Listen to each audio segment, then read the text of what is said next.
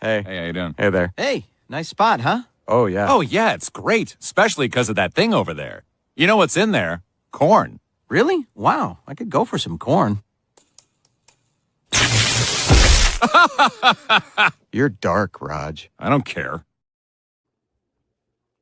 Okay, guys, we're live. We're supposed to be doing a Crystal Palace preview, but Steve has just informed me that the game is tied over in North London. I am not watching the game because I don't want to jinx it, but Steve has told me it's 1-1.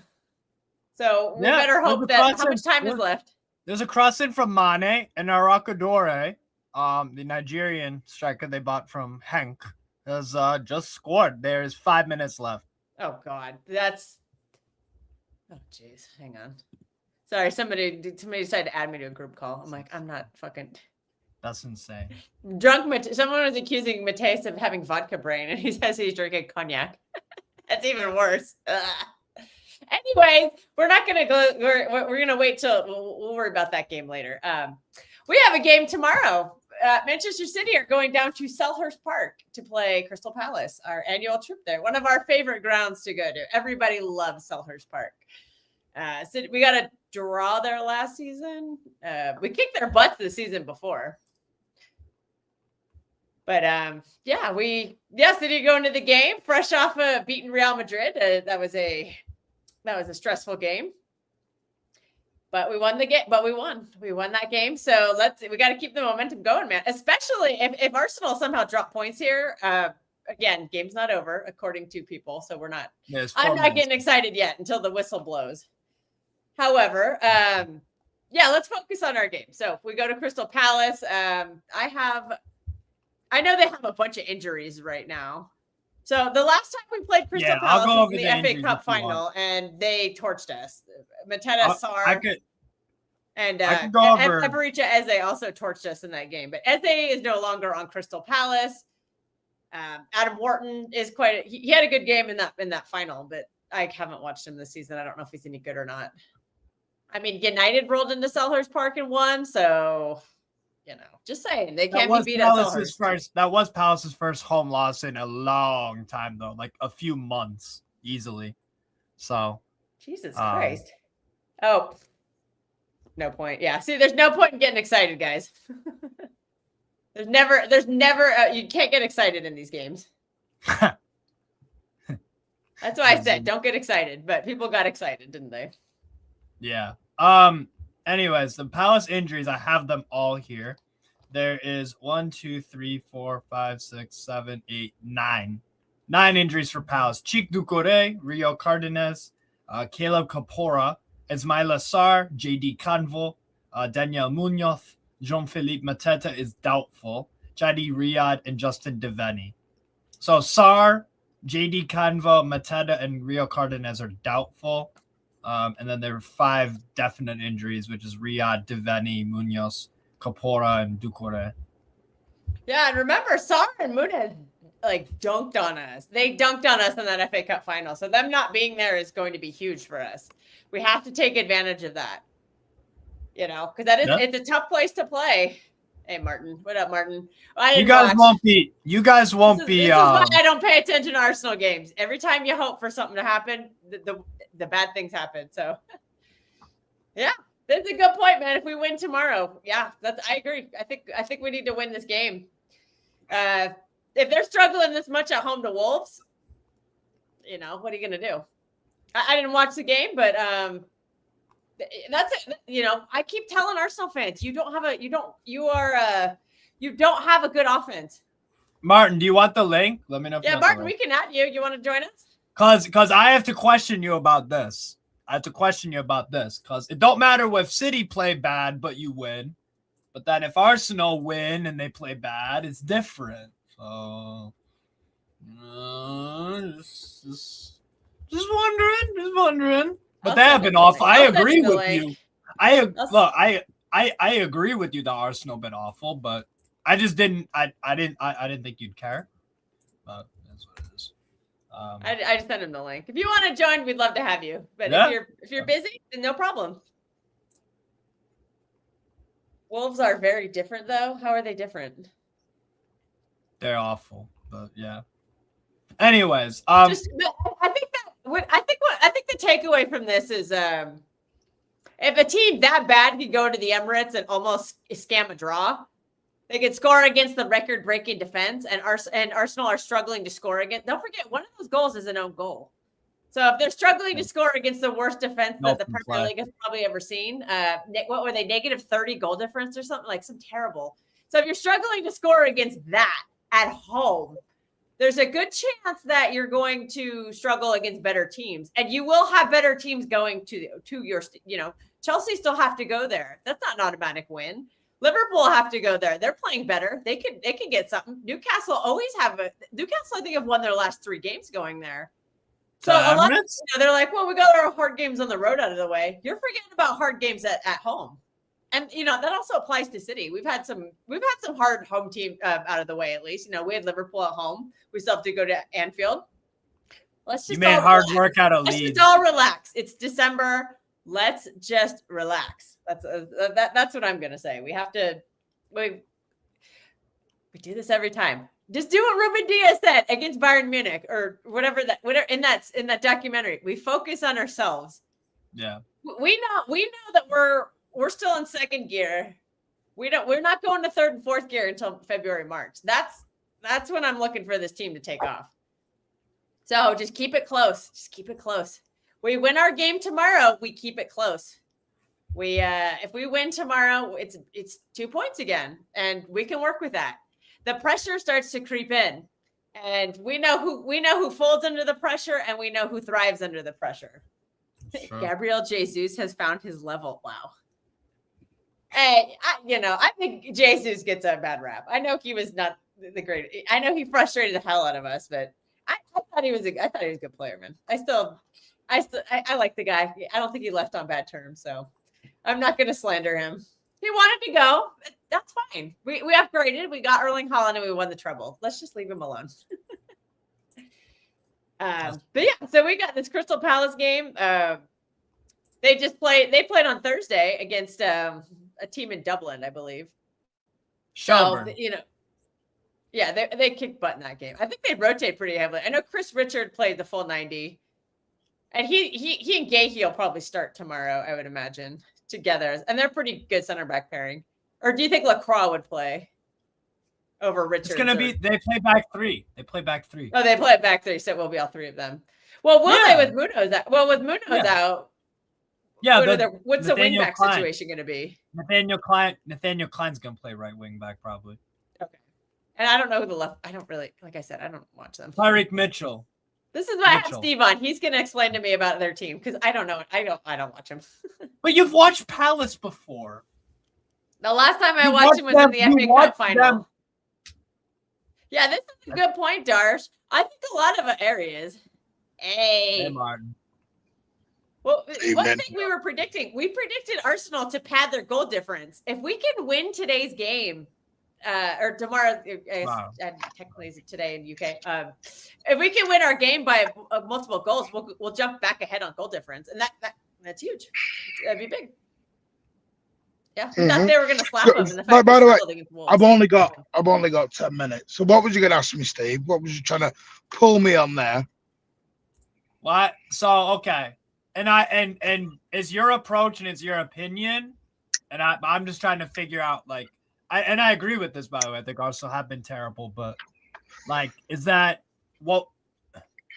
what's your point kind of thing? I was on about tonight, Wolves. Well, if it wasn't Wolves have got 2 points all year. Everybody slapped Wolves. And if I keep getting told they're the best team in the universe, you shouldn't be struggling at home to Wolves. Also, with the best squad depth in the whole world, no team has a better squad than Arsenal in Europe.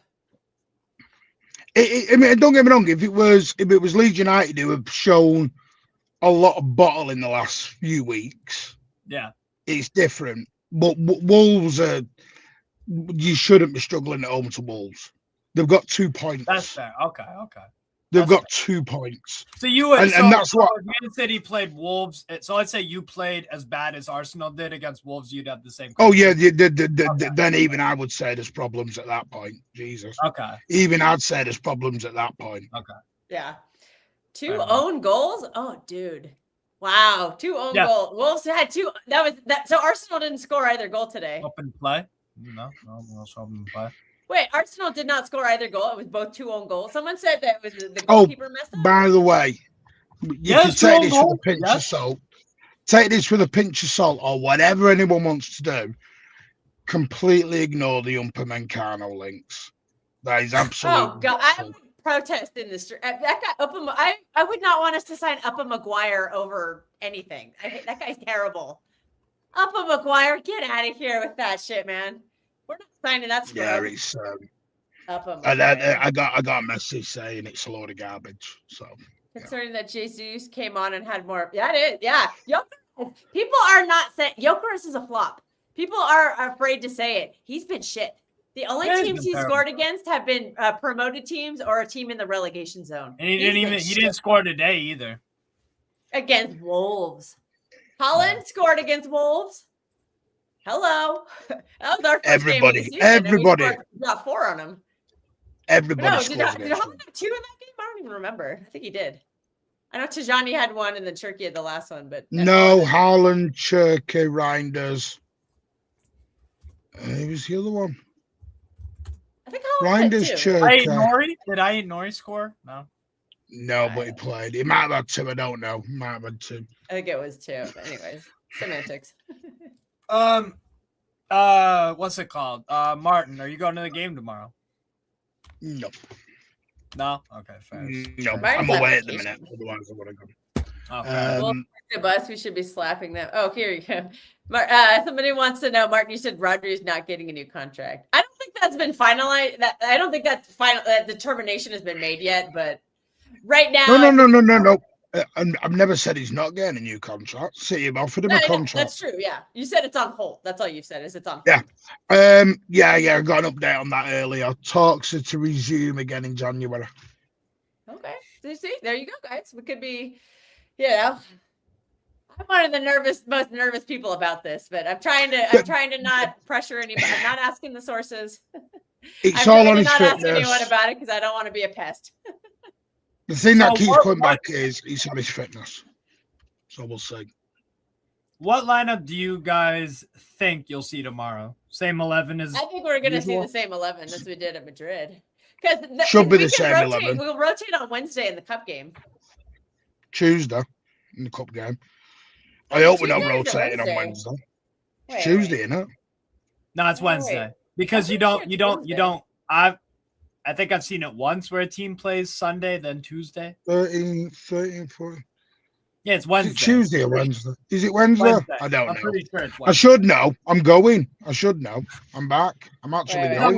It's on Wednesday. It's on Wednesday. I'm looking at it right now. Yeah, Wednesday. Yeah, I'll be doing. I have a day off of work, so I'll be doing a watch along with some more wine. A wine watch along, and Martin spoils in the chat. No. Now we love it when you give us updates from the game, Martin. Never stop. We love it. We love it on the watch alongs. It's only because I'm about 5 minutes ahead of you on your watch along on that. Well, yeah, because the TV, there's always a delay on TV, and also in America, my TV feed is just super delayed. No, but that's what I mean. You have 2 delays. You have your delay through YouTube and your delay through American TV. Yeah. So yeah. Yeah. So you guys would play the same exact 11 that you did against Real Madrid? I think so, yeah. The only potential change I see, I'm going to say this every time I say same lineup. The only potential change I see is Tijani Reinders and Ryan Cherki. That's literally the only kind of thing I could see changing. I don't see him taking any of the defense out. You can't play Reinders Palace away. Okay. Then who's going to offer more off ball? Cherki or Tijani? Neither one of them offer anything off ball. I think Cherki offers more off the ball. Yeah. Cherki gets more physical than Ryan does. Yeah. That's crazy. And he's like a foot shorter too. No, but you warned me about this, Steve. You warned me about how soft he was off ball. No, but I don't understand how people are, because Reinders said, and he's openly said it, I'm not great at all the dirty stuff. He's openly said it. Yeah. That he's not that kind of player. Or what do you think? No, because we didn't recruit him for that. Cals, it would be like asking you to go play basketball in the WNBA. Could you do it? Could you stand out? No, you're not a fucking basketball Shoot player. for anything. I'm so bad Yeah, at the trouble is, people. So you're not good at basketball, and I'm gonna have you go play basketball. Ryan just then why is Pep asking him to play 6 in some games? Because he's being stupid when he does that. Yeah. And you know, if Martin's saying that, then it's. And at the end of the day, it also tells you how damn short we are in that department. Yeah. We have the bodies. They're just not available. That's the problem. And because they're not available, we can't move that. We can't clear their spaces to bring in a player who can do the job. We're just stuck in this rut where we're just overplaying. This is the problem, Kel. This is why you can't just go and buy somebody else because technically you've got 3 players who can play CDM. You've got Rodri, Kovacic, Nico J. 2 of them are injured, so you're just at Nico J. We can't go and buy a 4th one to fill in the other 3 because when they're all back fit again, who goes in what order at that point? Yeah, you just stockpiling then at that point. It's so hard because I don't know what you do. You've seen it now. This is true. This is true. When Fonseca stepped in the door at Lyon, and actually I saw this at Lyon when the manager is now at Lens, who's done a phenomenal job. What's his fucking name? Oh my god, it's not Will Still. It's Pierre Sage. Pierre Sage, when he was at Lyon for that bit, he also got more work rate out of Cherki. So yeah, people talk shit about Cherki and the work rate. I love Cherki though. He's one of my favorite players already. But yeah, so you would just go with the 11. So all right, here's what I want to ask you guys. When is Ait Nori going to after tomorrow? Mamouche and Ait Nori both leave. They both go Sunday night, Monday morning. Oh, AFCON, that's right. Mamouche and Ait Nori are due out. The flights are due on Monday, so they'll fly back from Manchester. Well, fly back from London tomorrow. They'll get back late, and I wouldn't even surprise because what people don't realize, they don't on away days, even home games, they don't tend to stay at the CFA the night before and then travel. Oh, like in the morning, yeah. But Pep doesn't have them stay. Even at home games, he has them very rarely staying at home. He has them all at the CFA. Oh, they got like a little, like an actual locker room with actual beds and stuff. Yeah. It's where the so like the CFA, it's where the like your 13, 14-year-olds. So they basically stay there and they get schooled there as well. They go to the college there. Are the lads sleeping in bunk bed? No. No, geez, how the X-typing it, but I gotta have some king size beds for Erling Haaland, man. It's not camp. It's not camp, Kelster. It's not boot camp. That's nice. Got a little hotel suite. Honestly, I would recommend anyone who ever comes over to Sitter and can get onto a tour. I would recommend going around the CFA. I'd love to. It's better than some. The CFA training facilities are better than some main clubs' facilities. It's out of this world. That's right, man. We got Sheikh Mansour, who's and it's still being developed because now they're building a new women's part to it. So the women's are going to get their own training facility and everything put in. Yeah, that's great. Yeah, they deserve it, man. They're in first place, aren't they? Or the ladies? I'm going to shoot in a minute. It's going to be tough tomorrow.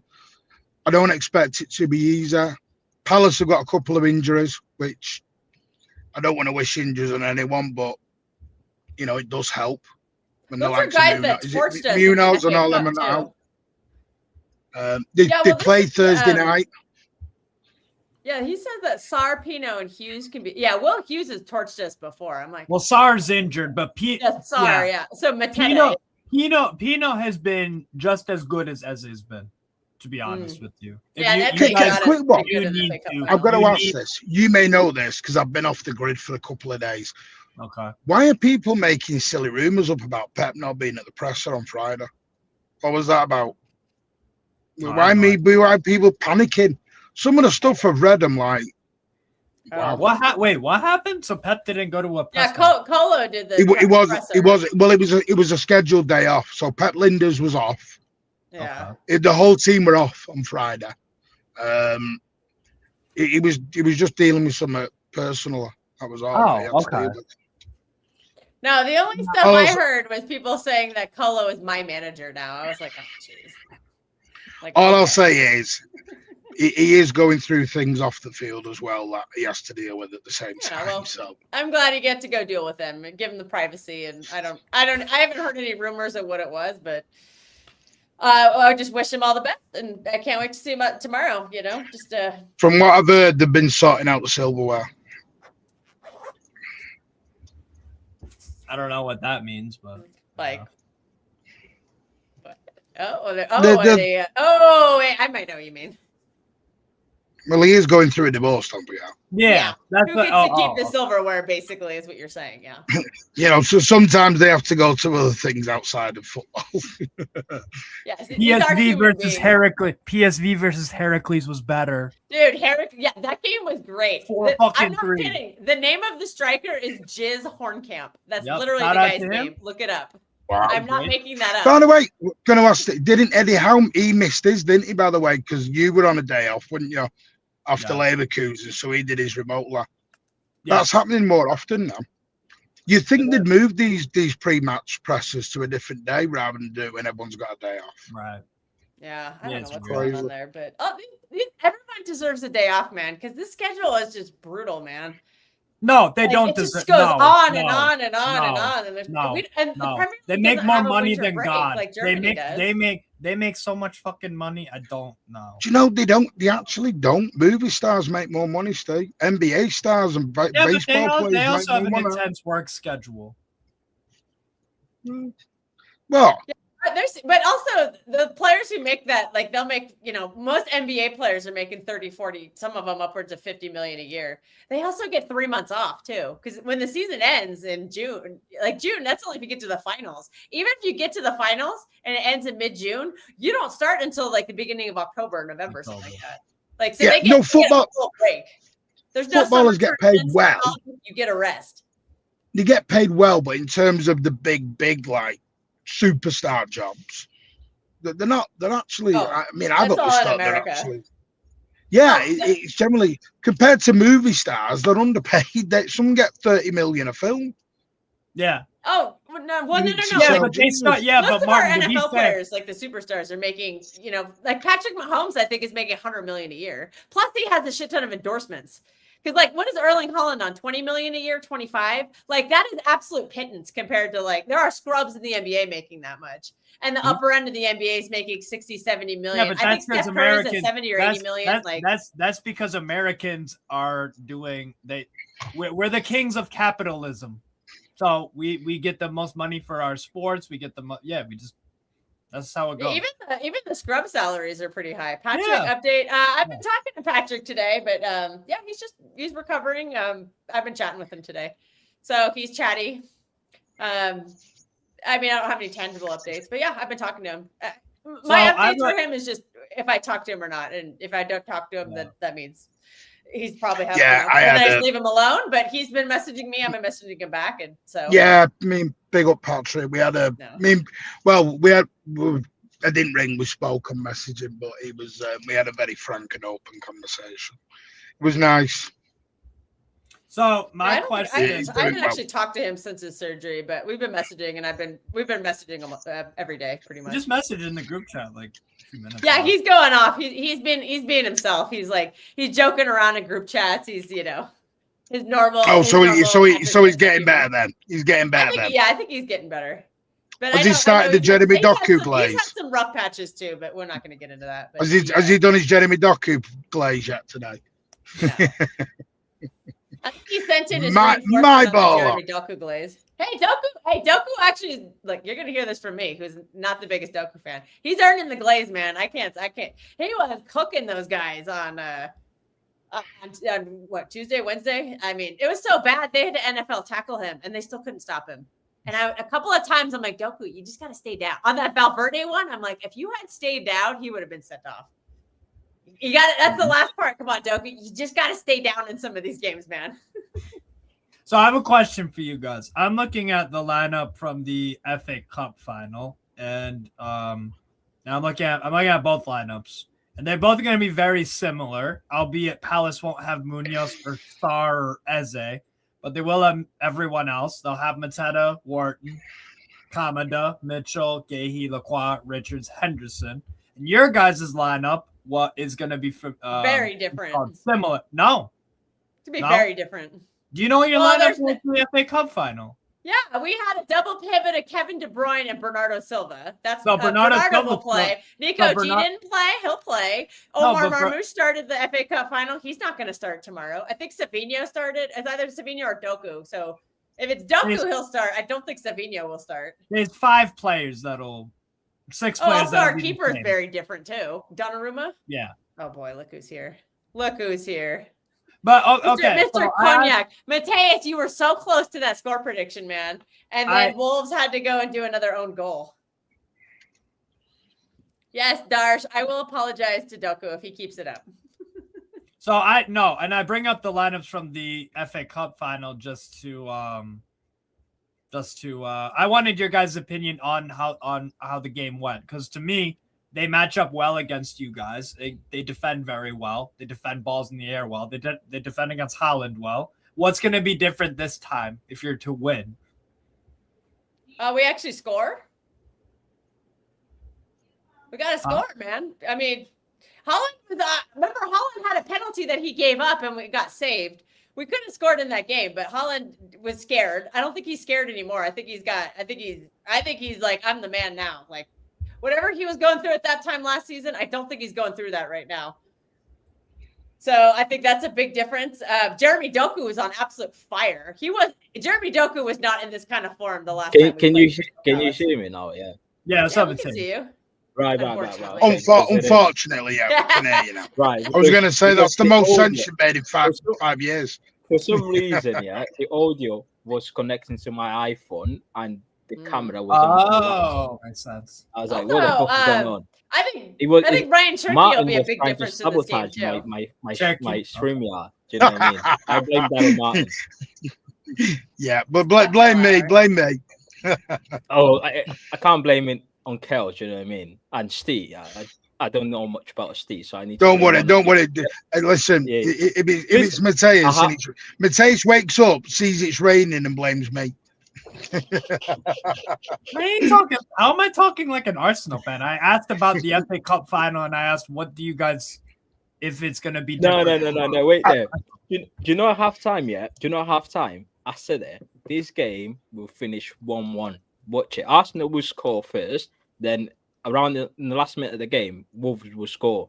Wolves scored it, and Hamza decided to do a group chat call with everyone celebrating already. Open up the space. 5 minutes. And I was like, no, don't. Stop it. Like, don't jinx it. Chill. And as soon as he opened that, he was running his mouth throughout the whole video call, and I was like, oh no. I had to ignore that because we went live. No, Steve told me on the stream, he said it's 1-1, and I was like, no way, Mateus was right. And then I was like, everybody relax, it's 5 minutes left. Listen, and sure enough, Arsenal are a very good team. Defensive, they've got a very decent midfield. Attacking wise, they're awful. They're rubbish. Yeah. They're terrible. It's like we are good in the attack. Our defense is very good. Our midfield is shocking. Do you know what I mean? But our attack, we can just outscore anyone. In our day, we can score a bunch of goals. The problem, our defense is sound because my guy's in the back line, Nunes. Yeah, that's the only one I trust. The other ones I don't. Thanks for joining, Martin. He said he had to drop, so he's not running away from you, Mateus. He already said he had to go. No, it's can't. No. Yeah, big up Martin. But we have to win tomorrow. Don't get me wrong. We have to win tomorrow. Yeah, we do. And we don't have KDB to work his magic against Palace. We've got Ryan Cherki, though. Right? Well, okay. Last year's Kevin De Bruyne or this year's Ryan Cherki? What do you think is? Oh, this year's Cherki. Last year, Kevin De Bruyne. I'm taking Cherki. Well, he was good in the home game against Palace, but he didn't do anything in the FA Cup final. I remember that win. Yeah, but that wasn't him. In the FA Cup final, it wasn't him, was it? Who was it? He was asked to play. He was asked to play double pivot. Yeah. Yeah, and it didn't. It backfired miserably. Which was a mess.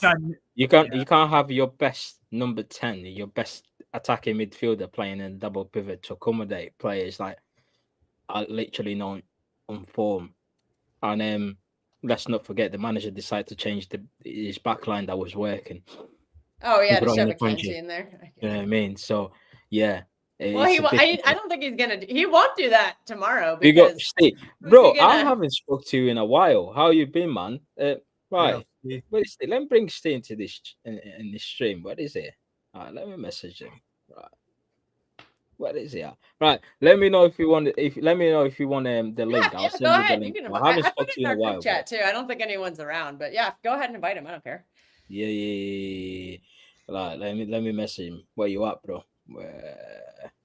Mateus, I was just gonna ask you about if you remember the FA Cup final, what was the issue for you, and why do you think tomorrow's gonna be different? Because I just think Glasner knew how to beat us. Really, that was. You think he still does? Yeah, of course he does. Yeah. Bro, I don't like the matchup for you guys tomorrow. I think because they can cope with what you're good at. They can counter what you're bad at. Yeah, that's the issue. I think we need to. What are those? Can you elaborate, Steve? I think they're excellent at defending in the air. Holland is. Holland is not that good in the air. Yes, that's what I'm saying. It really takes away that, and it takes any of the other prowess in the air that you might have. You're not good at them, and also they're very good at scoring from set pieces and attacking from set pieces. That's something that you're not very good at. Donnarumma sometimes. We held Arsenal off on that. Yeah, but that's one game. I've been complaining about. I think tomorrow we haven't conceded from set piece in 8 ages. Okay. I think last time we conceded was Bournemouth at home. When they won 1-0 up, right? Which was the Tyler Adams goal. Which was a mistake from Donnarumma, but we don't concede that many from set play. We actually really Palace score a lot. Score a lot.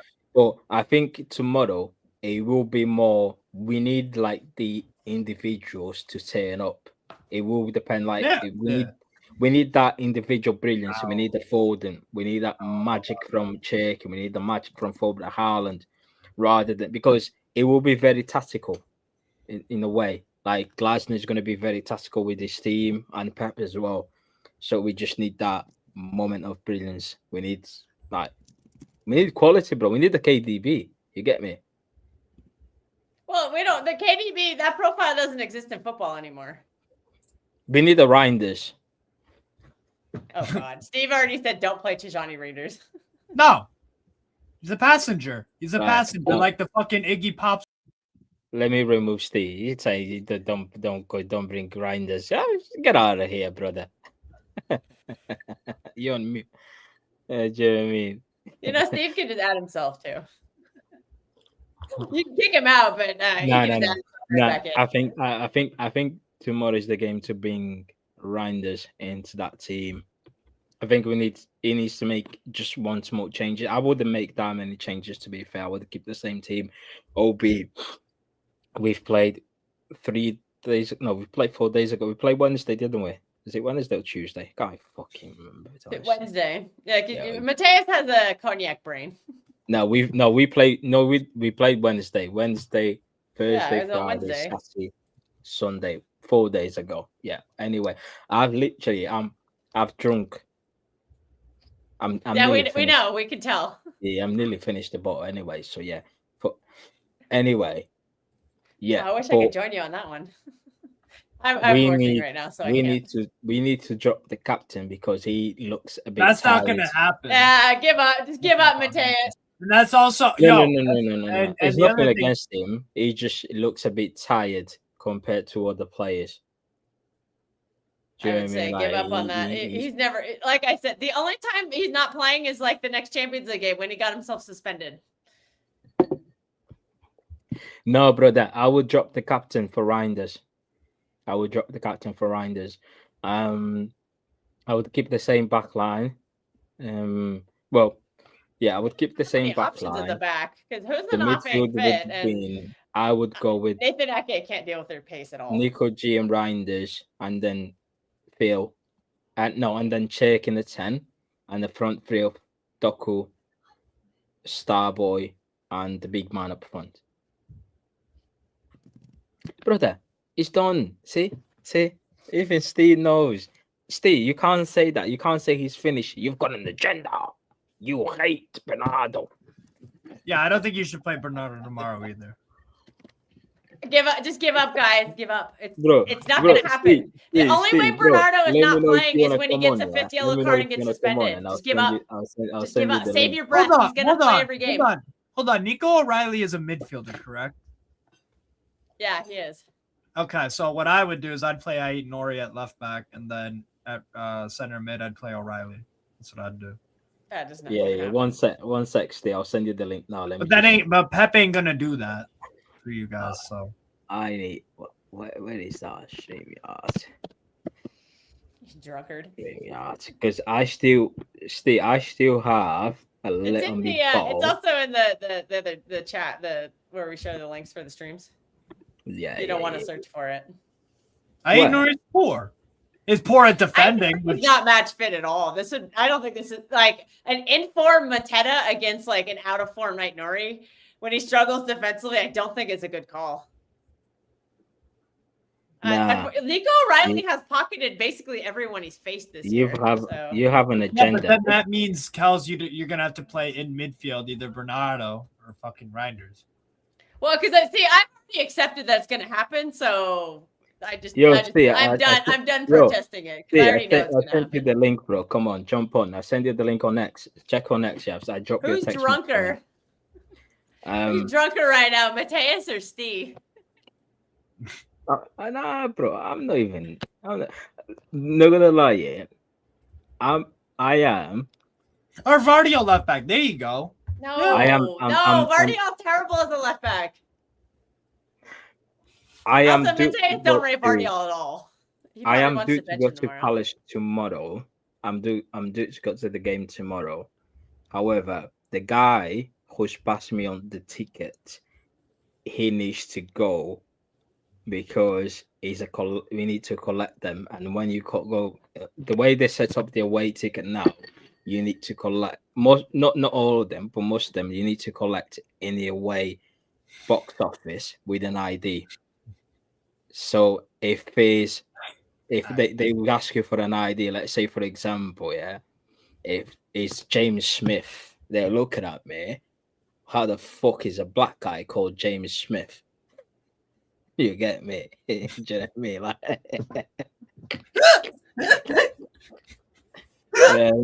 so I thought I'm relying on the guy. If the guy said he might find an extra spare, but if it does, he will let me know tomorrow morning.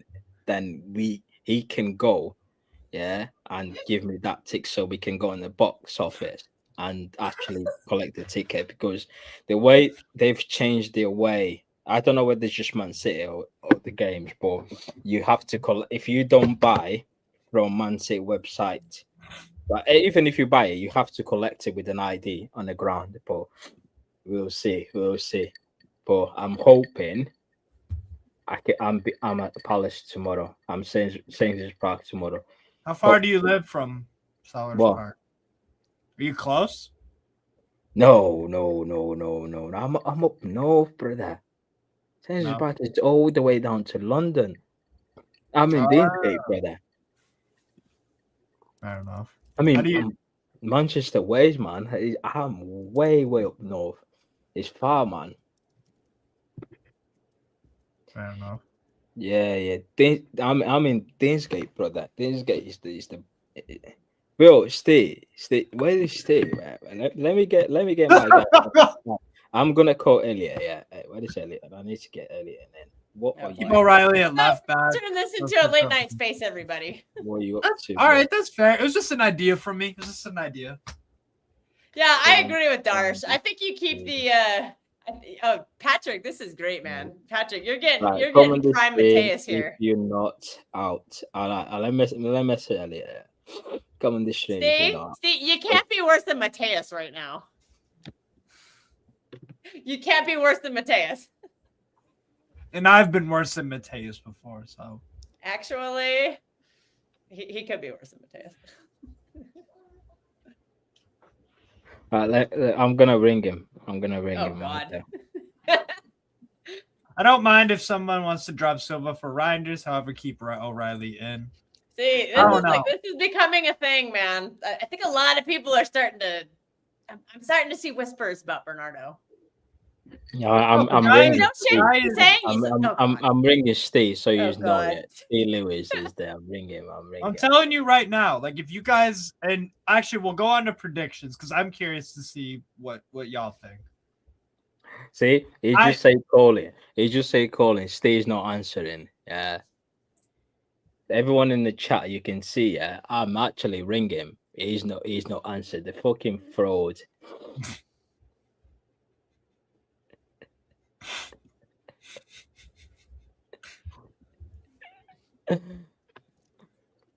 But yeah, no, we gotta win tomorrow, man. We gotta win. But look at the state of this fixtures today. Yeah, not gonna lie.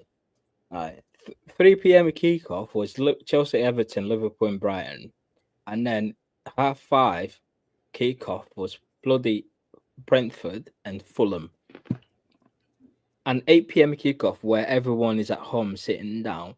They're showing Arsenal and Wolves. Do you know what I mean? Like, why wasn't Chelsea and Everton, who was more exciting games, at late kickoff? You get me? Yeah, some of these late games are stinky. I'm like Burnley and Fulham. Oh, big up African Guru for the super chat, man. We appreciate that a lot. My 3 Ghosts love the channel. Was waiting for this. It could get even better if Drunk Steve will answer his phone. It's African Rain Guru. African Rain. My bad. African Rain. Stays Do you bless the rain? Do you bless the rains down in Africa? No.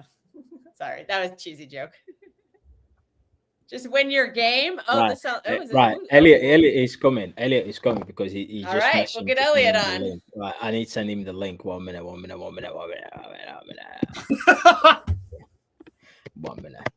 Because I can copy and paste this, yeah. Oh, I think we got an Arsenal fan in the chat. Time as my phone. So we got Zorro in the building.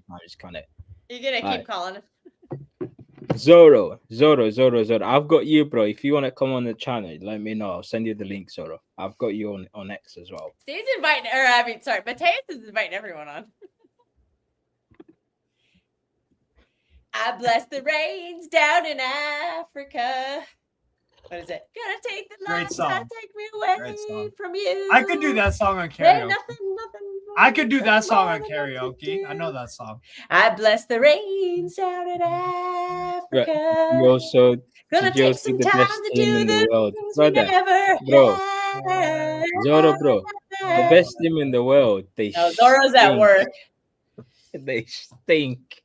All right, we got an Arsenal fan in the building, so that's the last time we're showing that person. But we're just not gonna pay attention to you. All right, let's get to the real fucking meat and bones here. All right, what's score predictions for tomorrow, ladies and gentlemen? Meat and bones. Man City. What's the score predictions, Mateus? What's your score prediction? Which tomorrow? No, next week. Yeah, that was tomorrow. Well, what's your score prediction? 3-1 set. Haaland 2, and our star boy. Cherki? No. We only got one star boy. Cherki's not a star boy, brother. We only got one star boy. Oh, O'Reilly? I don't know. What? Oh, Foden? I don't Yes. Oh, Mateus' favorite player.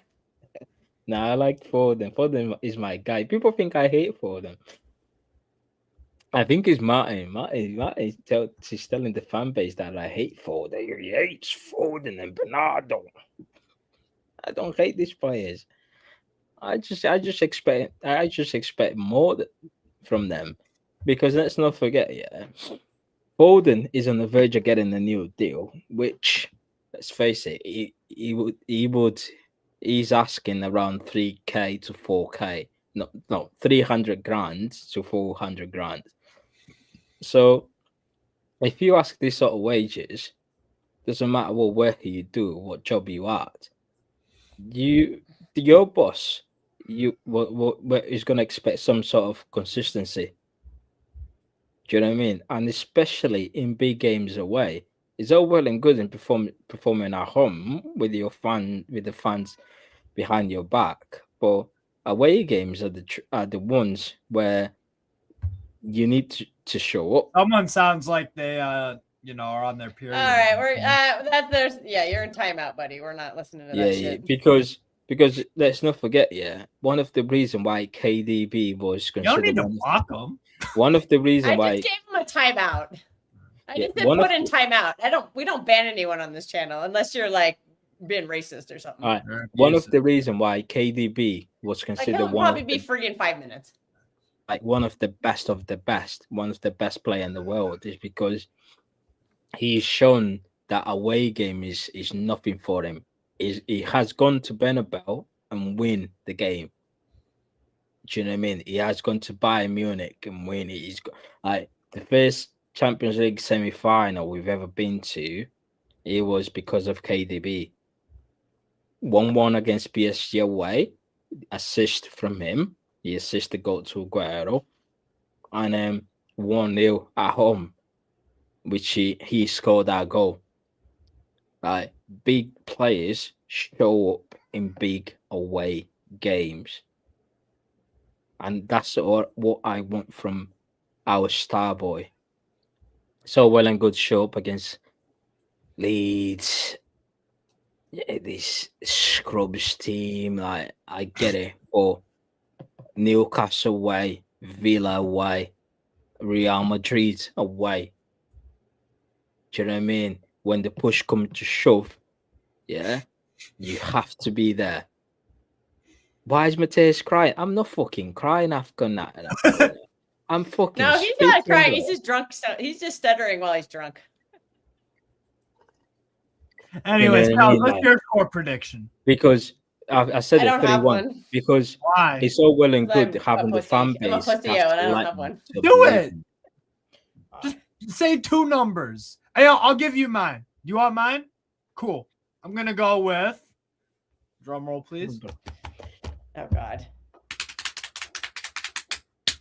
2-1 Palace. I do not like the matchup for you. Wow. Yeah. I was gonna say, if I had to pick one, I'd say like a 2-2 draw. Okay. I think it's a stinky matchup. Okay. See, the thing is we don't really lose to them. We tend to draw games to them, but we don't really. I don't think we've lost there in a while. 1. Yeah, we lost there since 2015.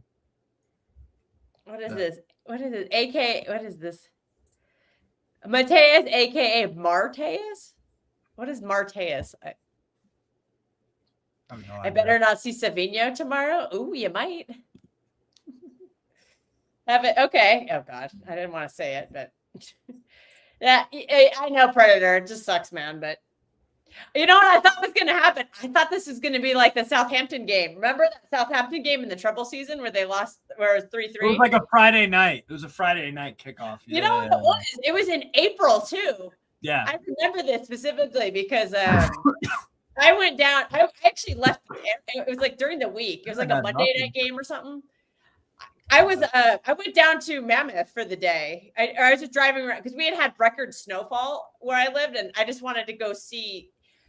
Everything was covered. It was a whiteout. Like the roads were clear, but there was like 10 feet of snow piled up everywhere. And so I was just down. I couldn't even get my car. Like if I left the road, I was in an embankment of snow.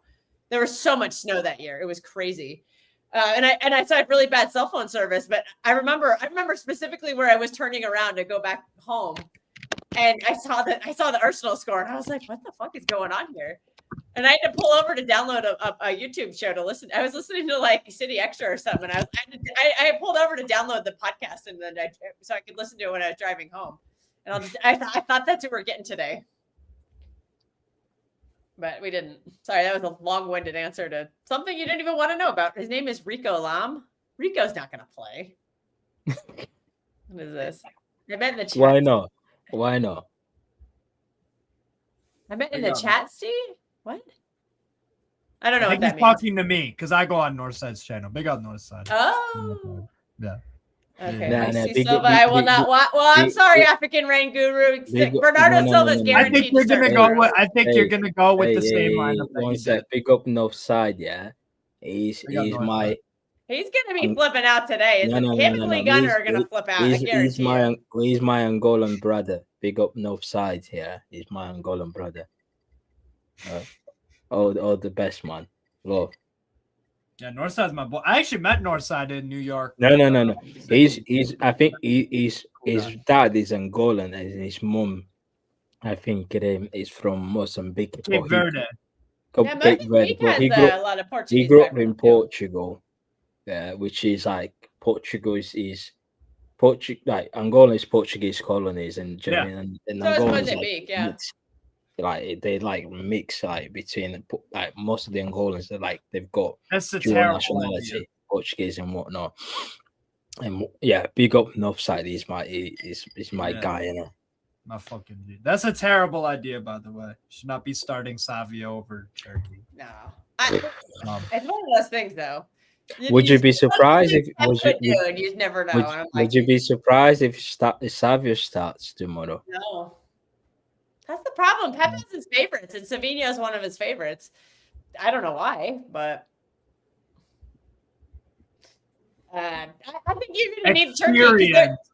Experience. You think they're going to do a lower mid block, Steve? With their back What did five? they do? All right. What did they do against you in the cup final? Yeah, the same shit. Right. Yeah. That's why I think you need Cherki in there, because Cherki is very good at unlocking those. I'm gonna answer to this question. Big up Silva African. Can't help with that at all. Big up African Rain Guru. Yeah, I'm gonna answer this question, and I need the mic for myself. So mute yourself, stay Ankel. Mute yourself.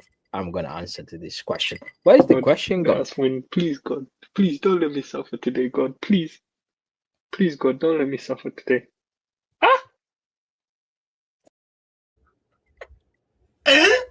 They got that. Huh? Adam's gonna message me now and be like, "You criminal." Right. What does Bernardo Silva bring to the team? Why are you changing the question, you fucking moron? Wow. Dick alert. Right.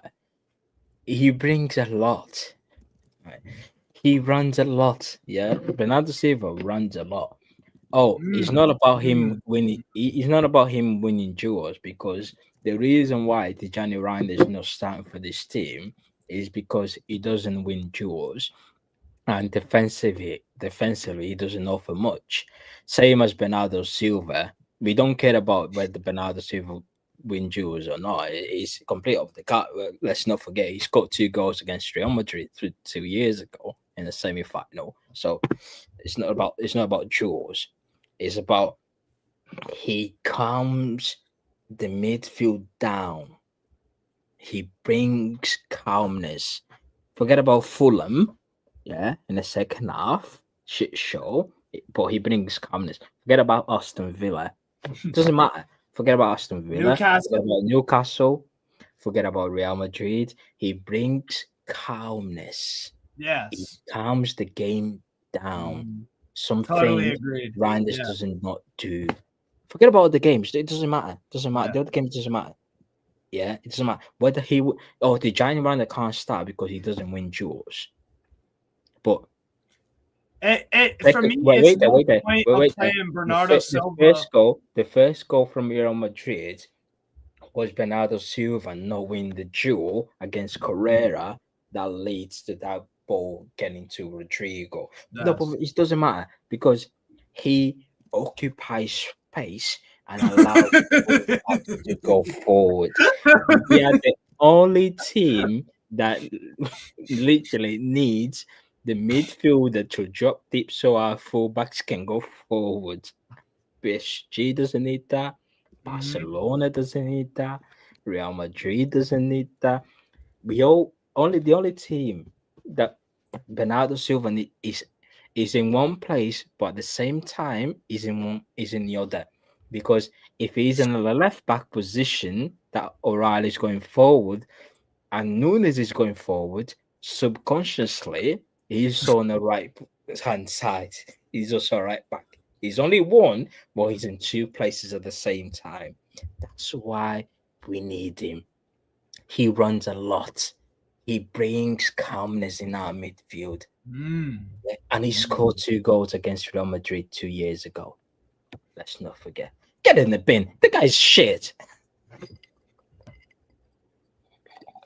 Yeah, and this is the other thing. He brings control. Bro, Crystal Palace don't mind if you have control. How much possession did you have in the FA Cup final loss? It was probably 70-30. Probably a lot. Yeah, I would say 70%, you had control. See, Bernardo is very good to have next to Nico G. Right? Is that when we have the ball or when we don't have the ball? Because it doesn't matter. Because without the ball, Nico G can throw himself into tackles and win duels. Is Bernardo the person who is good to be next to him going to do the same without the ball, or is just when we have the ball? That's the question. Fuck no. No, do not want Bernardo. These people, man. I've had enough of these people. Honestly. They make excuses after excuse after excuse to justify garbage. Yeah. Don't get me wrong. Bernardo Silva, from the second season he was at the club up until the treble season, unreal. Yeah. Here's something positive. No. March 2023. March 2023. Fabrizio Romano tweeted and said Nuno Mendes, yeah, is traveling to Manchester to finalize Bernardo Silva's future. He is looking to be away from the City at the end of the season. He won the treble. Yeah, the guy last season he was looking to go Barcelona. We won the treble. The guy got his salary. He got double his salary. He got on 300 grand a week, and he completely turned into shit. After the treble until now, the guy has been absolutely garbage. Yeah, he can't see Bernardo Silva of old. Yeah, he was a player that would take players' zone. It doesn't matter whether he was on the wing or the midfield. He would go past his players with ease. Take one on, take two, put that pass, spread the pass through, put a decent cross in. Now he's a guy that can't get past anyone, can't put a cross in. He spends more time next to Ruben Diaz and Josko Vardio. You guys will be like with Tonali, by the way. Than Erling Haaland. Oh, Mateus is never happy. Oh my days. Oh. Do me a favor. You never have anything positive to say. By the way, sorry to cut off Mateus. I'm going to say something positive. I'm not sure Mateus is ever happy. Do you all ever have anything positive? I'm not a fucking. No. Oh, have you never heard me glaze Josko Vardio? Wait. Tell me that's negative. Wait. I'm gonna say this thing, and I'm being very serious. Bernardo Silva, in terms of effort on a football pitch, is second to none. Yes. He puts effort. The effort on the pitch is there. No one can question his effort in the match day. However, the quality is no longer there. Boom. The quality is no longer there. You can run the entire pitch as much as you want, but if the quality is no longer there, then it's a problem. Yeah. That's all I've been saying too. Is I think the quality has declined. Yeah. Bro, there's been incidents on the pitch where we are in a counter against Monaco. We are 2-2. We need a goal, and the team is in a counter. And the old Bernardo Silva, as soon as Savio got the ball straight to his feet, the old Bernardo Silva would look to get that ball forward into the striker, onto the winger. The new Bernardo Silva, he recycled the ball and played back. We need the goal. We need a goal. And you're recycling the ball to play it backwards in a counter with 2 minutes of extra time to go. See this new version of Bernardo and the old version before the treble? They two complete different players. Yeah. And treble season was 3 seasons ago. It wasn't last season. It was 3 seasons ago. What are we doing? Maris has left. KDB has left. Treble captain has left. Walker has left. Because the club will realize they're no longer up to the standards. Why are we persisting in 2025 playing this guy 90 minutes every game where he's not been effective in games? He's not been like also creating something out of nothing. It's not like, oh, I need to get my team into that level. Like, let's create something out of the bag. Fulham, yeah, he brings calmness into that midfield. Well, he was in midfield and we couldn't even get the ball. Where is the calmness? Aston Villa away. Where is the calmness? I want to ask you this question as well. What was the hallmark of Bernardo Silva in the past that we always kept him on the pitch for? He never lost the ball. And I think we're starting to see this season he is starting to lose the ball. If you rewatch the Rodrigo goal, who lost the ball to give them the possession. Aston Villa. Go and rewatch the whole Aston Villa game. He gave the ball away more times than anyone. Yeah, and that is a problem when our defense is leaky. He's the one on the pitch that we are specifically putting him on the pitch as the experienced player to set the tempo and hold on to the ball. And because he's starting to get older, he is starting to lose the ball more. Right. That is just critique. Right. We're not slating the past 10 seasons. Right. We're discussing the present. Okay, I'm gonna big up Rosemary. Big up Rosemary for the message. I'm gonna ask you. Yeah, thanks, Rose. Yeah, we'll pass it. Big up for the message. Thank you thank you. Let me ask everyone in the chat, including you two in the panel. Yeah. Right. Imagine if Bernardo Silva was a new player right now. Let's forget about let's put what he's done for the club aside. Yeah. Imagine he was a new player and Tijani Reiner was a new player, right? Do you think the fan base would have judged Tijani Reinders, would have judged Bernardo Silva based on his performance different than Tijani Reinders? Because right now, I think they judge Bernardo Silva performance keeping in mind of what he's done in the past. And Tijani Reinders, because Tijani Reinders, yes, he has been put on 1 or 2 games, but that's not the reason for you to obviously just the ball from playing from the wing, though. No. Like... That's not the reason for you to just. This is a really good point from throw Steve. him under the bus.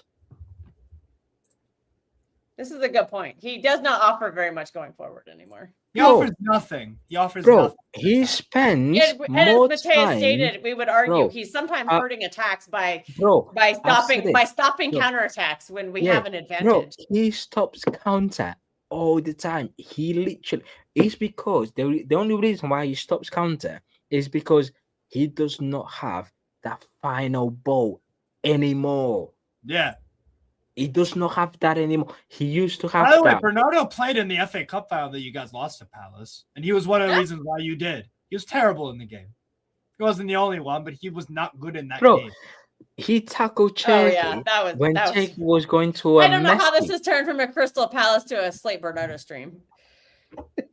We're just giving critique, that's all. This comment, me and Kel were talking about this.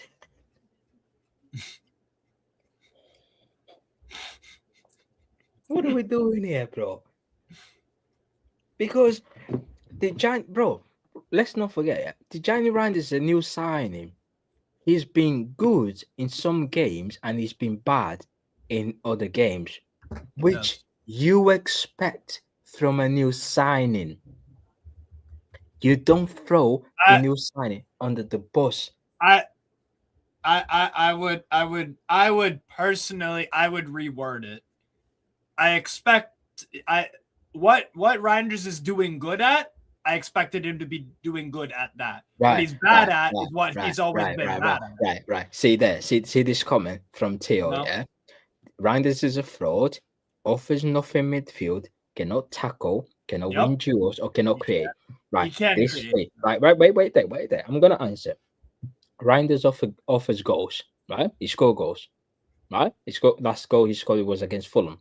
And the second goal, it was a Reinders goal against Fulham, right? And he scored goals, right? He cannot tackle, win duels, or he cannot create. Now, them three that you've just mentioned, Bernardo Silva doesn't do none of them. Why is he on the bench? Johnny creates. Why is he on the bench? Reinders is good going forward, terrible defensive. Right, and also, right? Foden cannot tackle. Cannot win duels, and he does not create either. Yes. Yeah, I think out of the four attributes, the tackling, duels, and creativity, I think Tijani does have creativity.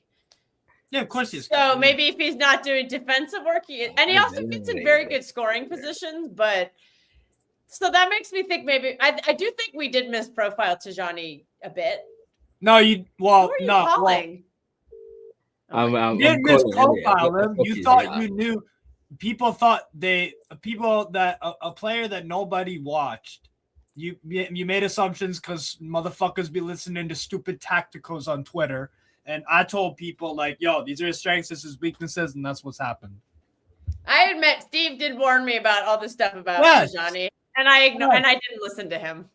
And I was like, damn, he sucks at all this stuff. And you were like, oh, yeah, I told you so. And I was like, yeah, bro, I've had a look at the Tijani Reinders stats for AC Milan. He was not a duel winner at all. So the club knew that. What, bro? So why are we judging Tijani Reinders for winning duels? Yeah. Well, Steve, do you remember the conversation I was having with Kits earlier today on the watch along, saying how we think that we think we bought him for a different style of keeper. We've had to change our style of play to accommodate Donnarumma. And Tijani Reinders was bought long before Donnarumma was even available. So do you think that's kind of a factor? It's weird that you would buy a player for a goal. Our whole system was based for the past 8 years. You're buying a midfielder so that the goalkeeper can pass to him. And that's somehow going to make up for his defense. We've been doing that for 8 years with Ederson. Yeah, we've been doing that for 8 years. So then that's why I'm confused why you guys got Donnarumma then. It's good. I don't know. That's the thing. Is it I don't know. I don't know the answer to that question. Yeah. But I don't think Reinders has anything to do with Donnarumma. It's unfair to say that. We bought Tijani thinking we were going to play a different style, and maybe he fit that different style that we assumed we were going to play better. And the fact that Donnarumma became available, it just changed the whole thing. And he maybe doesn't suit this new style as well, at least not as an 8. Like as an 8, you can get away with it and the Ederson style because the 8 they don't do as much. But under this new way, it might be more suited as a 10, which we're a little crowded, a little clogged up there because we have Foden and now we have Ryan Cherki. And Doku plays in that position as well. So does he become a little bit redundant because of that? Like but when we signed him, we didn't know we were going to do this whole style play change. Yeah, let me just get the mobs out. Yeah, let's just get the people involved in the chat. The key here: rotation and go to the market in January. Get in Anderson and it would be comfortable, but no one in the squad that quality can play 8 to win trophies, in my opinion. Right? You get in Anderson, yeah, Herbo, right? Let's say you get in Anderson. Okay, so the manager say he can only play 1 DM at the time. He will not play 2, which is whether Rodri and Nico Gonzalez are fit, he will only play one or the other. Let's say if they're both fit, he will play Rodri. So then he has to go with Phil Foden in the 10 because Phil Foden scored goals. Then you can only have one position to play. If you are got them a weirdly built squad. No, wait there. See, wait there. Yeah. Pep Guardiola will have the option to play Anderson, Reinders, or Bernardo Silva. Who do you think he's going to pick? Bernardo. There you go. So it doesn't matter who we sign in January. Forget it. Uncle Benedict get brushed by yeah, we've talked about that. Big up AFC Arsenal fan. Always remember how small the club you are. Recent success only from corruption 115. Well, let's not forget that we won the double even before Arsenal knew what trophies like. Yeah, let's not forget that. I just can't believe an Arsenal fan is we actually start winning trophies before Arsenal was even funded, mate. Don't even go there. Yeah. You Mikel Arteta's a fan. Stay on your lane, brother. Yeah. Just hi guys, sending you love. Oh, big up Rosemary's. Yeah, Patrick is fine. Patrick is just having a wank in a hospital right now. Go cry. Yeah, big up Steve. He used to be really going, brother, he's finished. They get 300 grand a week. Do you know what I mean? Doing fuck all. And people make excuse for him. Please look at the SofaScore. Bernardo hit him up against Madrid. You can still lose the ball playing right wing. Brother, it's not like midfielders the only players who lose the ball. Well, he's the only player that get lined up for the midfield that doesn't play in his own position. Make it make sense. Our midfield is open because everyone is pushing forward. Yeah, I agree. Predator Futsi. Am I reading that? Predator. Just call Predator. All right. You'll be shocked to see where he was playing against Madrid. No wonder Madrid was so open. Brother, I said it to everyone. Did you say maybe that's why we didn't score more goals? No. Because I said it. He plays everywhere, but he's on position. Silva also kills counterattacks. Yeah, man, he does. Rodri will be sold next summer. His girlfriend has a job lined up in Spain next year. I'm not sure, brother. I'm not sure. Oh, Mateus, some inside ITK Mateus. Nah, I don't know. Hey, y'all want some? Hey, do y'all want some ITK info? You guys are gonna get Livramento, and you will be linked with Sandro Tonali. I'm gonna have a stream exposing all these Tonali. I'm all good with that. You'll be linked with you and Chelsea. Boots on the ground. You got Newcastle sources. You and Chelsea and Real Madrid. Just wait. You'll be linked with Tonali.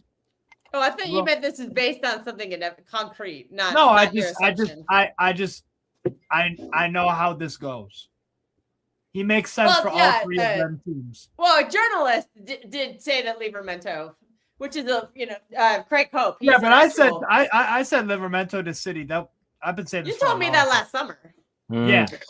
If Silva goes on the free, we got Dash. If Silva goes on the free, I would appreciate to go for Anderson and Morgan Gibbs, right? Or Morgan Rogers. Morgan Rogers is the player I want, to be fair, and Morgan Gibbs, right? But if he just signed a new contract. If the contract with the Pep is the contract with the Pep is 1+1. He's currently on 1, so the +1 if he can activate that himself. So if he does, then Bernardo Silva is staying for another season. Extension coming. You hear me from me first. I'm not an 80k, but I know how this manager and this captain they think. So yeah, man. I would genuinely cry if I saw you guys try to play Gibbs. Rander's offering nothing this team. Well, he offers goals, brother. Well, do you think? No, think of it this way: exact same setup. Like you have Nico Gonzalez, and then you have Morgan Rogers or Morgan Gibbs White. No, they both stay back. No, they both stay back. At the level. No. They both stay back, or even Gibbs White stays back, and maybe Nico G goes forward a little bit. Everyone else just goes forward. So you have a wall of two midfielders to protect. He is not good enough for you guys as a footballer. I think if you have Morgan Gibbs White on City, I don't think he's there to create chances. I think he's there to clean up duels. I think he's there to put tackles in. I think he's there to be nasty. I think he's there to defend. He's an average player, bro. You can do so much better. Okay, who's better as an 8 for Manchester City in 2025? Bernardo Silva or Morgan Gibbs White? As an 8. I'll give it to Gibbs White, but because that's our step up. Is we're looking, we you know how expensive Gibbs White would be. Right now is Bernardo Silva. We need to improve that. Who do we improve that with? Obviously, Sandro Tonali or Bruno Guimaraes would be great, or Vitinha or Jan Neves. We can't get those players. We might be able to get Tonali, maybe. The problem is Tonali is Italian. Go get Javi Guerra. Go get Javi Guerra from Valencia. Go get Javi Guerra. Right. See there. See, let me just say one thing. Yeah, I was just looking at the stats. Reinders has 7 GAs, 2 goals, and 5 assists. Yeah. Bernardo Silva has 3 GAs, 1 goal, and 2 assists. Reinders, who has 7 GAs, 5 assists, he assisted more than Bernardo Silva, and he scored more goals than Bernardo Silva.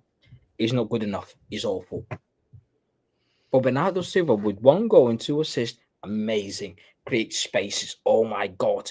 He allows the fullbacks to go forward. Get in the bin. No, Teal. What I meant about Tonali being Italian is just we need homegrown players. We need my glass is empty. Yeah, my glass is empty. Go get some more booze.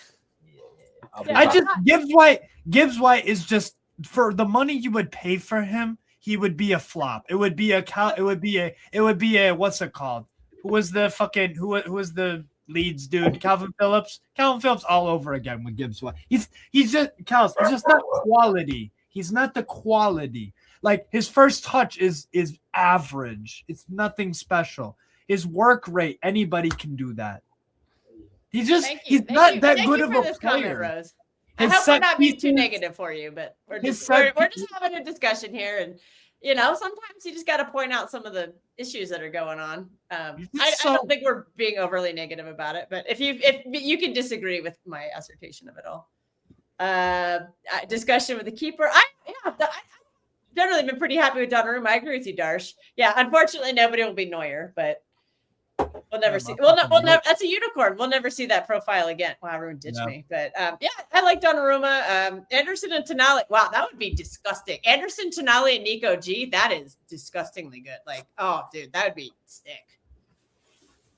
Yeah, Gibbs. Yeah, this is the point. Gibbs, he is the workhorse. That is all I'm saying with Gibbs White. Yes, he is the workhorse. He's gonna run back. He's gonna be doing what Bernardo's doing, but he'll have fresher legs. He'll have more pace, and he'll actually put a tackle in. He has some physicality. That's all I'm saying. That's the profile you need. You need somebody who's gonna do the dirty work. I think he would do the dirty work. You're gonna have to overpay. Exactly. He's an English player, but that's the problem. We don't have English players. We have 2 after next season. We could have 2 on the books. 2. We can't build a squad that way. You get set. That unfortunately, these are rules.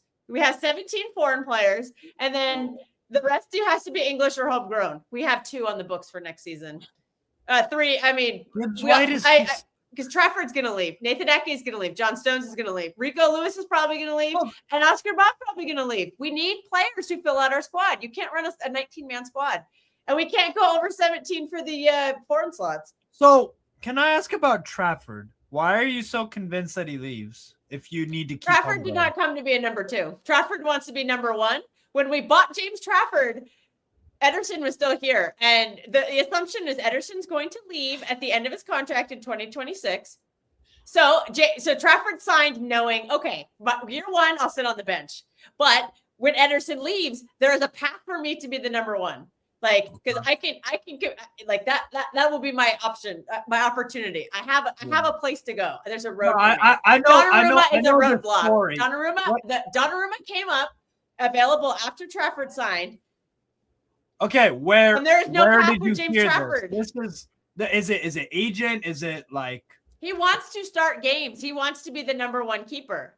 He doesn't want to be a number two who sits on the bench. He wants to play football. Did his agent? He said that. He backs himself. All the pregame stuff he's been saying for years. He said, I left City to go get better because I believe that I could be Manchester City's number one keeper.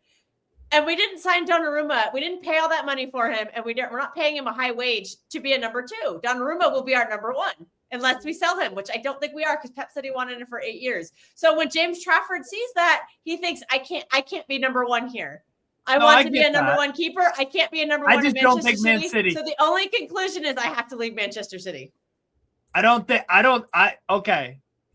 Donnarumma is going to be there for freaking years and years. I think you might ditch Donnarumma before you ditch Trafford. Well, Trafford's not going to wait around for that day. Why not? Because he wants to be the number. Because he wants to be a number one keeper right now. I don't think Donnarumma's undroppable. I don't think Donnarumma's undroppable. By the way. Good luck. Good luck telling Pep Guardiola that. Nah, Pep. If Donnarumma makes a huge mistake tomorrow on the ball, he'll start the next game. I don't know. Why would you judge Donnarumma on the ball? He's never been good on the ball. What's wrong with you? That's what Pep likes. No. I just don't think Trafford's going to leave after. When we got Donnarumma, when we were linked to Donnarumma, the situation just for him, unfortunately, it changed. We had the chance to sign Donnarumma. That's just life. I mean, we didn't know Donnarumma was going to be available when we signed Trafford, and then he became available, and we had to sign him. Kel, when we were linked to Donnarumma, did we or did we not know that he wasn't good with his feet? Yes, we knew that.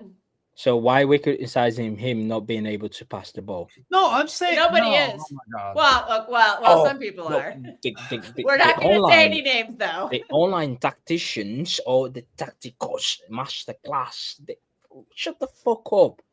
I'm having enough of these people. Honestly, I'm start coming for every single one of these people online. Pause. Yeah. Don't mean that. Not Diddy. Yeah, pause. Yeah. Mateus going full Diddy here. So if you want to get Mateus a Christmas present, baby oil. See, like I'm having nubbins, yeah. The fucking nubbins. I've got a long beef with this guy. Yeah, it's not nothing personal. It's just the bullshit that he comes up with every fucking season. That guy. Yeah, and Mateus, you don't have to watch him. If you don't like his opinion, don't watch him. It's not easy. No, I don't watch him. Who? No, the problem is a city creator. No. I don't want to slander that content creator because wait, we all have the option. You can pick and choose what you want to watch. And we thank everyone who's here watching us. Thank you. We appreciate that. Right, yeah. LB is my guy. Yeah, LB is from Malden. He's my guy. Yeah. He's so old man. No, Oldham. Yeah, Oldham. I know Oldham is a near Manchester, but I thought you just called him the old man, and I was like, no. So when we signed Gundo back, he sat there in LB channel and convinced the entire planet and the entire LB followers that that was the more balanced squad we've ever had compared to the season before we won 4 in a row. Basically, we've lost a 26 GA's average a season, yeah, and replaced him with a washed up version of Gundo and Savio, and he sat there and told the entire planet this is the most balanced squad we've ever had. We didn't have a right back because we were crying out for a right back even during that 4-in-a-row season against Aston Villa away. Yeah, we never had what was it called? We never had a backup for Rodri.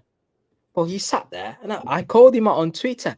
Oh, yes, I stand by it. Right. Then the next minute he said, oh, Nico Gonzalez gets late over in, yeah. When he made that assist, he sat there and I was like, oh, Nico Gonzalez was never signed to be a backup for Rodri. He's going to be the backup for Gundo. I expect him to start alongside Rodri. And I called him out, right? Since Rodri has been fit from last season, how many times has he sat with Nico Gonzalez? None. So Rodri came on and he played with Nico Gonzalez for 10 minutes. And why are you assuming that he's going to be a backup for Rodri? When your manager is not going to be a backup for Rodri, he's going to be a backup for Gundo. When your manager told you, against Burnley, that he doesn't like to play with 2 DMs. Oh, you make my assumption that I made in February. Now, shut the fuck up, man. Honestly, I'm having enough of these people. They fucking lie to the fan base.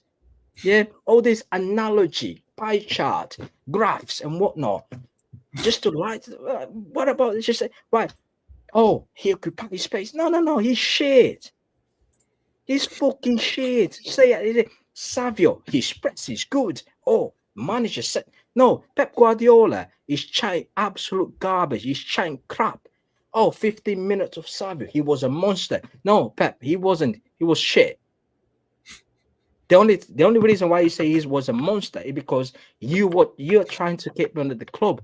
Yeah, you're saving your face because let's face it. Yeah, the fan base doesn't want Savio in this club. Okay, Martin's on the chat. He can tell you. Let's not. Let's not bring Martin's in the chat, and he can tell you.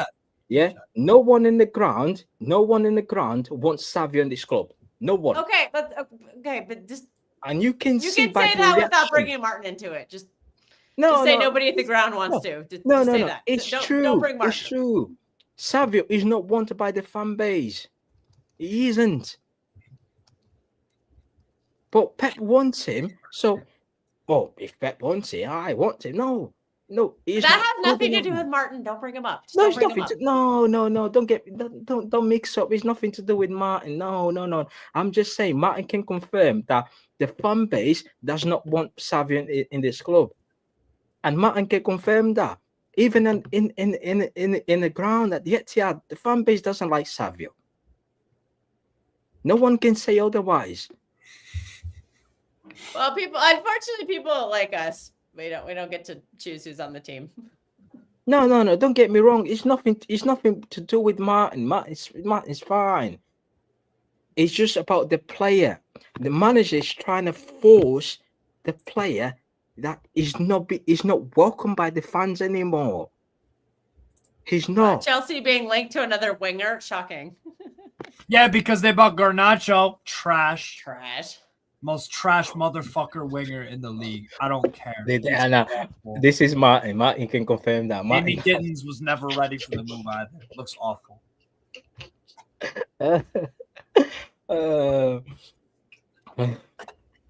No, bro. These people, bro. I've had enough of these people. Even Jack Gogan, Jack Gogan the other day, I said Jack Gogan chat more. He's the guy that chat a lot of crap. Charles, watch this. Yeah, Jack Gogan, he's in my list. Oh. He chat a lot of shit. Yeah, because whoa, what's this? Wow, we got a gooner coming into our chat saying we are finished. Wow. Jack Gogan is the same guy. Yeah, he's the same guy that sat there in his podcast and extra tweeted like literally 3 weeks before Pep signed a new contract. Pep is leaving, and then 3 weeks later, Pep signed a new deal. Pep does not want to live in the club at this. Yeah, we need this disclaimer. So don't associate me with Mateus's opinions. We're not slandering Martin. We're not slandering Nobbins. We're not slandering LB. But we are slandering. I'm slandering Nobbins. Do the bannering. I'm slandering Nobbins. Who cares? There you go. Fucking moron.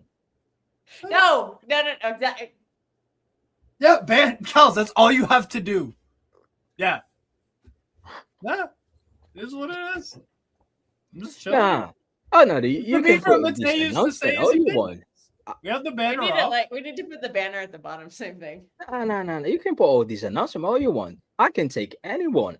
If he's got a problem with me, he's got me, and let's meet up, innit? It's simple. So particularly drunk Mateus. No, I don't give a fuck about no one, to be honest.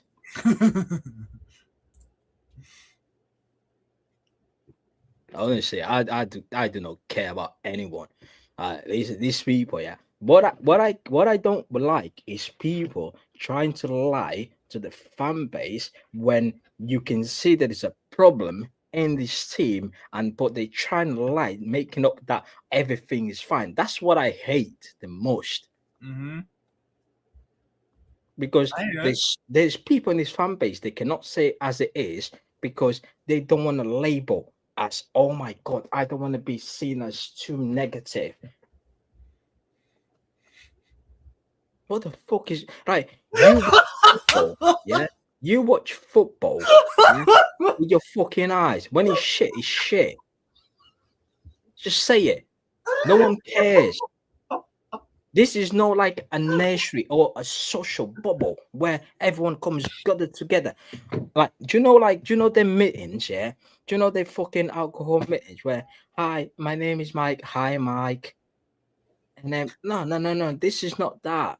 It's shit. We pay tons of money every single season to watch football, and we have to say what we're watching. It's just simple as that. Because at the end of the day, the money is coming out from your own pockets.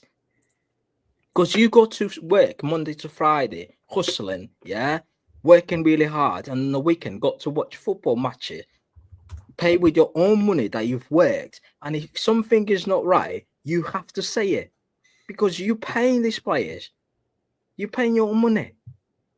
Yeah, can you imagine? You go to a shop, yeah, and you buy milk. The milk is crap, and you just, oh my God, let me just drink it. Oh my, drink is fine. Let me just drink. If I get a gallon of milk and it's expired, I ain't drinking that shit.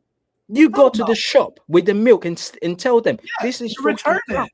Yeah, exactly.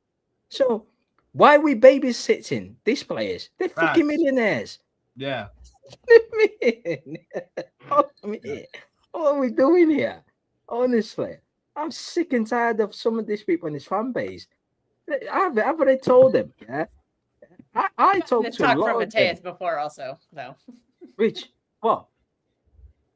Oh, you've given me you've given me all this crap about you give me crap about Joshua Vardy all the time. What's Bernardo do? I've had that conversation a million times. No, I talked to a lot of people. Phone's crap and Diaz is my Ajama. I've heard all this shit before. Some people, like loads of people, they don't agree with my opinion. Lots of me mates, they don't agree with my opinion. Right, we've been to away games. We sat in the cup. We on the way back, we sat on the train. Whether we get the train or coach, we sat in there. Some people don't agree, like most of me mates, they don't agree with my opinion, but it's fine. But I say what I'm watching. I'm not gonna pretend that it's fine, it's okay. No, I'm not gonna do that because that's not me. Facts. You get me? It's not me. I can literally not say, right, we played well against Real Madrid. We didn't. We didn't play well. We got the win, the 3 points. I'm happy for that. Mateus, people only criticize performances when you lose or draw. Which? What'd you say? Sorry. Oh, Mateus. I was saying people are very scared to be critical when it's a win because they'll only complain about the performance if you draw or lose. Like, why? Oh no, I had a meltdown after the Leeds game. No, I'm not talking about you. I'm just talking about some people in general. The Leeds I'm game. saying I'm one of those people. Bro, the I had Leeds a game. complete meltdown after the Leeds game. Yeah, I had a complete meltdown. The watch along on the Madrid game. I had a complete meltdown watching Newcastle Burnley. No. Bro, the Leeds game, yeah. Leeds game was terrible for you guys. Right. And I was That was our worst game of the season. Right. The Leeds game. I thought it was. Yeah. You guys were the Leeds game, and I was chatting this with my mate Joe, yeah. Nah, the Leeds game, how it works was the Leeds game, there was quite a lot, like we were really good in the first half, but the second half was shit. Right? It was awful. Yeah, first half. And I was telling me mate the other day, and I was like, and he was like, why is it out in the second half we just poor? And it's not just this season, even last season. I sat in men's stream last season and I said, was Pep telling these players at half time? Is he telling him hold a story? Like everyone sat down, let's watch a horror movie for 15 minutes. You're scared. Come out in the second half. Everyone just scared to kick the ball to a point where we can't play football. You tell horror story. Brother, do you know what I mean? Darsh, it's too late for that. Right. The mess on Wednesday in the watch along. I was drinking pretty heavily on that one. Bro. So guess what's happening on Wednesday, guys? I got the day off. I'm gonna have the day off for the cup game, and I'm drinking wine. Bro, do you know what I mean? Like, why is everyone like I'm watching at it? Like, bro, second half, we actually crap. Oh, at least we got the win. At least it's 3 points. No. It's Thank you. Fucking Leeds. Yeah. Oh, at least we got the 3 point. No one will say that. No one will say that when Leeds equalized, half of that ground was looking empty because people were leaving. Even like 2-1, they were like, "Oh, I need to catch up. I need to catch up with what is it called? I'm a celebrity." No, seriously, people were saying, people like in front of me and even behind me, I need to go and watch it. What what's it called? I'm a celebrity. Get me out of here. I need to go. People were leaving the 2-1, 2-2. Oh, that was empty. Martin Glazer, they did not cook us heavily. We dominated the first half of that game, and we barely let them score at the end. It was a mistake from Donnarumma, but we should have won that game. Nobody predicted us going. Nobody gave us a chance in hell going into that game at the Emirates. And not only did we get a point, we should have gotten all 3. And we are the reason we didn't get 3. It wasn't because of them. So nobody expected that. That game. No, that game was so the boring. Problem is, I think it's just we know Arsenal struggled with the low block, and we played a low block and took their corners away, and they struggled. And then the only reason is because we ran out of gas. Bro, I've said it this many times. Yeah. Never used to do what? Even though, we are like, even though most of the people in that ground are fed up, like they were. Like they've got PTSD from last season. Yeah, I get it. Like most people on that ground, they've got PTSD from last season. But this season is different. It's different. And I was speaking to Elliot, I was speaking to Harry, I was speaking to Joe, and I barely 1-1 at half time, and everyone was like, felt like the atmosphere 1-1 against Burnley in the first half. We were looking at it, I was like, oh, this is no Savio. Like, there's always mourning. Like, people constantly like mourning. Oh, it's not good enough. But it's not just last season. It's the performance that sometimes leads to a meltdown. Like, people are fighting. People like having I didn't see personally because it probably was in a different section. But people say, "Oh, there's people are fighting against Leeds," and can you confirm that? Well, I didn't see it because I didn't see anyone fighting me up my own section. Do you know what I mean? But I heard that people were fighting against in the game against Leeds because apparently there was Leeds fans in the home end. But that's a different conversation. That's really Arnold to deal with. I don't deal with that. I'm just one of the fucking 13,400 in that ground. Do you know what I mean? But the performance, it does not help at all, bro. When we are like, what do you mean by this? CTID is City Till I Die. City Till I Die is dead. Basically, is like we back the players and we back the team, win, lose or draw. But when I think they will booze like against Leeds, they will booze at full time. Basically, we won 3-2, but the fans were booing the team. So sitting till we die is we back the players, win, lose or draw. It's like against Leeds, we're like, right, okay, it is a one-off, we understand, but because we were booing, I wasn't even there for the final whistle. 90 minute, I was like 84th minute. I need to go, but wait, I want to contest this statement too. But the thing is, I just feel like people has had enough, and there's nothing we can do unless we win a major trophy. Because let's not forget, Martin, the generation of City fans are changing. We are changing. You can go back into the European games, away games. You will see more young lads, 18, 19, 17, 20, 22, 21. These are the new generation. This generation has never seen the ways of Man City. This generation are Mancini, Pellegrini, Pep Guardiola.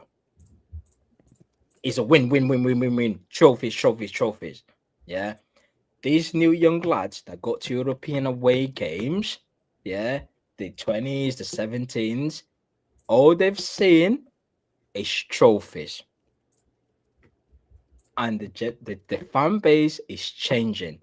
If they say crap, they'll be mourning. It's just simple as that. There's not much we can say. Do people do people think that it's like a bad, like I don't. Okay, here's the thing. I'm an outside fan.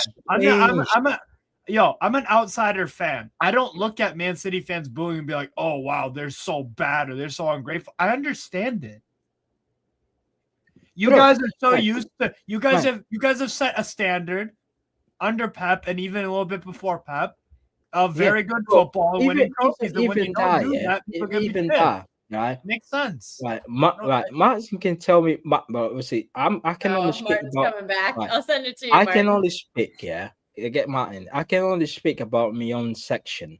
All right, I can only speak about my own section. All right, sent. In the last 8 years, people around me has changed. They become a bit more younger. Like South Stand, which is a stand where everyone just stands there, is like next to away, and I'm on 116. Well, it's not 116 anymore. It's 016. Whatever they fucking call it. Right? Yeah. There is 3-0. Underage people. I think their age is around 9, 10, 11. We never used to have that. So these are the new generation. Even I'm not sure about the family stand or the North stand, but even the fan base in the ground is changing. Like it evolves. Right? But the it's new from the club. Remember, the club new is pricing generation people out. It's a working class fan base. Right? They can't afford the new generation, 17, 18, 19, 20, 21, knows nothing but success and trophies. Because they grew up watching Aguero, Yaya Toure, David Silva, Cherki, Balotelli, Company, Kevin De Bruyne. So that's all they know. If they watch Oscar Bob, Savio, these players, they'll be like, can't underestimate Njeko. You can go like European away games. It's the same. It's the new generation going. More often than not, like we can still keep the old generation and whatnot, and we're like, all right, that's fine. But it's the new generation. Like, that's why we have every time. Old generation. I'm 43. It's not that old. No. I'm not saying about you, bro. Yeah. Man, how many times this season, when the ball gets played backwards, the whole ground goes like. No, but you're saying whole ground. It isn't the whole ground. No. I'm saying general, not saying like the but that's ground. your section may do that. But I know Luke is. No, but you know Luke. No, hang on, but you know Luke is, don't you? Right. Used to be on YouTube, not anymore. He's only a young lad, but he doesn't act like that because I think it depends. And listen, each to your own. You pay your price, do what you want to do. The thing is, I think it depends, A, who you go with, the kind of people you go with. Because like Luke, for example, because he goes with Big Steve and that. So he has all Is he look with the mustache? Yeah. So he goes with Big Steve. He's got a massive, he's got a massive MCFC lads. Tons of beer. No. But like Luke, MCFC lads, young lad, but nothing like that. He's exactly like me or Big Steve or someone like that. Yeah. So it's not every young lad. Yeah, no. It depends. It depends who you go with, what your background of the club is, how you become a fan. There's all different aspects because not everyone becomes a fan because of the dad or the brother or whatever else. Yeah. I think if you've been brought up through your family, I think it's different. You look at it, and like you said, it's not a young lad's fault because for the last 15 years we've been the best. It's not their fault. They can't help their beef. What I didn't say is, but my son's 15, for example. Yeah, he says. And he said it to me. Our fan base is spoiled as hell now. No. That comes down with that's because of me. Yeah, that's because of the way I've been. Yeah, bro, that comes down with your teaching. You probably sat down with your kids and tell them, right? We never used to be like that. Do you know what I mean? Like you actually, you sit down with them and tell them like what you've been through based on your experience. Yeah, exactly. But not many dad does that. No, and that's what I'm saying. It's spot on. Of course they don't. Not everyone has that. Each their own. There's different cultures, backgrounds. The one thing with 2025 and the way it is, everyone's got a background. Social media as well. Everyone is on social media. And also the social media. Social media wasn't a thing when we were around back then in the 90s. Just started, but there was no city Twitter. Bloody hell, back in the 90s, we just about had friends reunited, and it took us 5 weeks to figure that one out. You know what I mean? So at the end of the day, I mean, like Steve said, then what does City Till I Die mean? I know you know what it means, but it's like you said, City Till I Die was 34,000 sat in there singing whether we won, lose, or damn well draw. Do you know the song? We never win at home, we never win away. It doesn't matter. Win, lose, or draw. Exactly. Yeah, that's what it was. The old song. Never winning at home, never win away. Bro, we don't give a fuck because we're all pissed off. That's what it was. We're getting slapped, and the away end, we were just singing non-stop. Non-stop. Can you just put Teal's comment on? Is scoring, and we were like, forget it. Let me explain it, because it doesn't make him a bad fan. No. It doesn't make him a bad fan. But the problem is, and this is, and again, Mercedes, you'll know this, in the ground. We used to take, back in my generation, Big Steve's generation, Mateus's, them people, Elliot's, we called United fans. United fans were the glory fans. And we were the hardcore lot. I think we become more like them. Yeah, well, exactly. I think so. To Teal's point, you're not a bad fan, but the older fans will see it as more bad, or not bad. Bad's a wrong word. I think the word you're looking for, Martin, I think the word you're looking for is they will look differently at you. Yes, because to us, being a glory fan was a bad thing. It was. That was what we aimed at them over the road. Yeah. That was them over the road. We were the 35,000 idiots that would go in rain, hail, and shine and watch us get beat 5-0 by anybody. It was just one of them. You know, I said this to Lee Gunner. I'm not sure if you were there that day. We played Arsenal at Main Road and we were 4-0 down in 20 minutes. We applauded Arsenal off the pitch. If you were 4-0 down now to Arsenal in 20 minutes, there'd be a riot, not an applaud. Do you know what I mean? It's just different now. We sat and we applauded Arsenal off the pitch. Wait, but why? Why did you applaud them? Steve, and I said it, one of the shows that respect. Me dad. Exactly, Kat, with respect. Wait, so Kels, you would do that? No, I'm a very sore loser, so I would not. Okay. No, the thing is, Steve. It's been my whole life. Like, I've been to Dodger games where the Dodgers have been like, I disagree with this kicking our ass, and I don't clap them. I disagree with this massively. Nick. I'm gonna tell you why. That's not true at all. A lot of us from outside of of England became fans. Like I found the team in 2006. I mean, my reason was kind of stupid, but I started watching American football players, and at the time, City had an American, and so that attracted me to the team. And also, there are fans, and also like I know, but no, and also that's how I found the team. Oh. And also, like Martin said, there were Man City fans accused Man United fans who lived in England being glory hunters. So I completely disagree with this. Also, I support Strasbourg, Lazio, and fucking Newcastle United. Yeah, no, Steve, I get that.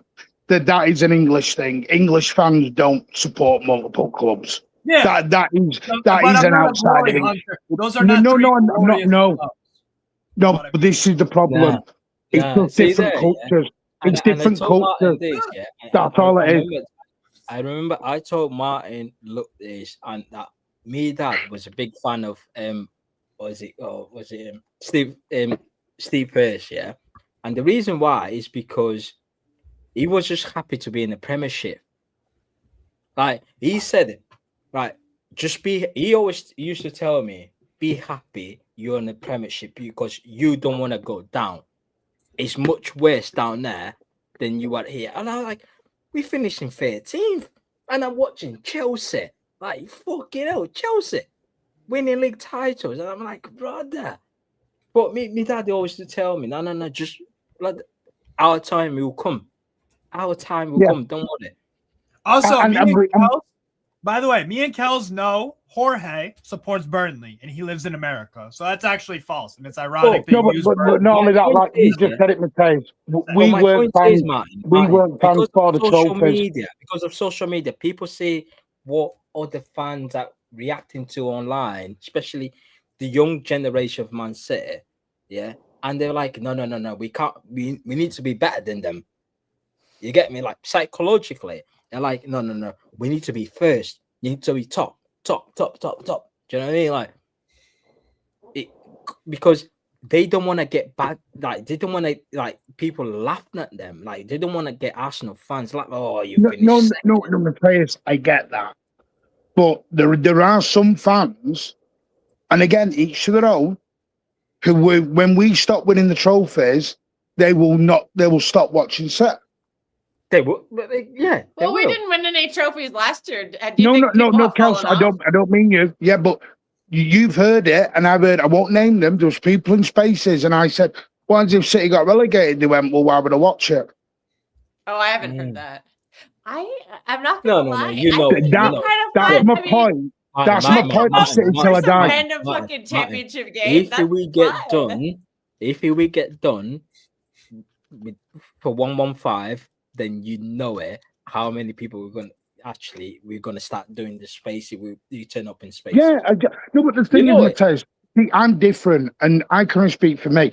I support City through love, nothing else. If the trophies go away tomorrow, my season ticket still gets renewed. But then what I get is standards, which is fine. I'm not here for standards. I'm here out of love. I'm sorry. You're gonna stand it. I still remember when you named that chat standards, Mateus. To be fair, I keep saying this. Is everyone walking around with is everyone? So is everyone's wives and girlfriends models? Are they all models? No. You only fall in love with a model. What we do, this is what I mean. This standards crap is like, oh, I'm only marrying you if you're blonde, got big boobs, and you're thin as a rake, and look at the style. No, you fall in love with a person. You fall in love with a person, not the way the looks. Looks go, the person doesn't. To be fair. Oh no, your captain and your manager. I think we already did the captain ripping session. Let's save that for another day. Also, I don't need Predator. They have. So. Yeah, and they have. And by the way, Predator. See there, yeah, Martin. Yeah, see, one of the things that actually pissed me off even more, it was against Leeds when, I know who. When we were 2-2. Shout out! I'm gonna shout out for that one. Right, that's some good no. And I remember it was on the 64th minute. People was literally getting up and literally fucking off the ground because they've had enough. People were literally walking up and say, "I've had enough." 64th minute, 20 odd minutes to go, or 30 odd minutes to go, plus extra time. People were getting up. That's it, and they were like, "I've had enough. I'm going." And I'm watching, and I'm like, "Bro, really?" But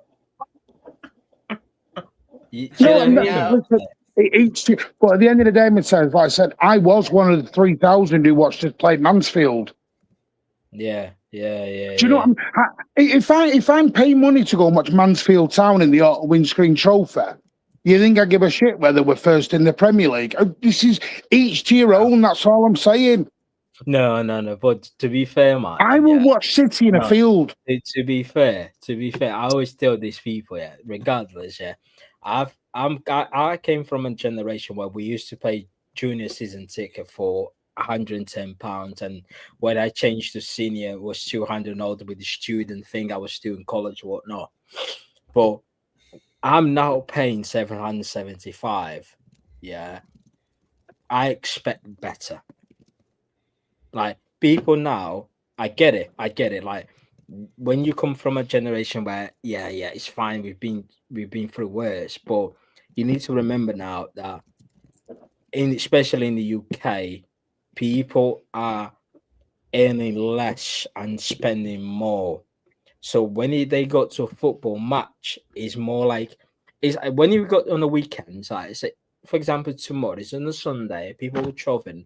Right, let's travel to London, whatnot. Let's go and watch our team. Or even if it was at home, people will pay that money as a distraction to go and watch their football team. And when they don't see what they expect to see, it will cause a meltdown, because we are paying more in season ticket prices than we ever did, and next season will be the season. And you know this, next season, although they've frozen the season ticket price for this season only, next season when they open the expansion and whatnot, they will open a new section or not, they will put that 10% increase again on the season ticket price. So I want to bring up this point Nick is saying. If we don't win, then there'll be more of a meltdown. That's why I'm against. But that's why I'm against Soriano. Listen, I don't sit here and listen. I'm not sat here calling him a fat Spanish waiter because I'm his best mate, mate. You know, I think of Soriano and what he's done to this football. I've always said about Soriano, I don't like the guy. The guy's a creep. Because he thinks this is Barcelona, where literally rolls over hose. Right, do you know people around Northwest, not even just the lads over the Northwest, like because we've got a massive fan base coming from Waddington. He said it's side chick, so he's already got someone. Like all around the Northwest area where we get paid minimal wage and we just getting by basically. But we always got that money in the saving for Man City and whatnot. Away games, home games, season ticket, whatever. We pay it. Let's go and watch City. But when they keep putting prices up 10% and the next minute they come around and announce it, record revenue, Nike deal, £1 billion, and I'm like, hold on a minute. You're charging us more, and yet you're telling us that you're getting more money from our sponsors. Hold on a minute. It doesn't make any sense. Mm. I think that's changing the fan base too, who goes to games, because I think the people who want to go to games just can't go. No, and I think a lot of them have been turned off. Martin talked about this extensively. For £5.20. People are not talking about that. Asahi is £5.20. The pint is £5. Yeah, and that is shit beer too. I'm going to be honest, and Mateus is actually spot on. Predator, I'm working with right the now, season so tickets. I have to do work right, stuff. the girls are telling the girls in the concourse. It's like, oh, $6.80. Oh, have you got a season ticket? Yeah, scan it. $5.20. $5.20 for a pint. How the hell do you like a cigarette in a hot tub? Multitask. Hey Martin, I actually have a question. How many away games in Germany have you been to for Man City? In Germany? Yeah. I've been to 2. Nice. No, I'm not gonna lie, yeah. I've had enough of this. Listen, do you like the setup in Germany? You like the setup? You like the experience in Germany, Martin? The fan experience. I enjoyed. Well, I went to Dortmund and I went to Bayern. Dortmund was the one I enjoyed. Dortmund, I buzzed off Dortmund. Went to Lyon, enjoyed Lyon. That was very good. Spain, I've only done the Santiago Bernabeu many years ago when we first started going. Was it Mancini, the 3-2? Yeah. Not the fucking rice The Alexander Kolarov, free kick. Yeah. And the Edin Dzeko, and then Ronaldo did his dirty in the 93rd minute. Yeah, my first one was in the semi-final. Martin went to Cherki Town. No, listen, I go to more away games over there now because I don't do the European ones now because of my personal circumstances. But it's more of, it's just, to me, just support how you want. Because listen, I made this mistake last season, and I've spoken to Mateus about this privately, I was, not on purpose, by the way, I was never doing it on purpose. I was doing it because I was trying to, the meltdowns and everything was upsetting me last season. So I was probably indirectly policing without wanting to police. And this season, I just realised, no, it wasn't trying to police, but it was like, it was just calm down, relax, because I was like, this isn't a meltdown. Yeah. I'm like, can Jesus, I just say to people I can show you meltdowns if you want. Can I just say to people in the chat? I am the queen of melting down. How do you? Can I just say to people in the chat? It's more expensive to go to certain away games in the UK than to go to European away games. So that's and that's why I asked Martin about Germany, because especially if you do not drive, whether you get in the coaches knows like 40 quid, 30 quid for the ticket, plus drinks and beer, which is going to be very expensive if you buy in the ground itself, right? I remember we went to PSG when we drew 1-1, and the beers there were like €1.60. Wow. Beers in the UK inside the stadium, doesn't matter where you go, is over €5. And €160 is like 50-60 odd p in the UK. So it's more expensive, to go to a away game in the UK than go to the European games, because you can get you can get a flight, a cheap flight if you've got VPN and whatnot, if you do like multiple travels and whatnot, but still you spend more money in UK when you got away games and you spend the that's why I asked Martin expensive. That's why I asked Martin about Germany, because I've been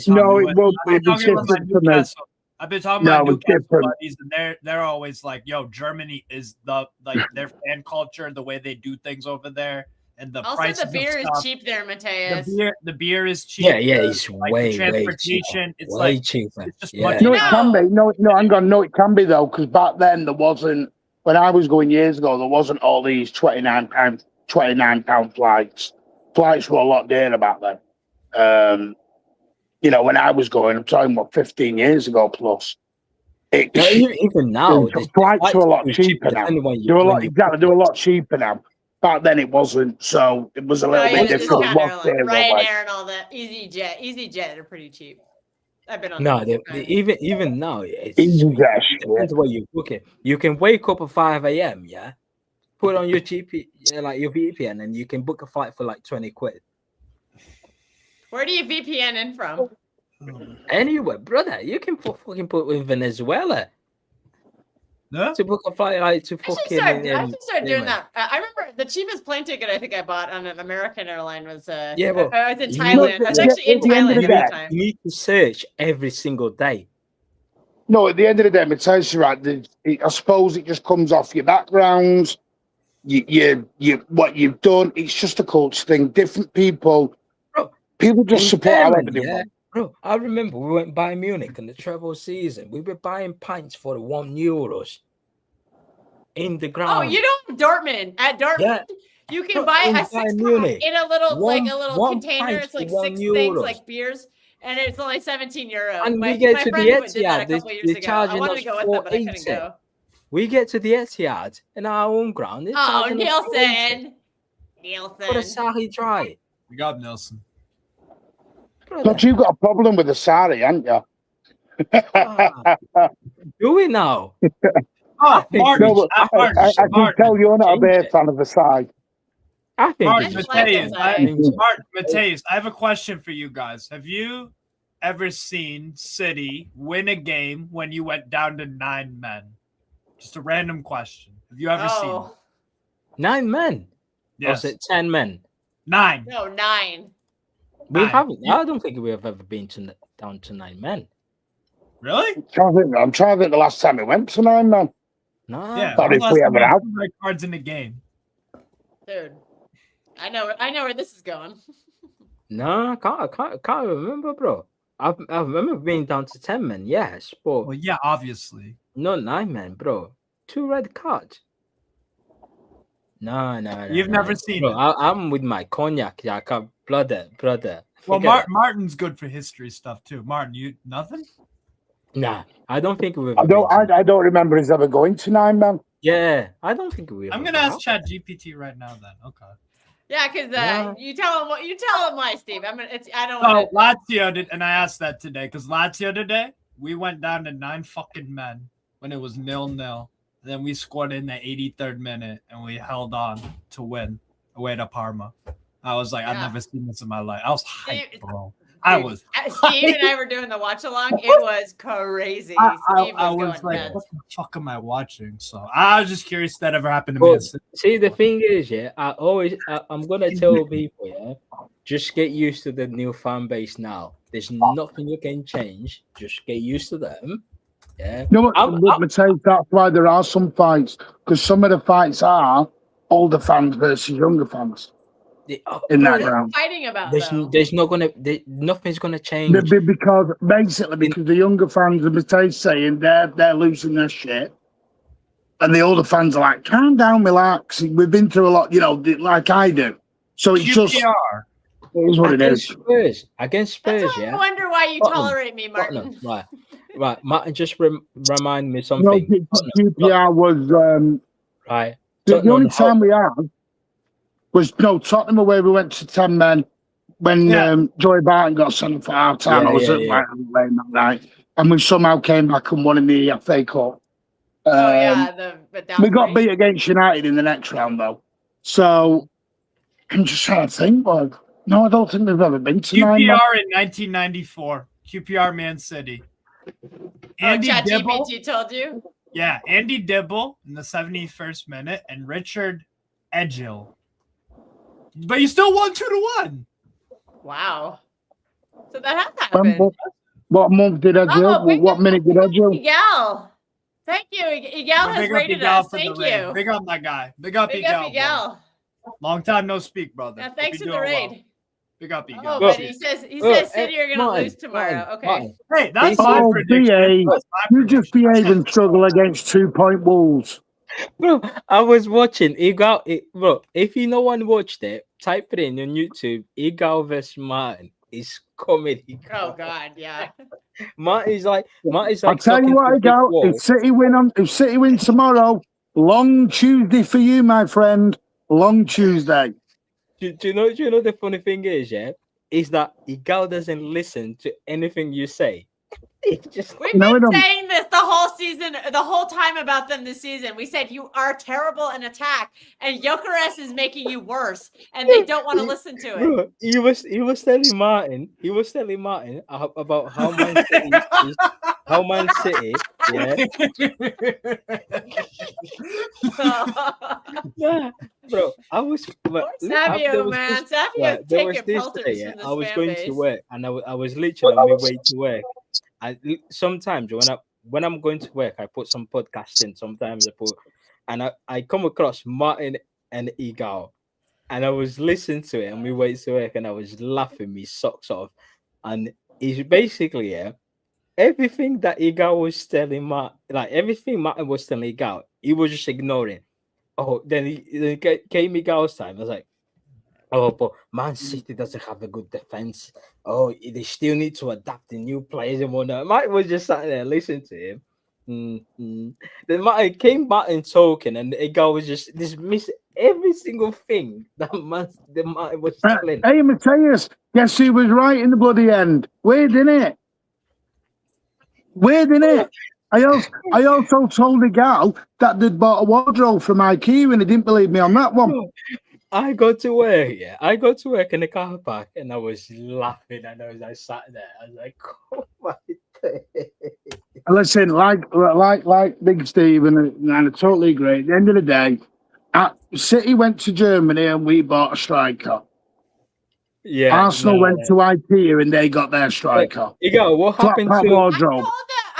I told him he was not going to make a wardrobe. difference. They don't get it. The only reason they scored a lot of goals last season is because the false nine overloaded their midfield, and it hit Declan Rice. Declan Rice is shit going forward. He's not good at that.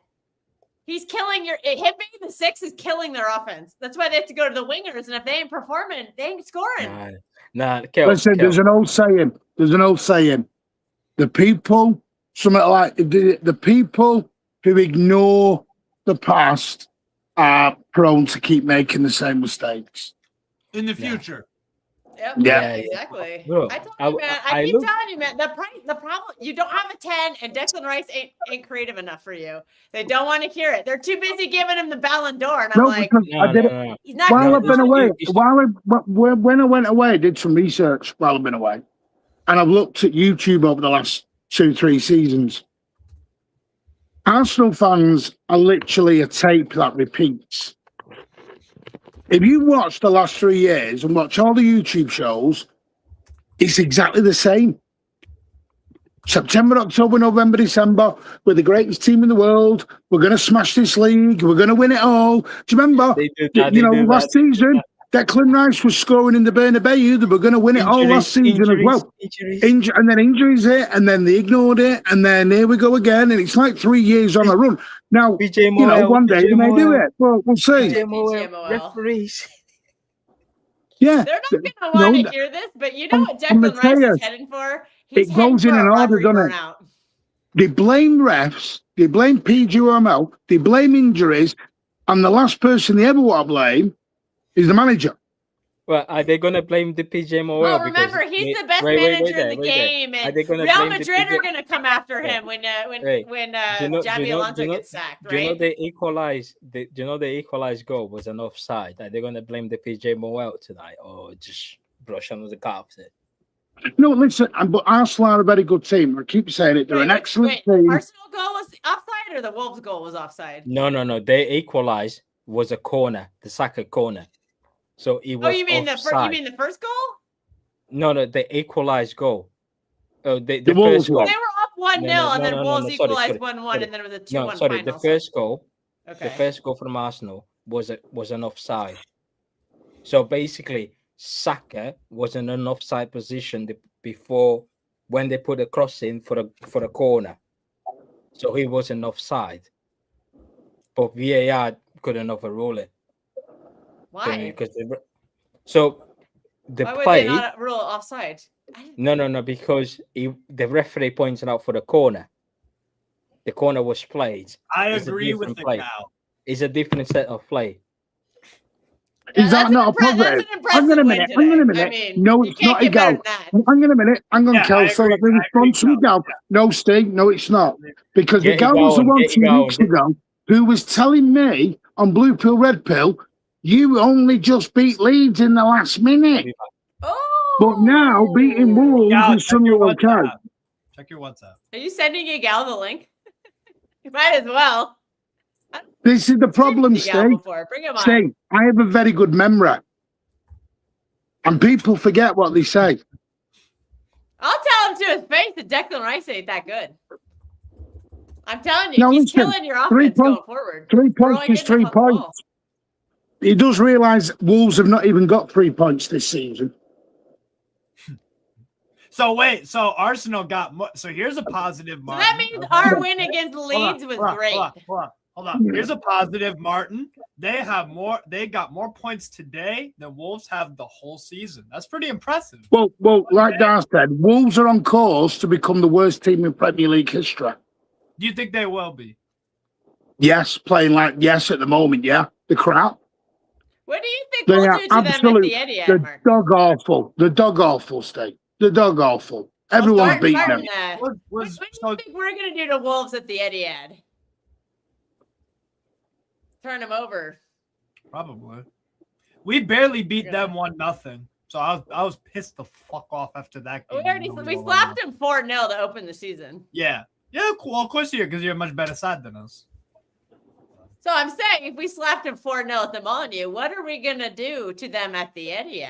Hope we scored like fucking 9 or something. It's been a while since you guys done something like that. There's a long way to go. There's a long way to go. There's 6 months. When you guys used to beat like Watford and shit like 7-0 and oh yeah, 5. Wait, no, you last time we heard from Watford in the Premier League. God, they've been gone forever. You beat Watford what, 8-0? No, but people need to look at calendars. It's not even Christmas. We've got 5-6 months yet. It's a long way to go. United slap Wolves 4-1, and it didn't come in the last minute. That's true. You need to crush them for goal difference. That is fact. Yeah. Listen, and by the way, I don't mind anybody saying it's a positive today. We beat Wolves. That's fine. Just hold the same energy when your rivals do it, then. That means our Leeds United win was a great win. Because you can't cook your rivals for doing the same, and then when you do it, it's a big positive. That's being disingenuous. Well, I mean, it's the internet, Martin. I think that's full of a lot of disingenuous opinions. Yeah, but that's the internet. And not only that, you're always going to back your team. So Arsenal fans will back Arsenal. City fans will back City. You're going to back your own team. Of course you will. Yeah. Okay, I have a question. When you say back a team, does that mean when somebody asks, oh, do you think you'll win blah, blah, blah game? Does that mean you're always going to say, yeah, I think we'll win? Is that what you mean? Or just like, what does it mean to you? No, I mean, because you're always going to argue in a more aggressive or positive outlook for your own team because you're emotionally invested in it. Because if you're having a debate about, say I'm having a debate with a Tottenham fan and he asks my opinion of Tottenham, I'm going to give a very honest opinion. Yeah. He's not going to see it that way because he's emotionally invested. Yeah. So I went having a chat with a Newcastle couple of lads the other day on a show about the Livermental stuff, and they were all, this is, I'm sick of the big clubs coming taking our players. This is what's wrong with the league. All right, so you won't get that with me because I have a different perspective on that. No, that's what I'm saying. The fact that big clubs look at players at Newcastle United, this didn't happen 4 years ago. This didn't happen 5 years ago. It's a good thing. So that means you're recruiting well, is what you're saying. Yeah, it means we're recruiting well and we're getting good players in. Because if nobody wanted fucking this is true right here, man. This is true. Nobody wanted to fucking shut up with the 12-men shit. No one cares. Nobody wanted fucking Alain Saint-Maximin. Nobody wanted fucking to buy John Joe Shelby off us. Nobody wanted Mikel Marino when he was with us. Nobody wanted these fucking players. Now people want us, want our players. They want our players. Tell Mark who you think think's gonna get linked to City real soon. Tonali. Oh no, but that's also the worrying part, Steve, because there is breaking news. Top clubs don't sell their top players. Transfers. What? Real Madrid have reached a verbal agreement with Dayot Upamecano. With Upamecano. I don't even know why this player was the sooner we get Upamecano out of here, the better. Yeah, he's a bozo. This guy is a bozo. For reference, Steve is a Bayern Munich fan. How many bloody clubs have you got? Every time we talk about a player in the club, you're like, it's doing a we get them out. More than ago, you were Lazio. Now you're at Bayern. Have you got a club who's close to me? Yes, he does. I got more clubs than Atlanta, Martin. That's how many clubs. Jesus, you've got more clubs than You've got more clubs than Nick Faldo. Yeah, but I don't get it. What team do you support? Because it's Lazio. Just pull it, Just pull up my you're gonna have to write this down, Mateus. You need I'll just pull up my Twitter bio. Give me 2 seconds. I'll just do screen because share. the only thing about he likes Bayern Munich. He likes Lazio. He likes Strasbourg. He likes Newcastle. That's called Mateus. That's called hedging your bets in every single continent. They're all loser teams though, except for Bayern Munich. You pick the easiest one. The night out in Newcastle is banging. Do you know what I mean? Like the Bears, they are funny. There you go. Everyone, tell us about a night out in Newcastle. Upamecano. I told you Upamecano wasn't coming to Sarah. Strasbourg. Maguire is his name. Get it straight. Lazio, Benfica, CF Montreal, Bayern München, and Rangers. There you go. Yeah, if you want to piss Steve off, just mention Celtic or Roma. He'll lose it.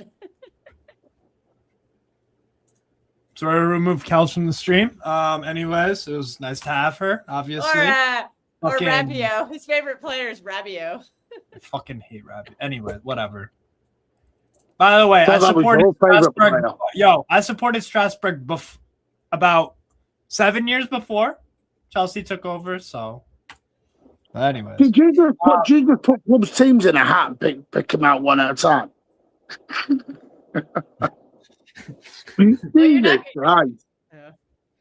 I love football, man. I love football. But what's it called? What were we even every time Steve and I do a watch along, he has 4 other games on, and one of his teams is always doing something. So he'll like cheer randomly and be like, "For what? Oh, the other game." That's where we know, Steve. That's where it is a culture thing.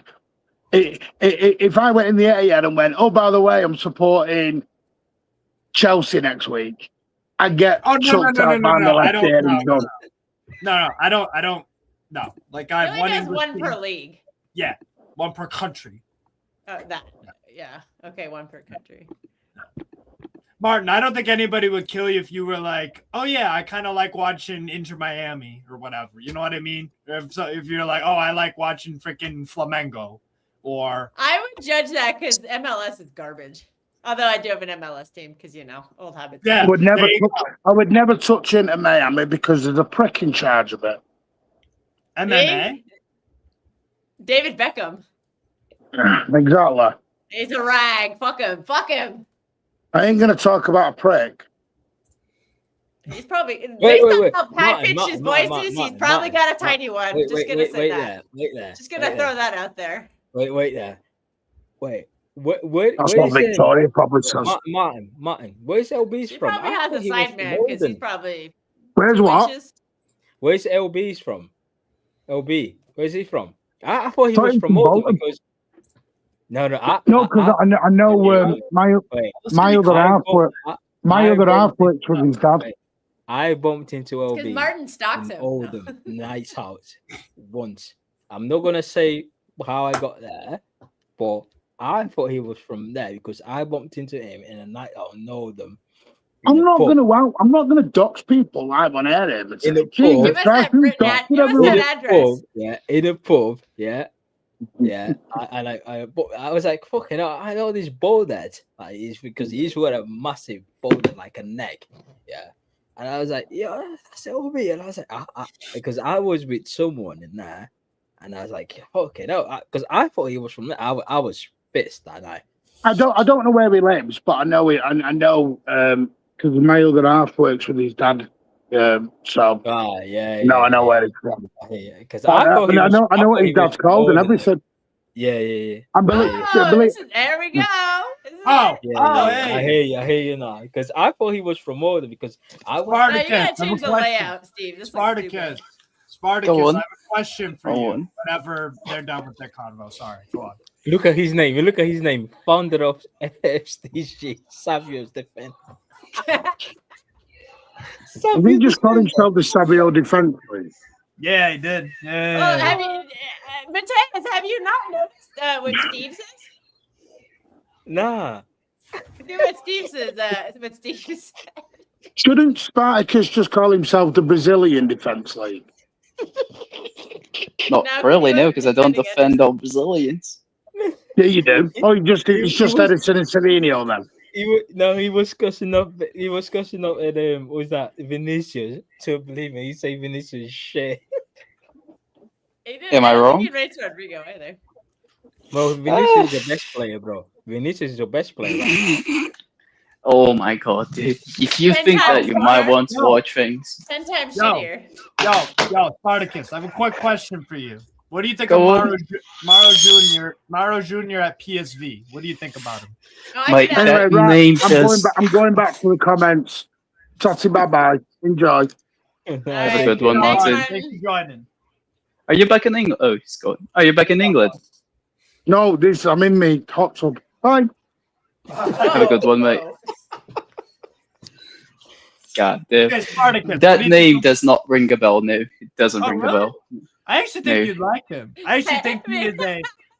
He is 10 times 0. Oh, actually, there's a question for you, Spartacus. Would the defense leader not have taken 70 million for him? Question. 70 million? Would you have accepted the rumored offer? No, there was no offer. Let's begin with that. But let's pretend that there was. I don't know, man. Like, I think I wouldn't take 70 million for him, and I wouldn't take 70 million for Doku. I think both of them can be valued much higher than that if they achieve their potential. 50 million minimum after this season. Yeah, no, but I would say the same last season as well. I think they're very young players with bags of potential, so selling them right now is just, I don't think it's smart. No, we're gonna have another Cole Palmer situation where people just keep calling for him to come back. All right, so Spartacus ain't taking that 70 million. And also, who are you gonna get for 70 million? That's true. They did not. I'm sorry, I'm not buying into this purple patch. No. What do you mean? What? Who are you getting for 70 mil? Because you're not getting Olise for 70. You're not getting Olise. You can find a good winger on planet Earth with 70 million. Tell me a good right winger. Steve, you watch all the leagues. You tell us. A good right winger for 70 million. I don't even think he's a winger. Okay. Specifically a right winger, because we're selling a right winger, so we have to get another right winger. And we have 1 million left wingers already. Okay. Here's one that would be... And needs to be proven. Needs to be proven as well. Why? Because that's what the fan base wants, right? They're not willing to give people time to adapt to the Premier League. Well, Isak was prem proven, and he's been a hot pile of garbage at Liverpool. So prem proven is dead to me. I agree that it's bullshit, but if the fan base, Semenyo, yeah, I would agree with that one, but. Even then, I wouldn't agree. Actually, no, I would not agree with that. I'm not sold on Semenyo. This is the thing. If you look at Semenyo's stats from last season, he had a purple pass for 6 months. I don't think that Semenyo necessarily fits our style of play. What do you mean? Semenyo is Semenyo is. Has Donnarumma fit our style of play? No. He is now because we're playing well. But this is the thing. Semenyo is quite literally garbage. Yeah. Get Semenyo, bin Savio because he's fucking garbage. He's shit. He's not Brazilian. He's Peruvian. Yeah. Check his favorite kind of analysis. He's shit. No, why is he shit, Mateus? Can you elaborate a little further? He's fucking from Peruvian. He's from Peru. He's shit. Savio is garbage. Oh, the manager came out. What is garbage about it? Let's be analytical here. Your manager came out against, what was it against? Against Fulham. Was it Fulham? Yeah, was it Fulham? Yeah. Oh, 15 minutes of monster Savio. I'm like, Pep, which wine have you been drinking? Because I need to go and buy that wine. Do you know what I mean? Pep is chatting absolute garbage. And then he came out against Real Madrid. He came on against Real Madrid. First action, he gave the ball away. Second action, he won the foul. Oh, Savio. Oh my God. Unbelievable. Cameo, Savio. No. He's shit. Right? We've sat there and watched quality players. Quality. Maris. Sterling, second season. Not Sterling. No. Sterling, first season. Even Sterling, first season, he scored 9 goals under Pellegrini. Yeah, but how many? No, this is the thing. This is just stupid. I'm not going to get into this one because this is just moronic statements right now. What do you mean? Because Sterling, because that's just being completely stupid and just disregarding everything. And I'm not even going to get into this. I'm really not going to get into this.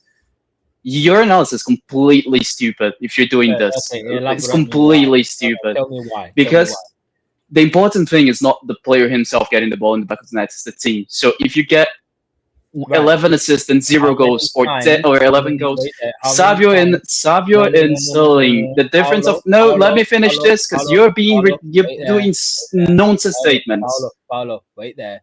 How many times has Savio has been 1v1 with the goalkeeper and couldn't put the ball in the back of the net? How many times did Sterling do that? Forget about Sterling. Oh, you brought Sterling. No, you brought Sterling. Don't forget about Sterling. This was the comparison. This was the fucking comparison. Don't bring that one. Sterling robbed De Bruyne. Fourth best. Sterling cost us the Champions League by being shit in front of goal. Don't come with that bullshit. He also missed a shit ton of bad chances. Don't come with that bullshit. You're disregarding everything about the situation. Can I speak now? You didn't allow me to speak, so why should I let you speak? I'll let you speak, yeah. Sterling first season compared to Savio's first season. Sterling scored 9 goals and Savio scored 1. Assists. Second season. No. I want to see assists. Don't go assists. How many assists did Sterling get? How many assists did Savio get? 5. How many assists did Savio get? Savio had 9. 9. See? The GA is about the same, and Sterling had a much better side. 10. 11 GAs, 10. Right. So, right. But both of them have about as many. Okay. So, Sterling, second season, he scored 9 goals and 4 assists. That is equate to 13 GAs. Right. But that was Pep's first season where everyone brushed it under the carpet. Sterling third season. So didn't Pep threw everybody under the carpet this season as well? Because you love to say that. No way. The manager, you love to say the that. Manager isn't in the coach, but the manager doesn't have that. We own to the manager this season. You love to say that Bernardo is shit, Josko is shit, Foden is shit, Savio is shit, everybody's shit. But then when it comes to the analysis, you turn around and say nothing of that. See, this is what I say. It's completely stupid, and you're just making this. You're just making the statement for the sake of it. Right. Like, come on. I really like it's an edgy take, remember? What? I couldn't say. I couldn't speak, mate. You just interrupt me every time I say something. Sorry, bro. Sorry. I'll let you speak. So Savio, the important thing is not necessarily just for the player himself to get the ball in the back of the net, it's for the side to be doing that. And Savio got about as many GA in the first season as both Maris, Sane, Sterling. Choose the winger. Pretty much as the same amount as every single one of them, which was in the 15-goal park. The difference is they got more goals. That's the only difference. Okay. Do you think Savio is going to become good? I think so, yes. But the fans are not in his back. I don't care. But as long as people stop with the, as long as the people stop with just the. No, Paolo, I'm gonna tell you that. Yeah, you should care because it's okay. Yeah, you sat in there on your TV watching and say, right, yeah, we behind Savio's. We're gonna be on social media. Savio, I love you. You're amazing. Nice haircut and whatnot. And another thing is, that's not what I'm saying. Wait there. I haven't finished. Stand there. And another thing is, on the football ground, and the Etihad, the fans are pissed off about Savio every time. I don't give a fuck. No. I don't give a fuck about what the fans in the stadiums are saying. You should. Why? Why are you telling me what I should do? Why? Why should I listen to you? Yeah. I'm gonna tell you why. Because Savio, when he's playing football, he does not hear what you guys are. I don't care. What you guys obviously are saying, but he listens to what the fans in the stadium are talking. I don't give a fuck. Mate, if you think the Etihad is loud, I'm sorry. The Etihad is not loud. He's seen much louder stadium whistle him. It's not because of the Etihad that he's not playing well. Because it's never about you. It's about the player. Yeah, the player. I guarantee you. If you think the Etihad has the ability to go into somebody's psyche, please go ahead and watch the Atletico Mineiro game against. Go ahead and watch the Atletico Mineiro game against River Plate. This is what a fan base does. Do not compare UK government rules. I don't care about the UK government rules. I'm just telling you how it is. Rules is different. I don't care. There are things that South American fans they're allowed to do in a football stadium. We are not allowed to do it. Mate, all the atmospheres in the UK have no ability, except maybe St. James Park, is able to influence any single one of South American players. The issue that comes with Savio is not that. The issue that Savio has right now is the people actually doing crimes with him. Nobody is watching Brazilian league. No one. I don't care. Your atmospheres are shit, and I don't care. Brazilian league. He doesn't know how good it is. Yeah, I don't care, and nor should he, because the Brazilian league is in about 2 p.m. for him, so that it wouldn't make sense for him to watch it, and don't expect him to. But just don't, just say 2 a.m. Just don't expect me to turn around and say, no, the Etihad in every ground in England is actually crazy, and the atmospheres are nuts, because it's not. It's not. The atmospheres in England are shit. The fan base in England are shit, and the ability to make sound is shit. The only good thing about the English football is the players. The players are the only good thing. And I'm gonna rebuke into that. That's not true. Can I say? Oh, you want to say Steve? Go on. Mate, there is no argument to rebuke that. You've never watched a single Libertadores game in your whole life. You cannot compare. Why the fuck would I watch Libertadores? The quality of football is just much lower. It's good. Is this good to watch? No. Hey, That's not what I'm asking. If you don't, you'd be nice. I'm gonna time you out. Yeah, why? No, let him speak his shit. He's never been outside fucking England to watch a game. Outside Europe to watch a game. Nothing about. Why the fuck would I watch a league that is literally they playing football when I'm having a kip? I don't care. And again, I said you don't have to. You don't have to watch it, and I don't expect you to. But is a kip a nap? Yes, it's a nap. Sleeping. Yeah. Mate, as I said, I don't expect you to watch it, and I think it would be weird for you to watch it. But don't pretend like the UK has this menacing atmosphere. Don't pretend like it is, because it isn't. The atmospheres in the UK are shit. Brother, how many games of the Premier League have you been to? Have you been to? And you said for you to conclude that the atmosphere is shit. I've been to pretty much every ground in England except like Wolverhampton's and. Tell me the first ground you went to and which game. The Etihad. The Etihad, Arsenal against City, the one that Aguero scored a hat-trick in the second half. I think it was 2017. Yeah. What year was that? That was shit. 2017. 17. Oh, that was a cracking atmosphere. 17, that was 18. Shit. That was shit. I'm sorry. That was compared to South American atmospheres. Shit. That was a very good. That was one of the best atmospheres in England. But compared to South American shit, it's shit. Yeah, but you cannot compare to a country that has no government regulations. It does. It has. Yeah, but you cannot compare UK to a country that has. Mate, you guys don't sing. You guys, there is about a handful of people singing in the stadium, mate. Like, I'm sorry. If you go to Brazilian football, every single one of the fan base is singing. Every single one in the stadium. Not literally every single one, but about 95% of them are singing. I can guarantee that's not true in the UK. I can guarantee to you and in the chat that you watch more Man City than Brazilian football. No, I don't. That's not true.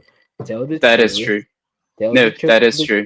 Because even our Martin Hamza, yeah, either. Well, I think he probably does have a Brazilian club he goes to games to, but yeah, I'm literally a season ticket holder for Cruzeiro, mate. I'm literally a season ticket holder for Cruzeiro. Like, what are we doing here? Yeah, I used to go to MLS games when I lived near my MLS team, but now I'm 4 hours away, so I don't really see them that much. I really like City, but again, like I'm Brazilian. I can like a City as much as an outside person can. Here's the question then.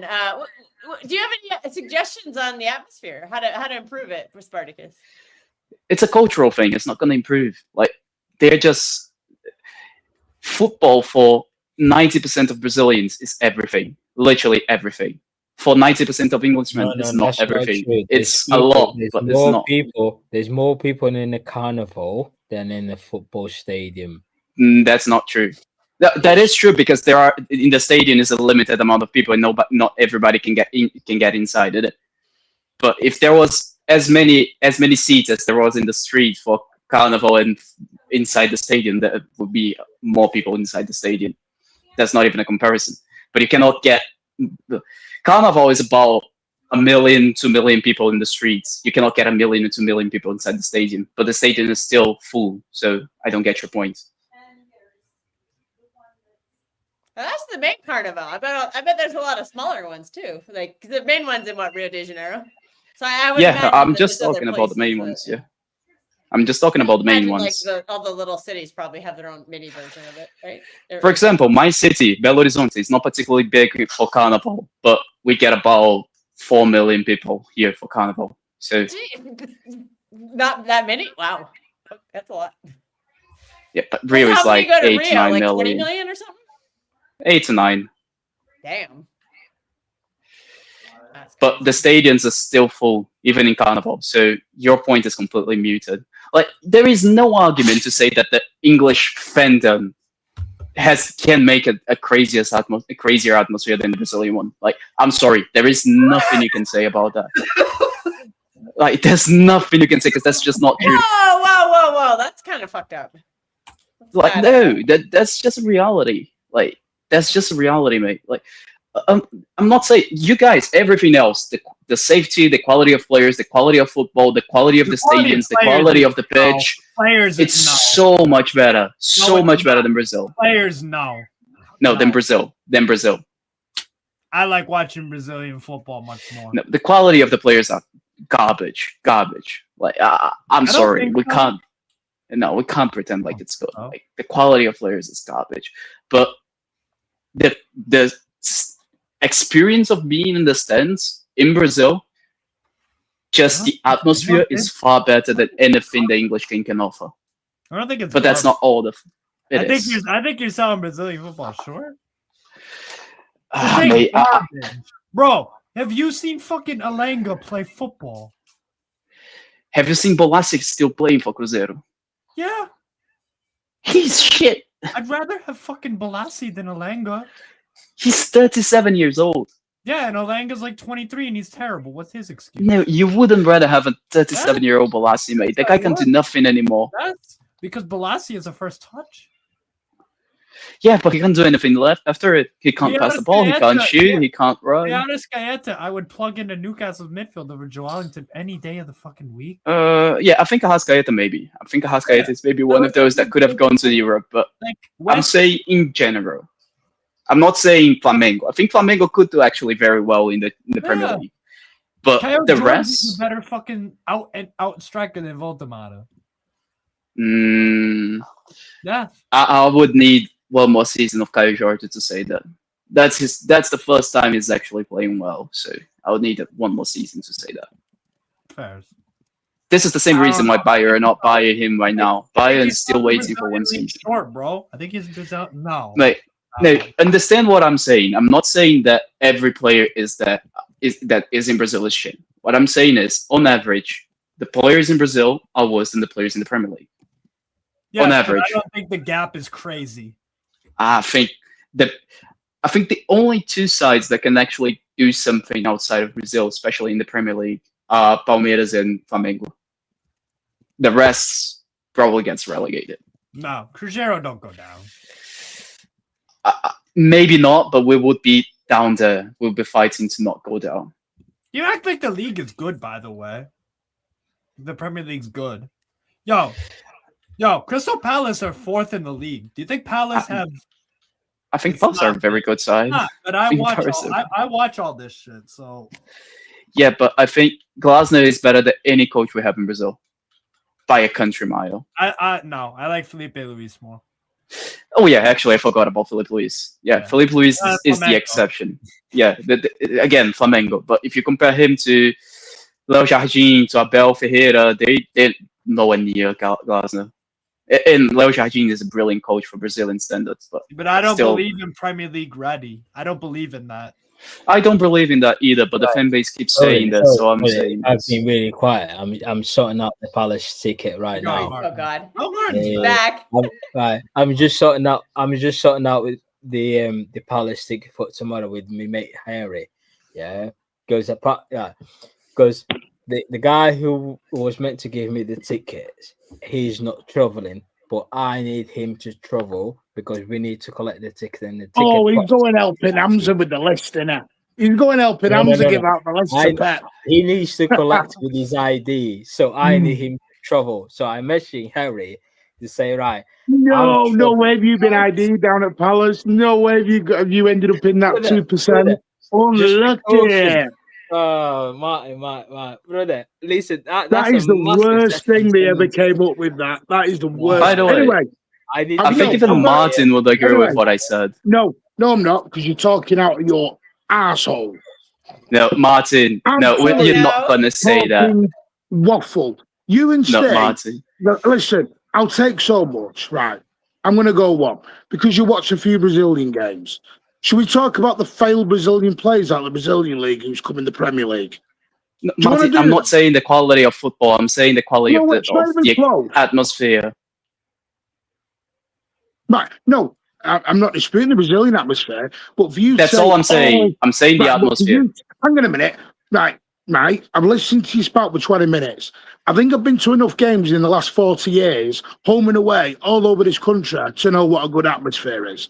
So I think I've got quite a good sense of that one.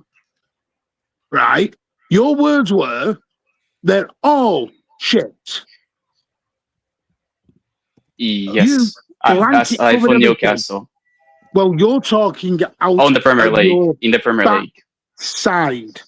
Backside. Martin, I said Premier League. You're still talking at your backside. Sorry, Martin. Are you going to tell me that United atmosphere is good, that Liverpool atmosphere is good? I'm sorry, I've been to both of them as well. Hang on a minute. Right. So you must have picked up some games. I've been in Anfield when the place has been rocking. I've also been to Anfield when it's been quiet. I've been to Newcastle when it's rocking. I've been when it's quiet. There is no quiet atmosphere in Brazil. What they do in Anfield, they put that "You Never Walk Alone" stupid song through the speakers, yeah, and everyone's raised their fucking scarves, yeah, like a fucking idiots. Do you know what I mean? Dead after that. Absolutely awful. Can anybody Martin, corroborate? I'll also say the atmosphere. Hang on a minute. Right? Do you blanket covered everything? Every single thing. Inside the Premier League, yes. Right. Then why the fuck do you support a Premier League club if it's so bad? Because, again, as I said before, this was an activity me and my grandpa used to have. We used to go and watch because he was a part of a church, and the priest of that church was from Manchester, and he was a Manchester City fan. So he got him into the Premier League, and then my grandpa got me into the Premier League. And the quality of football is much, much better. But this is not what we are debating. We're debating the quality of the studies. I don't. The much better thing. I'm just confused. Someone. You are totally. Right, can I ask you a question? How many Premier League games have you been to? Pretty much every weekend of pretty much every single one of the 2017 season. Every weekend that was to a different ground. Well, for a start off, you came out with the City Arsenal one in 2017. 17, 18. 17, 18. All right, was it the Centurions? No, I think it was I'm terrible with remembering which exactly season was. I think it was Centurions, yeah.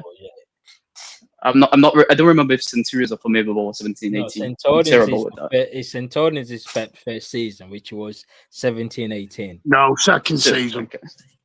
Centurions was second season. Yeah, what I mean, it was second, 17. So 18. 17, 18 was the one that I went to. Oh, right. Right. You turned around and said the Arsenal City game was crap. I can assure you that wasn't. Martin, I was there. It wasn't. I don't care if you were there. I was there. I have the ticket. Do you want me to send you the picture of the ticket? Spartacus, I'm not here to debate about who was there, mate. You can be there all you want. But to say the atmosphere was crap is wrong. Compared to the atmospheres in Brazil, it was. With respect, you've not got a lot else to cheer about. Because you're not cheering the football, are you? Yes, I agree. I agree. No. That was the same season. That was the same season where we were sorting out the stands. We were moving all the things section to south stand, and we were changing the family stand to the north stand, what's called it right now. Oh, he's not just here for Savio. No, Spartacus. You're entitled to think it's when you blanket over everyone with a statement like that. Transition in terms of the atmosphere. Martin, this is the thing. You've been to more stadiums than I did, yes, but in the UK. But mate, I'm pretty sure I've been to more Premier League games than you've had up dinners in your whole life. I agree. I probably agree with that.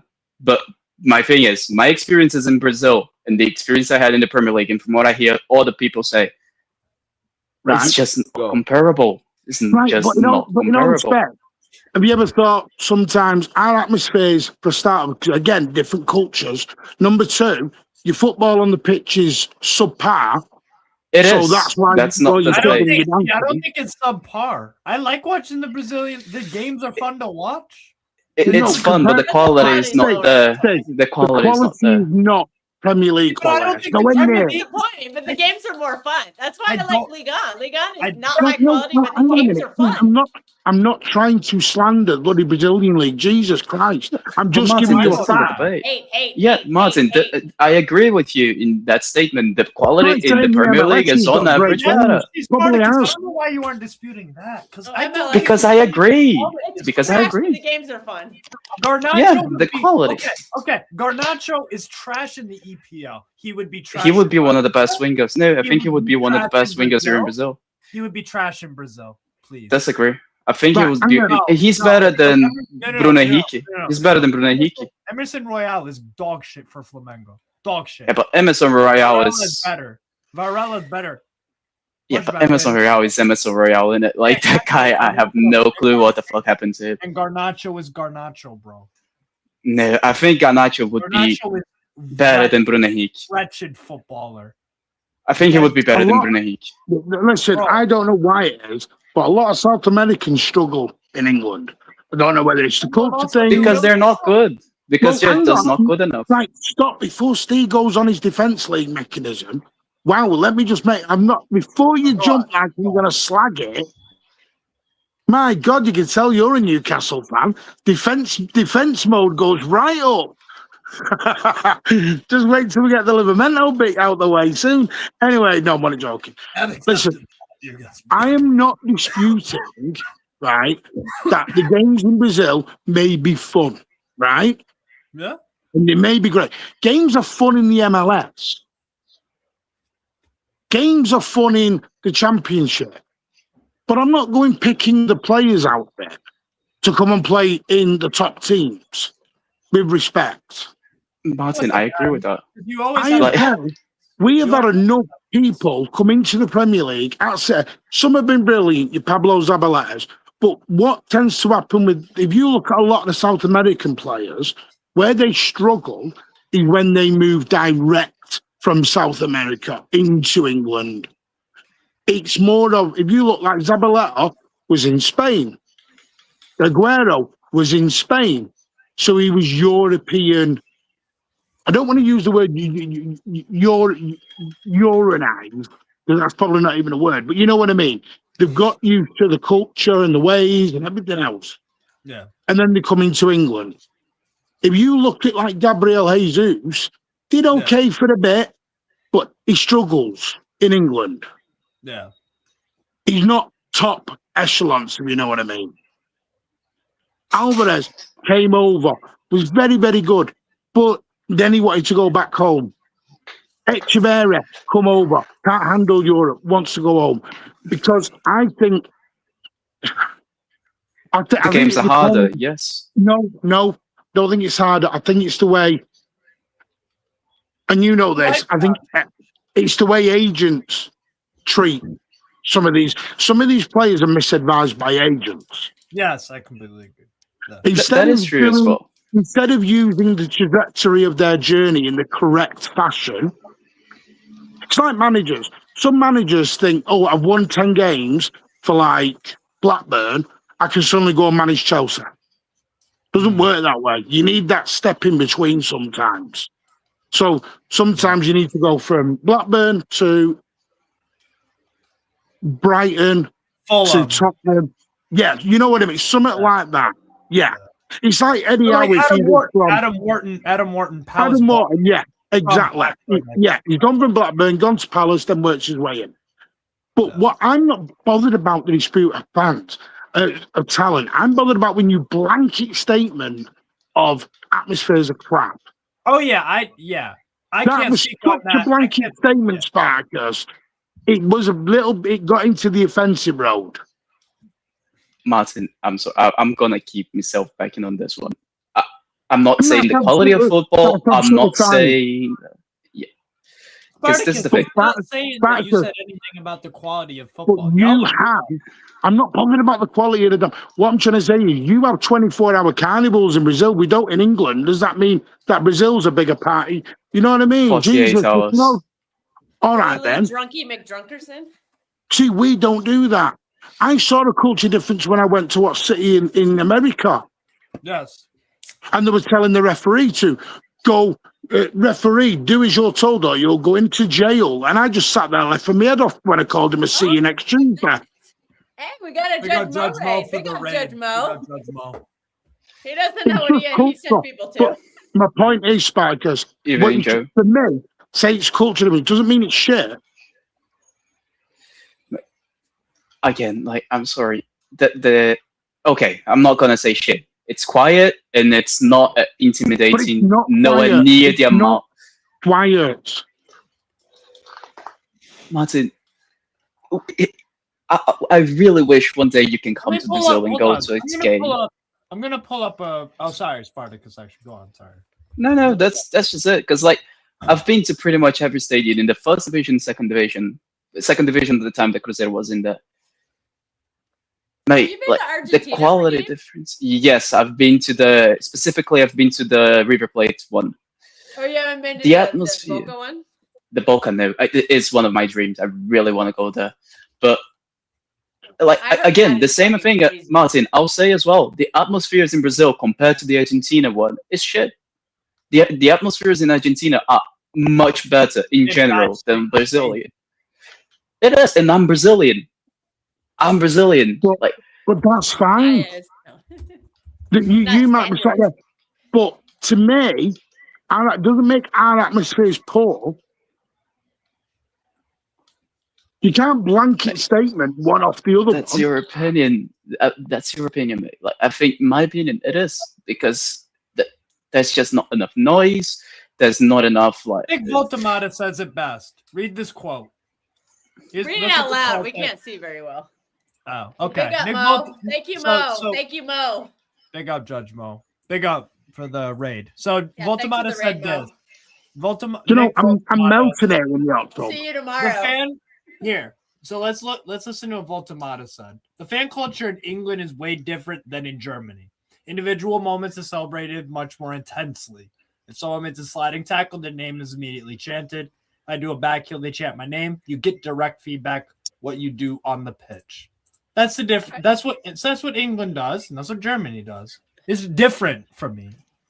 Do I prefer? I think Spartacus. I think people wouldn't like be on your throat and like all like offended or whatever if you said that you just prefer Brazilian atmosphere to England. You know what I mean? Because it is different.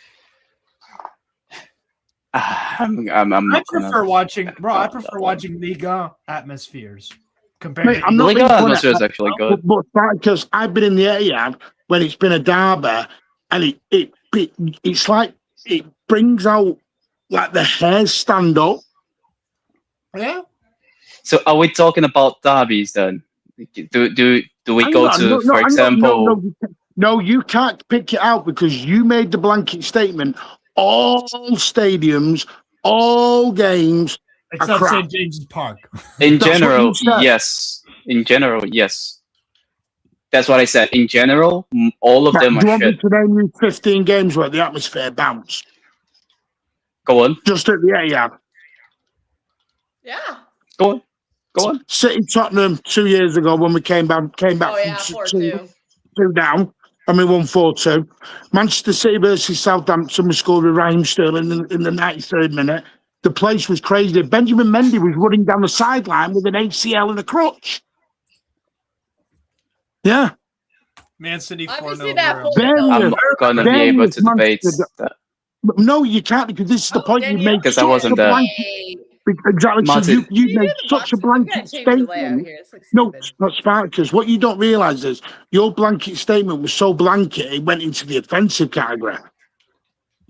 Martin, your standards of good, crazy atmosphere. You watch the Brazilian league and you're telling me about standards. On atmosphere, yes. In every other aspect, the Premier League is far better than the Premier League. But in atmosphere, no. You've been telling me your floodlights are bright in it. No, quite literally no. Have you got better corner flags? Is your grass a little bit greener? What do you want? You want a cookie? Hey, Martin. One thing I would give Brazil over England is the women. We do got it. Wow. Do you know what I mean? Yeah, there's probably actually women there too. Your acoustics in the stadiums are a little bit better. Have you ever thought the acoustics in the Brazilian stadiums because they're not as high tech as the ones over here? Have you ever been to the Maracanã? Not really. You're giving me one stadium. I'm sure you've been in the Maracanã, Spartacus. The Maracanã. I've been. The Maracanã, along with top games, trumps every stadium in England. Maybe even world football. That's pretty nuts. No. It's Brazil versus Argentina at the Maracanã. Oh God. I've been there with those games. It's not that. No, it's not. Most other games are actually better. And that's the issue. Hamza fan, big up. Do you remember Vinny Jr.? We went to the Etihad and we couldn't deal with the atmosphere. We've never heard anything like that ever before. Yeah, Martin, I don't think that's true. I don't think that was true. No, it is true. No, he said it. No, I'm not contesting. You're debating tomatoes versus tomatoes. It's his opinion. So what? Let him have no, it. no, Daniel. No, Daniel. When you make such a blanket statement, as I said, it goes into the offensive category. Yeah, but No, I'm going to be honest, Danielle. I'm going to be honest, Danielle, and I've never said this. This is how it comes across. For some weird reason, our leagues, country, and everything else, players get so slagged off to a point where we're banned from saying anything back. But we say anything. Oh, we're wrong. We're this. We're that. We're the worst thing in the world. Oh, but that's I don't say that. But your media. It's weird how it's the English. It's English fans who get treated very, very different. Yeah, but your media does Weird the that same one, thing. Your media does the same thing to foreign players. I'm not talking about media. Let's not do it. It's not media. Are they not English and are they not fans? Not fans, I don't think. No. I don't think they're fans. But this is the thing, Martin. I agree. I agree that everything else, aside from the stands, is better in England.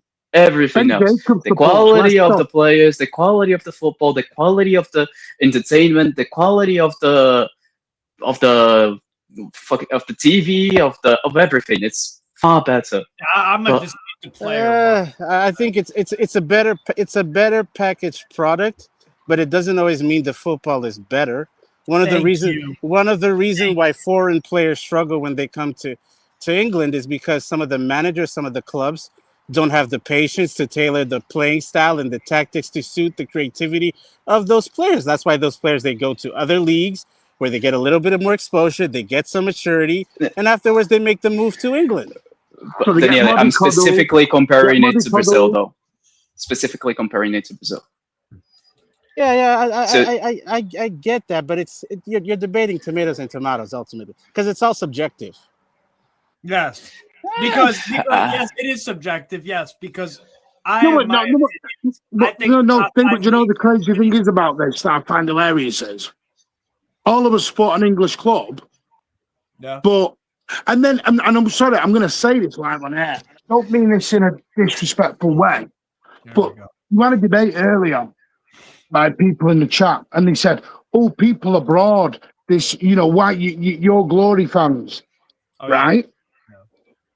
Well, how do you think it sounds to us then when fans abroad are slagging off our country and our atmospheres and everything else? That's true. But it's why are you supporting a club in England? You got the right.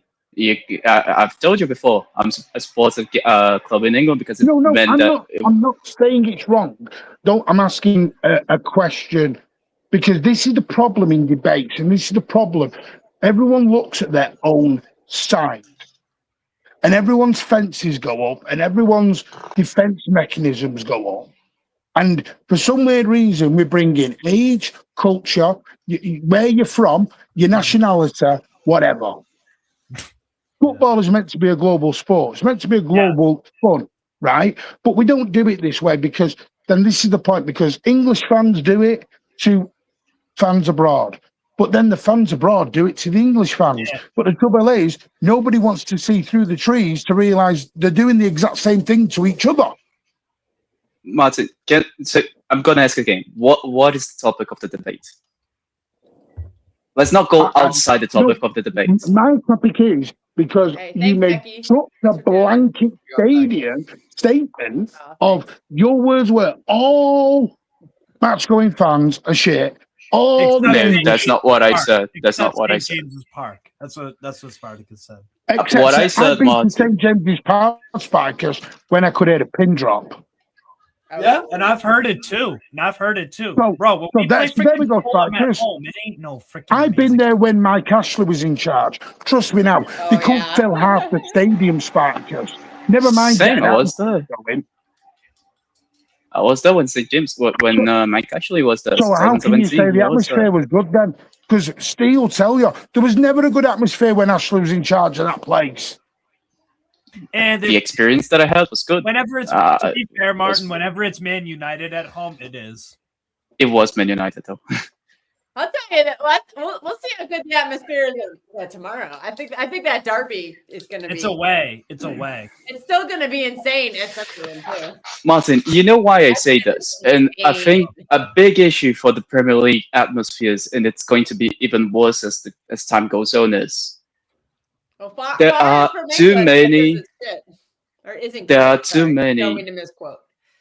I think they are starting to have too many tourists going to games, and this makes it so that the atmosphere gets diluted because they are not going to sing as much, they're not going to sing as loud, they don't know the songs, they don't know much of the history of the club, they're just there for the vibes of being there. And this is something that does not happen in Brazil because we don't have that big international audience looking at our game. So Spartacus, now you're having a proper debate. Where was this Spartacus 15 minutes ago without just a blanket statement that literally just threw the grenade into the room and just sat back and went watch? I came in like a wreck. Because that's the point. I was going to make a point like this, but Mateus kept fucking interrupting me every time. Right, but this is my point. I think the Premier League. All right, Spartacus, I'm going to hit you with a little bit of reality here, and I don't mean this offensively, so don't take it defensively, please. You are one of those tourists. I am. I know. I am. As I said, I think I was one of the issues when I went there. But I tried my best to learn the songs, and I actually was screaming more than everybody else. It's not the club's fault. It's hard to do in the tourist section when nobody else is singing. You look like you almost look awkward. But Kelsey, this is the point. Why do we use the term tourist section? Why do we use the term tourists? Day trippers? But Americans are big on experiences. This is an experience. This is the point. This is the problem. Bro, when I go to Newcastle for the game, I'm taking my fucking shirt off. I'm getting hammered, and I'm singing. You gonna get a tattoo on your stomach while you're there? Fuck yeah, maybe. I don't know. No, don't. Why not? No, my point is, why can't we just all be fans? Why have we got to box everyone off into a category? Yeah. Do you know what? Do you know why? We don't have to. Because what we hate to admit this, the club's owners have done this. Yeah. Martin, but that's the point. For me, when you're a foreign fan, I'm not blaming the fans. I'm just saying that the atmosphere is not as loud, is not as impressive, is not as intimidating as the South American ones. Right. It's just yeah. I went to Manchester City versus Barcelona in Orlando. It's not. And the atmosphere was. High. If you're into a Mexican wave and let's go City, let's go, and you want to do all that, you'll say the atmosphere is great. Me and Pat were taking the piss for 95 minutes, singing "What the fucking hell is that?" By the way, that's not a thing. Okay, that is something that I like about the English atmospheres and the culture. The banter chants, they're fucking hilarious. I have to give how many YouTube channels have you seen? And you've probably all seen them. And they have an American fan reacting to English chants.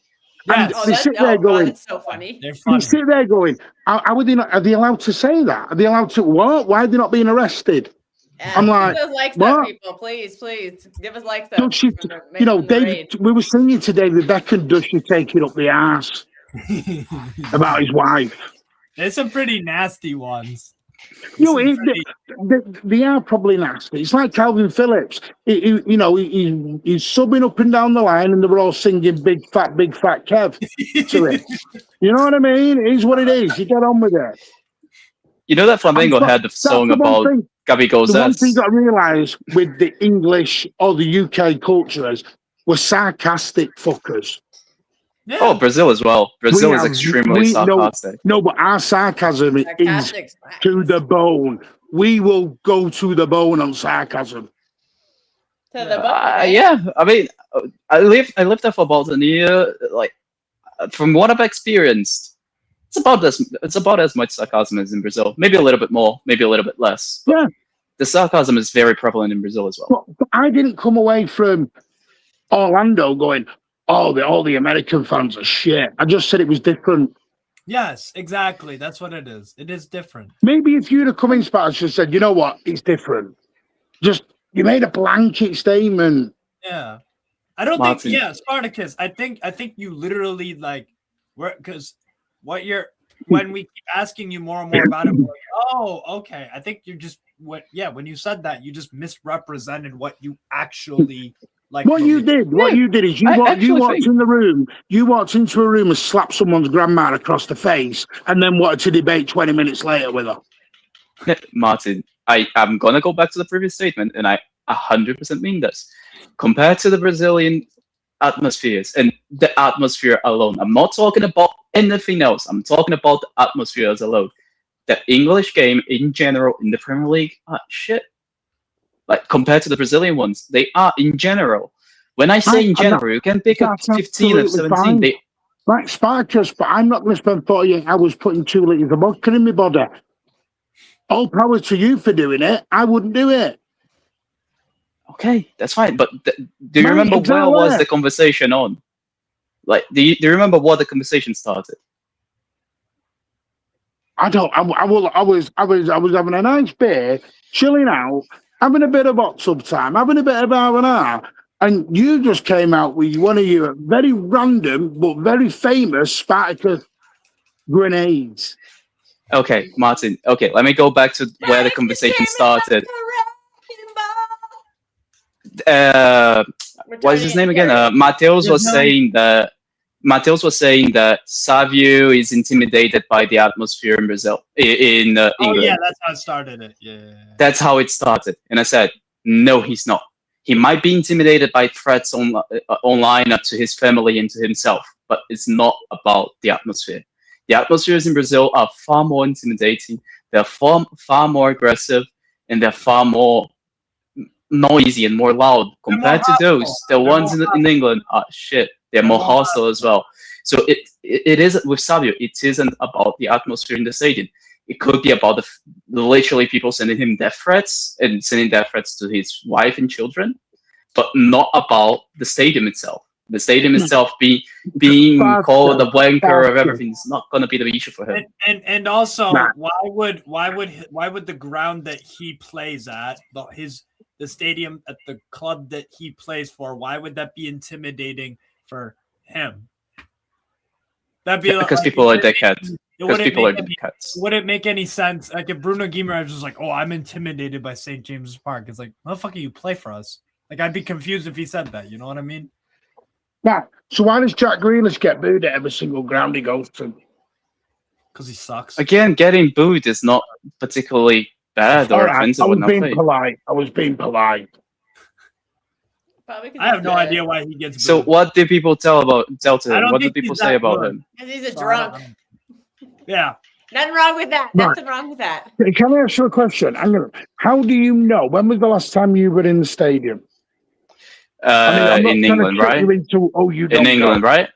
Yeah. In England or in Brazil? In England, it's 2017-18. Right. So all you're hearing from Savio is what people are saying on shows and online. Oh, Daniele's back. Yeah. Savinio is not getting he gets booed a little bit. Yes, there is an occasional what someone does online does not mean that's nobody in the ground is wishing death upon Savinio. No, I'm not. This is why I'm not saying the ground. I don't think it's going to be anything on the ground. I think it's the people who are sending him, and I know that there is because I've seen this. But this is what led you into your poor atmospheres and everything else debate. No, what I said on that debate was not going to be the booing. Is not going to be the Martin. What I said is, it's not going to be the booing. It's not going to be the content. Yes, it's not going to be the booing. It's not going to be the chants. It's not going to be the whole thing. The thing that's actually going to have issues with Savio is the people going online doing death threats to him and his family. This is something that could be a danger. I totally agree. Becky, Spartacus is Brazilian, and he's a City fan. You're not going to like this, Spartacus. Brazilian City fan. You know those death threats are coming from more people abroad from City fans than they are the fans here. Yeah, I know. I've seen this. Why did you attack match-going fans? I didn't attack them. I said that the match-going, the atmosphere is in the... You said the match... Oh, you did. You need to rewind and listen to your wording. Sorry, mate. For me saying that it's shit is not attacking compared to the Brazilian one. It's just a statement. Like you said, I'm sorry, but the match-going fans are shit. No, the atmosphere are shit. I didn't say the match-going fans. Have you been in an away end in a Premier League game? Yes. Would you say that's crap? Compared to the Brazilian ones, yes. Right. What do you go to the football for? Oh, God. Both the atmosphere and the quality of the football, yes. Well, why you go and watch the Brazilian league then? Because I do. Mate, I'm a season ticket holder for Cruzeiro. Because that's where he lives. I live in Brazil. I was being sarcastic on his quality of football. The quality of football is shit. I'm not going to complain about that, but when you go to the tier of... I like Brazilian football. That's what I want to debate. I don't know. That's fine. Daniele, that's fine, but you're not going to make a blanket statement of all match-going fans in England are shit. But that's not what I said. I think, atmospheres. He brings up a great point about the away fans. I think. Okay, granted, I'm doing this based on TV, and I can say I have never been to a Man City away game. But when I watch them on TV, the away fans are loud the whole time. And at the Etihad, they don't seem as loud. The fans in the stadium. Because, as we said, this but Martin, I've been to more. TV, so I could be wrong here, and please correct me if I am. I've actually been to more away fans in the stadium than to home fans. I've actually been only to 3 home ends in England. The rest are all away fans. Right. They are always loud AF on TV. Which away end did you say? I went to Fulham, which was mid. I went in Newcastle. I don't remember where it was. I think it was in London. I don't remember which. See, now you've got to be careful in Newcastle because the acoustics in Newcastle are different because they stick you up in the gods in the heavens where no one hears you. Because I've been debating acoustics now. What? Daniela missed like. Sorry, have you been in St James's Park, Daniela? No, and I have no desire. Right. That's actually very fun, Daniela. Someone standing on the top of Mount Everest and someone at the bottom of Mount Everest, the acoustics are going to get lost, are they not? Yeah, but some people like going up to the top of Mount Everest. They're okay with that. That's not right.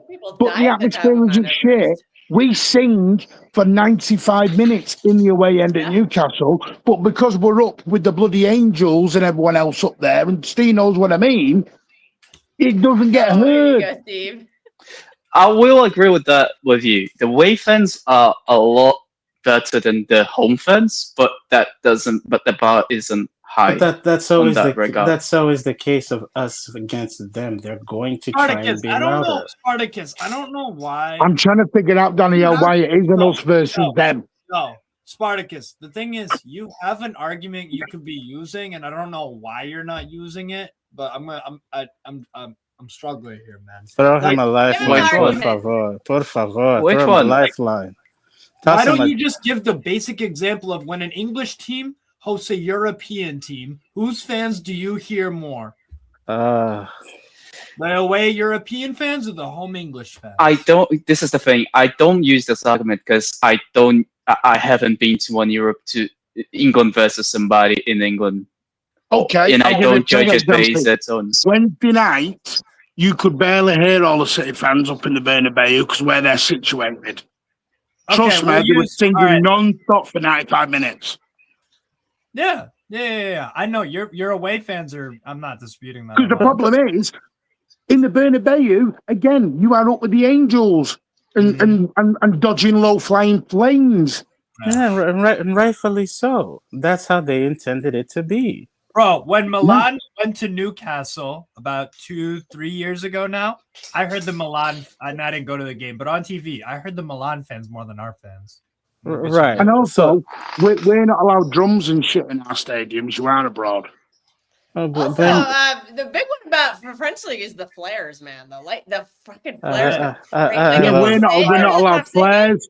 We're not allowed balloons. We're not allowed drums. We're not allowed to take anything in. Yes, because you guys would take that and do all sorts of bad things with it.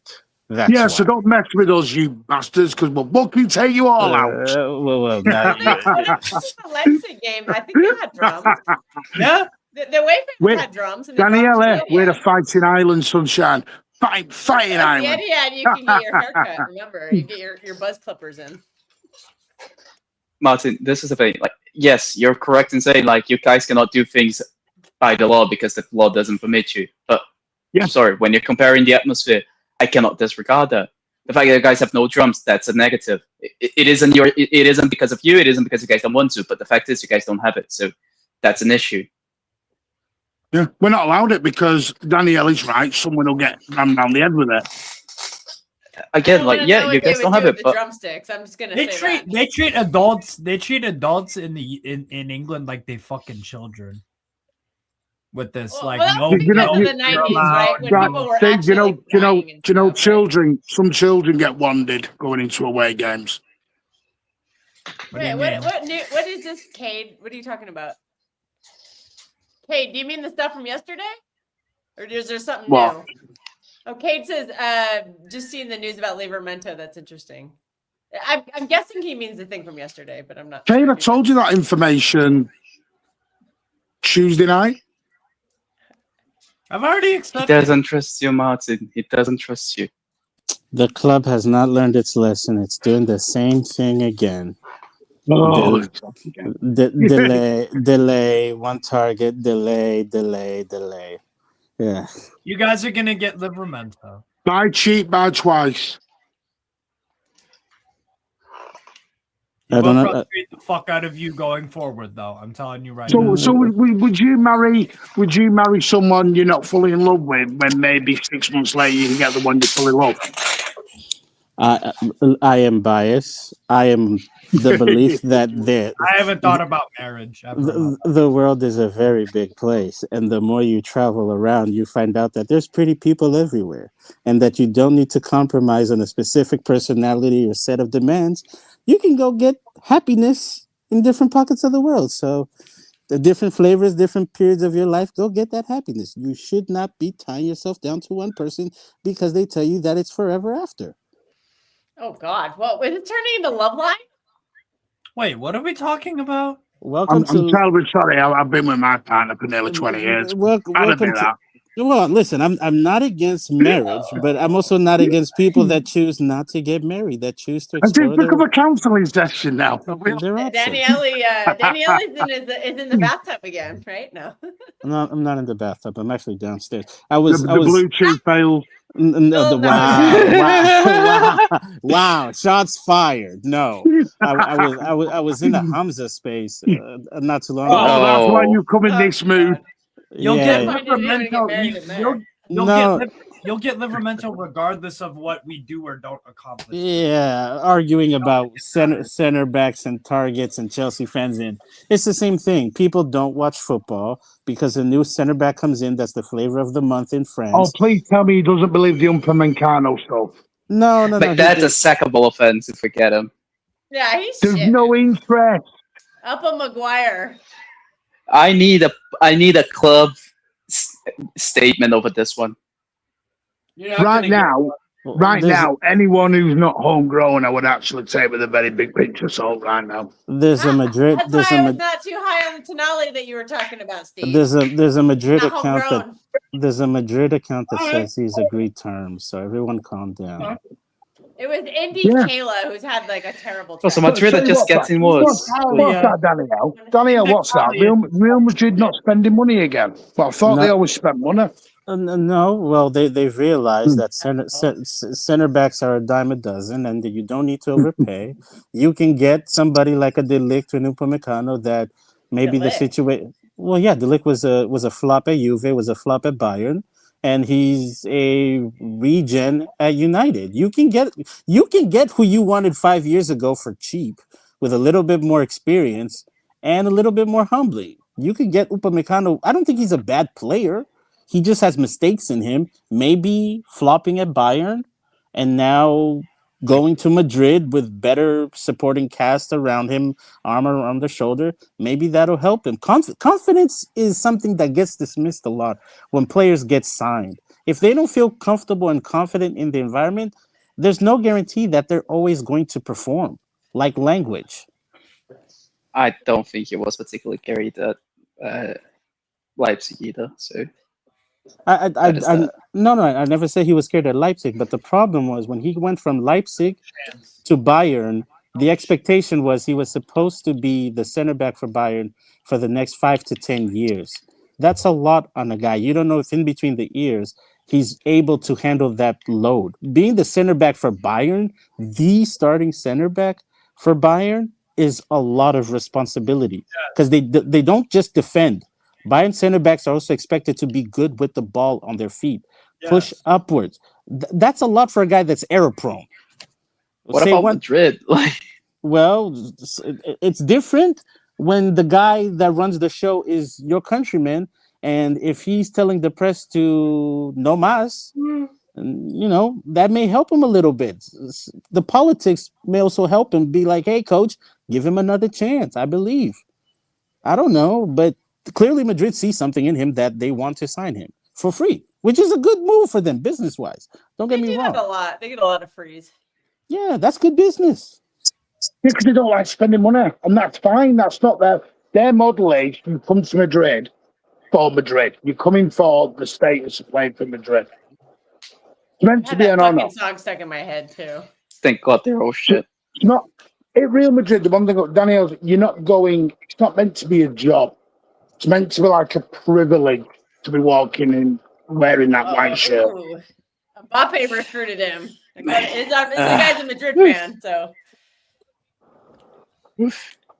Thank God Madrid are not getting any better. I'm going to be honest with you. I'm questioning Madrid. Any better? Oh. Is anyone questioning Madrid's scouting on centre back? Aren't they? I question everybody. Because how would you go from Canate to Umpalumpa? Seriously. It's up at Maguire. They are both French internationals. They are both, I think, under the age of 25 or 26 or 27, whichever one. They're good players at a price and availability in the market for what you're looking for. Madrid level. They may not be Real Madrid level today, but they could be Real Madrid level in 6 to 8 months or a year or two. I don't think Upamecano is gonna get much better. No. Listen. Growth is not. Sometimes the badge weighs heavy on the shoulder. That is true, but growth is not linear. There was a coach 3 years ago that said Marmoush was not going to get any better, and he went to Eintracht Frankfurt and somehow he got better. I don't think Madrid is a place where a player gets better. That's not true. How can you say that? When did Real Madrid become Project FC? Mastantuana, that's a project. I mean, Vini Jr. and Rodrigo were projects. I don't want to listen. I hate the word standard, but this is what I hear: heritage standards at Real Madrid. When did the standards at Madrid go? Not all projects are created equal.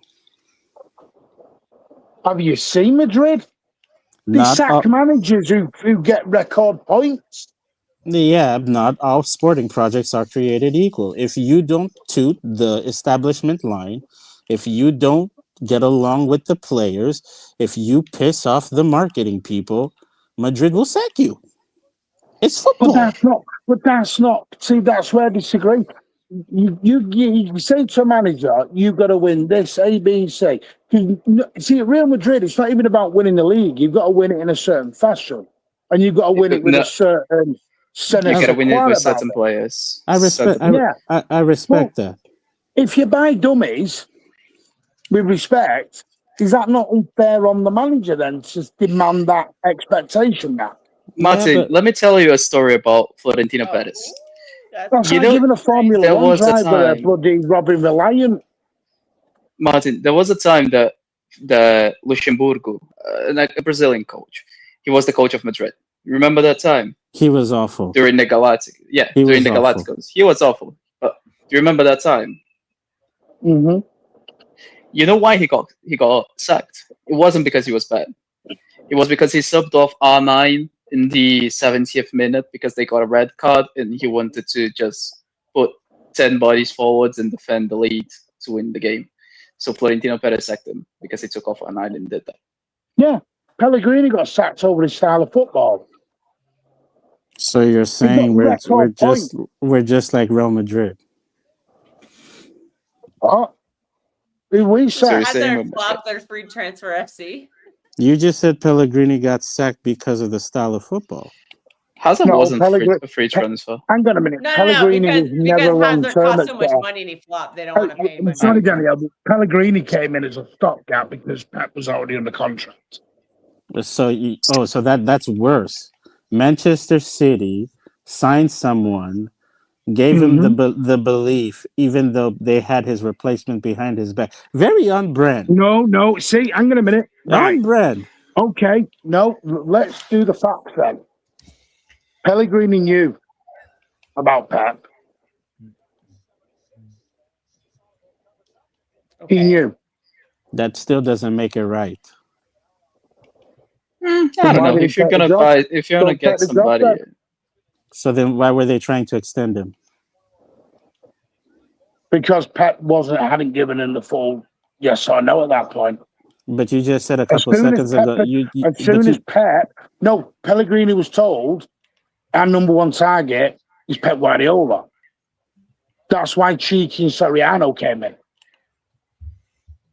Cherki and Soriano were there well before Pep came in. So all knew. Everyone knew Pep Guardiola was coming. It was a matter of when. So Manchester City gave a manager a set of expectations, and then, unknowing whether their number one target was going to come or not, opted to potentially extend the contract of that manager. And then the minute the number one girl became available, said, "Bye, Felicia." Did you see Pellegrini came out? That's for the Americans. I learned that the other day, Kels. Pellegrini, because he said, if you listen to the press conference in February, so that's when it was announced, he said, I'm going to, just to let you all know, I'm going to end the contract on the original date that was set in the previous contract. Was he happy? Said, why? Was he happy? Probably not. Right. Don't think anyone's happy about. But hang on a minute. Weren't you asking us to be ruthless last season? No. We wanted to be ruthless with the older players who were underperforming. Oh, so we got to be ruthless with certain, ruthless not with none because you're an anti-Pep guy. No, whoa. There you go again. I am not an anti-Pep guy. I believe the project has reached its end. I'm not an anti-Pep guy. I'm not. Is that what you just said? Yes, I'm not an anti-Pep guy. I believe that the project has reached its end. Sports clubs go through cyclical phases. There's the ascension, there's the plateau, and then there's the decline. Mm-hmm. I believe we are trying to extend the plateau, but there's going to be a decline. The question is going to be... That's like telling your girlfriend or your wife, it's not you, it's me. No. Well, in this case, I knew last season it wasn't me, it was Pep. That's the difference. Hey, what? Was it? Yeah, last season. No. This chat says Pellegrini introduced Declan Rice to the world. That's his only crime. Pellegrini was at West Ham. That's a good one. That's a good one. I actually like that. Pellegrini introduced Declan Rice. I'm a bit confused because you just said I'm not an anti-Pep guy. If you want to start, how is that? Not an anti-Pep guy. I'm not. I've never been. Opinion, it's fine. No, I've never been an anti-Pep guy. The problem with what some of this fan base, I do because I want the betterment of the club long term. And the longer Pep can be here and the issues continue, there's no guarantee of success. I would rather they start. Never get this success with any other manager ever again. You don't know that. When you signed Pep, with respect, Danielle, watched City for over 40 years, mate. No, well, I know. We're never seeing this again. Okay, that's your opinion, like you just said. 40 years ago, you never thought this was going to happen, but it did. And it may not happen again, or it may. Bayern, when they signed Pep, they thought they were going to get what Man City got right now. It did not happen. Can you tell me another club that has won 4 Premier League titles on the bounce? Why are you putting me on a Q&A show? None. No, I'm asking. You just said there's no guarantees, but there is because Pep's the only one who's broken a 100-point record, never been done. 4 in a row, never been done. So I've no other explanation to expect anyone else to do it. Yes, but sports, football specifically, it's very much flavor of the month. What have you done for me lately? The next great. 1 second, Steve. The next great manager can come along. He can be at City or he could be at another club. He could win a Premier League title every other year for the next 15 years. And the media, the fans, and the players will say he's the greatest manager ever in the Premier League, so much so greater than Pep. That can happen. Nobody saw Alex Ferguson coming, but it happened. Nobody saw Jose Mourinho coming, but it happened. Nobody saw Pep Guardiola come, but it happened. You don't know what's going to come, but something will happen. There will be another great manager in the Prem, and everyone will talk about him being potentially better than Pep. And he could be at City or he could be at another club. I'm not disputing we won't be successful. I'm disputing the amount of success. I don't think we'll be done again. Daniele, I think Pep is one of those people that, for example, Messi, Pele, that you're gonna just have one every 50 to 70 years. I don't dispute that, but in between those every 50 or so years, you get a Romario, you get a Zelbi, you get a Riquelme, a Juan Pablo. I forget his name. Veron.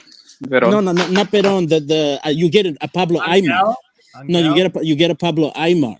You get a Cristiano Ronaldo. You get a Franz Beckenbauer. You get great players that can be very, very good for 5 to 10 years. They may not be 50 years generational, but they'll be good and great for that particular time and period. That's okay. But they're not going to be as good as the ones that were before. So you're not going to win as much. I understand that, but the thing is, Spartacus, you can continue to extend the plateau of the greatness of Pep Guardiola, but you know what's at the end of the tunnel? Life without him. It's eventually going to come. I agree. And if you as a club don't prepare, there's no guarantee that plateau is an ascension. So it could be a decline. How far what? How far in advance do we prepare?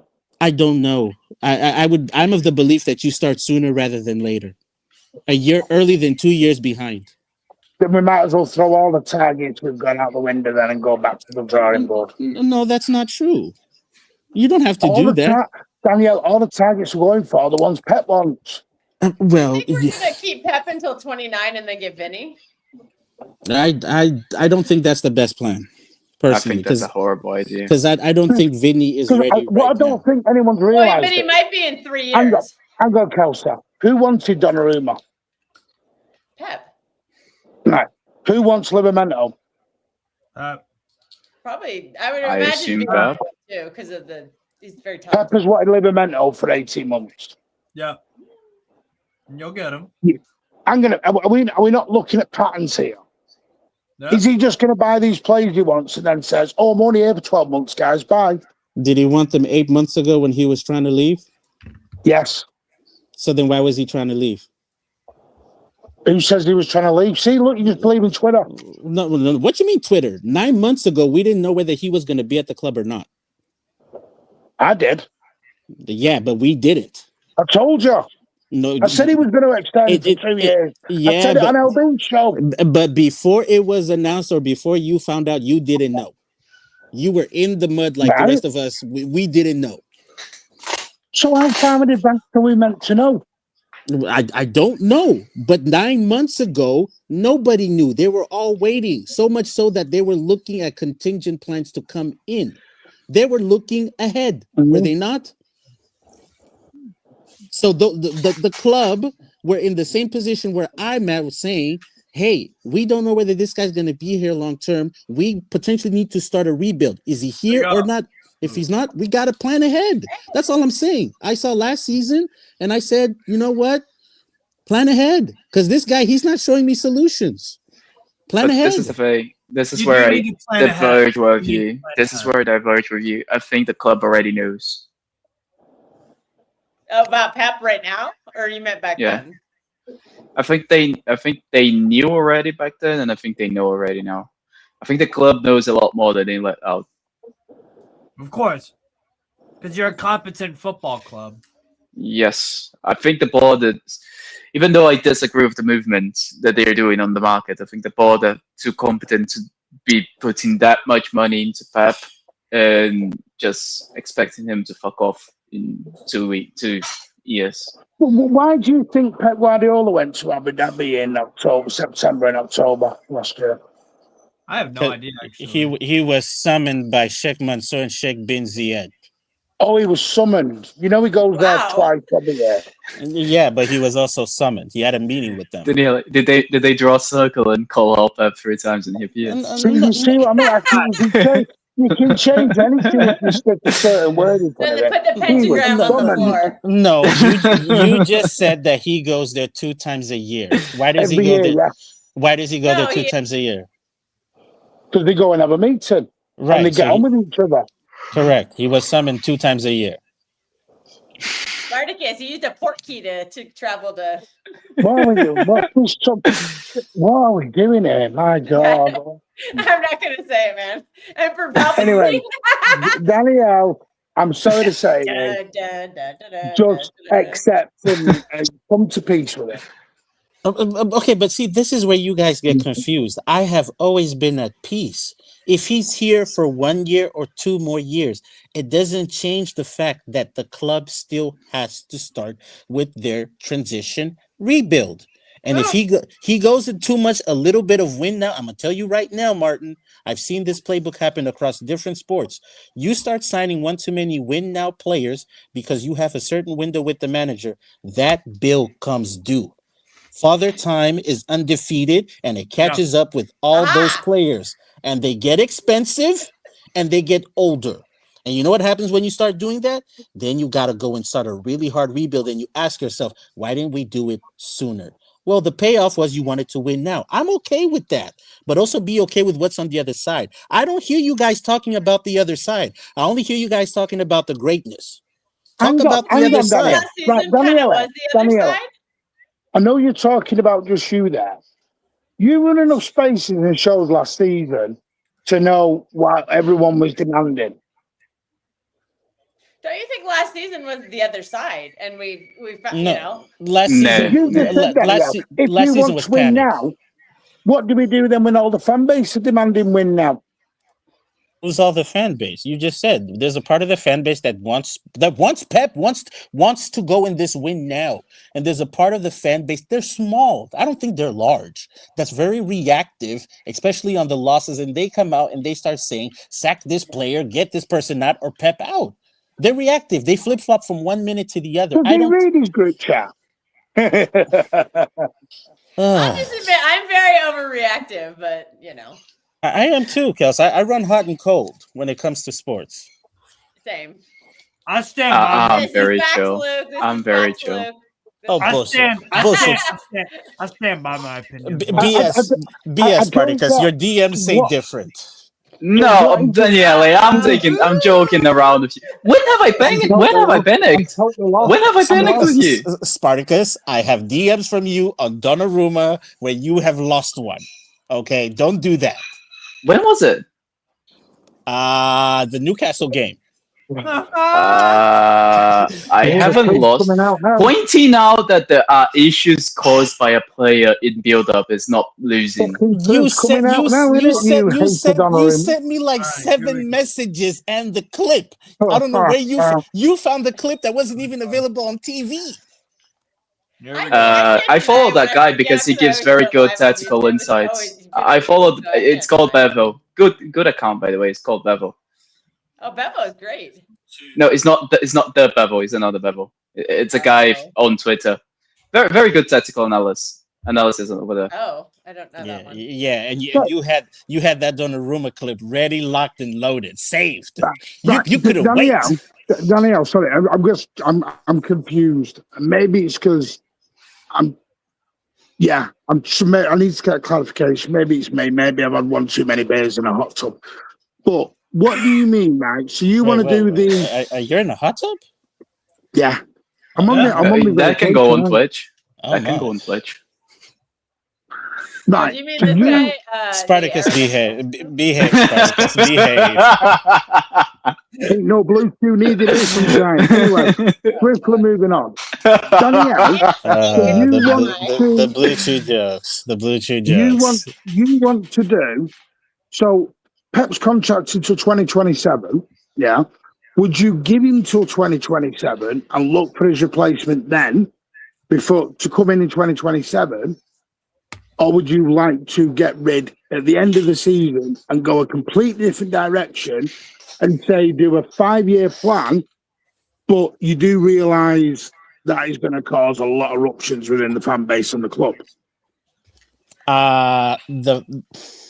It's difficult because I keep thinking about this, and the part that confuses me you is... understand what I mean by the asking? I'm not trying to be trick question. No. I get what you mean, but the part that confuses me is the January window was one assessment to evaluate whether he likes the players, rates the players or not. The summer window is another group of players, whether he likes the players, rates the players or not. Yeah. Danielle, are you saying, let's see, what Danielle is saying is don't sign players on short notice for 6-month period, then realize they're not part of the long-term plans and wages pile up and affects future deals. Is that kind of what you're saying? Yes, a little bit of that, because my target. So what Martin just said, right? So if we go, let's say to 2027, okay, summer 2027, we're gonna have the summer of 2026. I'm going to look at who they signed there. If some of those players are 25 and over, I will be a little bit concerned. If some of those players are 25 and under, I'll be a little bit more optimistic, because if they're 25 and over, they're either going to be expensive or they're going to be very, very good to where they're going to have to then stay at the club. There's no resale purpose if they don't work out. In that event, that problem is going to get kicked down the road after 27, 28, if Pep is no longer there. To me, from a sporting position, that's going to be a problem, because what happens in 28, let's say, Vinny's from the Pep tree, but he's not like Pep. He likes aggressive players. What if he doesn't like the players that Pep signs because the personality may not be the same, or he's not willing to put the arm around the shoulder in a fatherly manner the way Pep Guardiola decides to do? What do you then do with those players? It's hard to get rid of mediocre players or above average players when they're expensive on high wages and you can't find a buyer in a market. I'm going just counter on that you just said, because I don't want to get lost in each point. Do you think that's why we are? Welcome, Luke. Do you think that's why we are lowering the wage bill, for example, and being more? Because I'll be honest with you, Viana is very different to Cherki. We've not even experienced the real Viana yet. And don't you think that's a problem? Because I think right now he's still ingratiating himself with the targets to Pep. But there's going to come a point where the sporting directors, well, just hear me out. There's going to come a point where the sporting director's vision is going to be sold to the to the leadership and the manager. Yeah. It's either Pep's going to be on board and they're going to have to make a decision to go with that, or there's going to have to be a compromise. But someone will be unhappy because they're either not going to get their targets or they're going to have to give targets that the manager wants.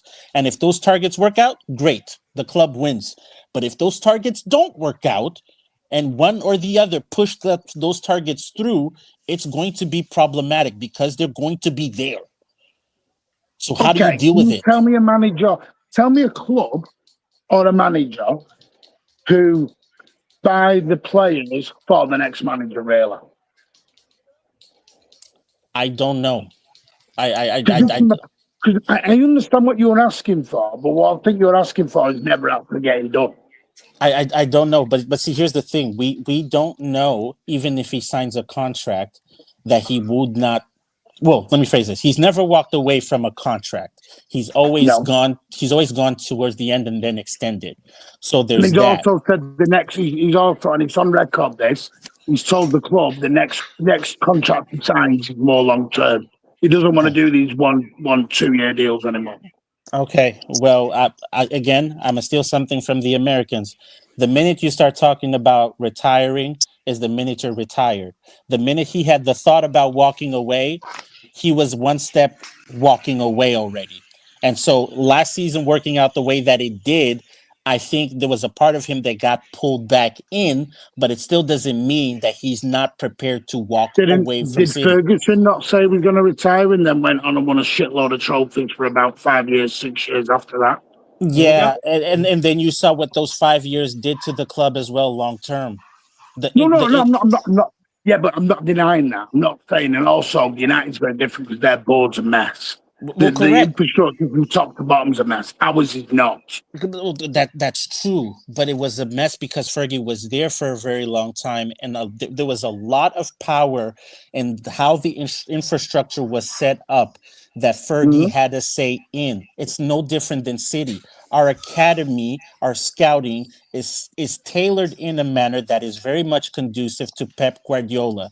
If the next guy that comes in does not agree, and the academy is a perfect example, does not like how the academy may be feeding into the senior club, that is a problem, because then that means those players that are in the academy either need to get moved on, or you need to change the system to find a compromise that's suitable to them and that coach and the academy coach as well. Why do you have a meltdown when we lose games then? I just told you, I run hot and cold. I flip-flop. Whenever I get more information, I walk it back. So we get beat tomorrow, you're going to walk all this back? Because I agree with what you're saying now, but if you're this long-term person and wanting all the timbers, doesn't matter if you lose tomorrow then, in a way. Because you're not in the win-now mentality. Well, okay. Just for clarity, chat, I have always said my expectation for this season was top 5.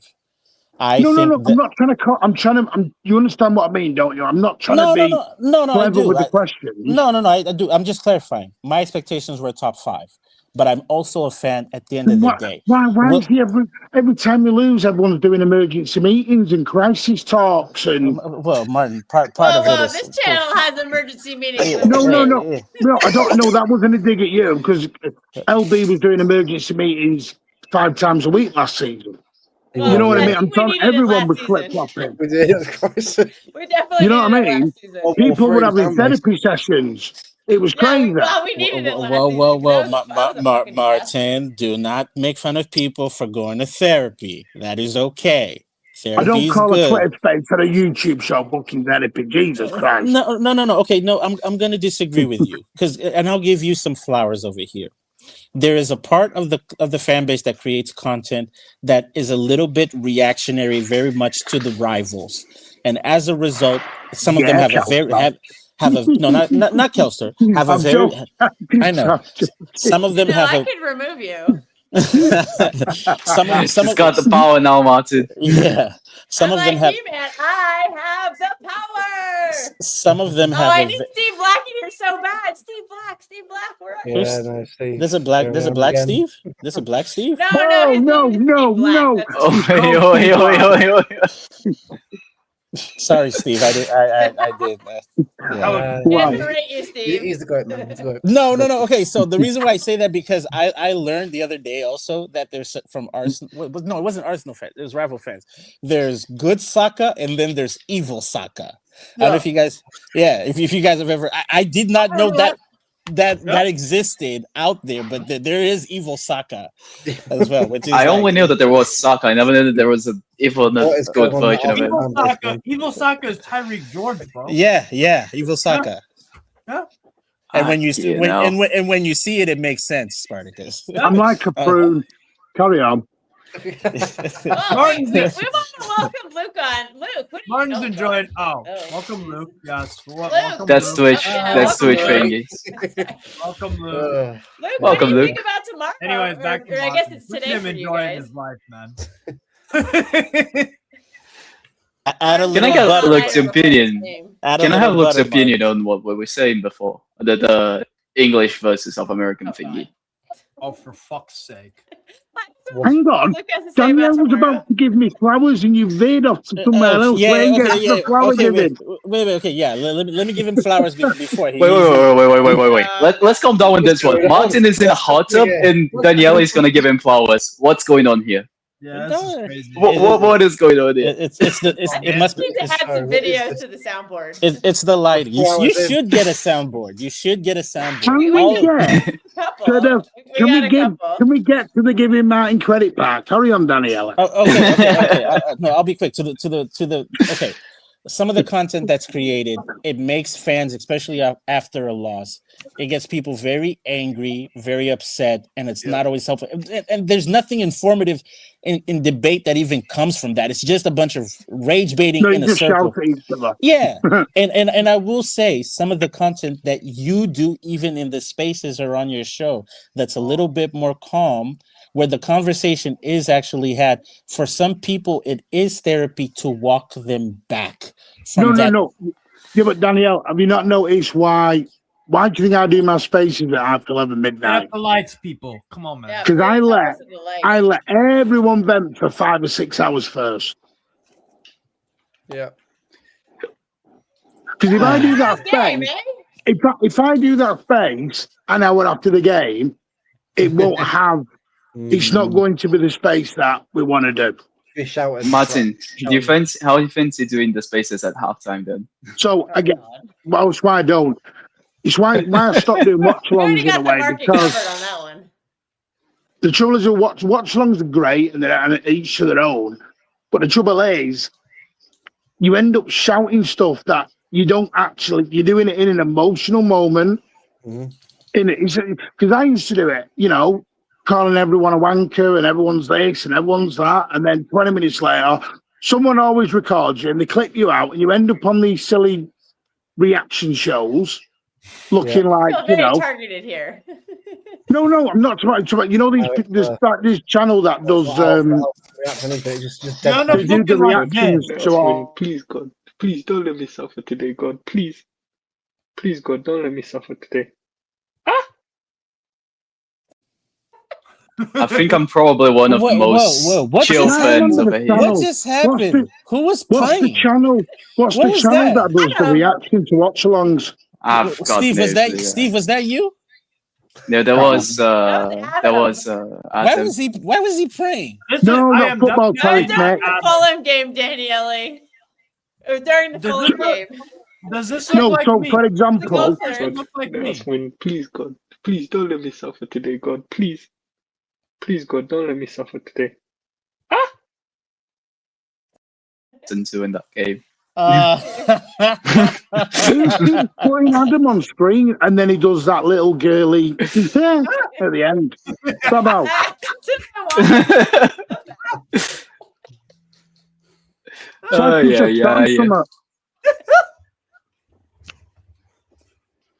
Is that the part when the blue chew kicks in? Anyway, oh my God. That was Martial's goal line clearance. That's their Fulham game. I had to start. No, not Nick's Football Hub. No, the actual. There's an actual channel that records all the watch-alongs that I would say City versus Palace tomorrow. So the LB, the reaction one. I'm always trying to get on that channel so we could get some more exposure to this channel. No, right, but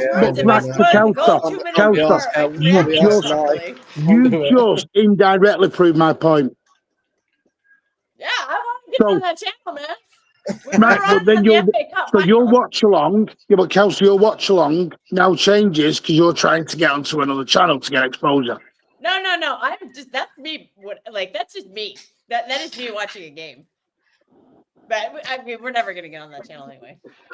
Martin, I don't think that there is. Telling you that you're that's never also partly due to someone a paedophile. Yeah. Well, I told you, I lost it during that game, man. I mean, Martin, I'll tell you some things on DM later. It's not good for him. Let's just say like this. I'm missing John Cena's last ever match. Come on. Can we talk about the match? Can we talk about the match tomorrow? We've been trying to for the last 20 minutes. Okay, so Luke hasn't had a a chance to speak yet. Yes, so I'm gonna hear ask what Luke Luke. has to say. Luke, the floor is Why is yours. Luke up at 2 a.m.? That's why I don't know. Because he's a real one, Martin. Why are you up at 2 a.m. You go to sleep. Go to bed. I'll be honest. I did not know Martin was. I did not know Martin was Luke's father, but regardless, Luke, I am your father. Have you not heard, Steve? I'm taking over the Hamza role. I'm the daddy of this fan base. Oh my god, dude. Yeah. Oh god. Yeah. Do I have a time to sleep as well, Martin, or can I stay up late? That's a joke, by the way. That's a joke.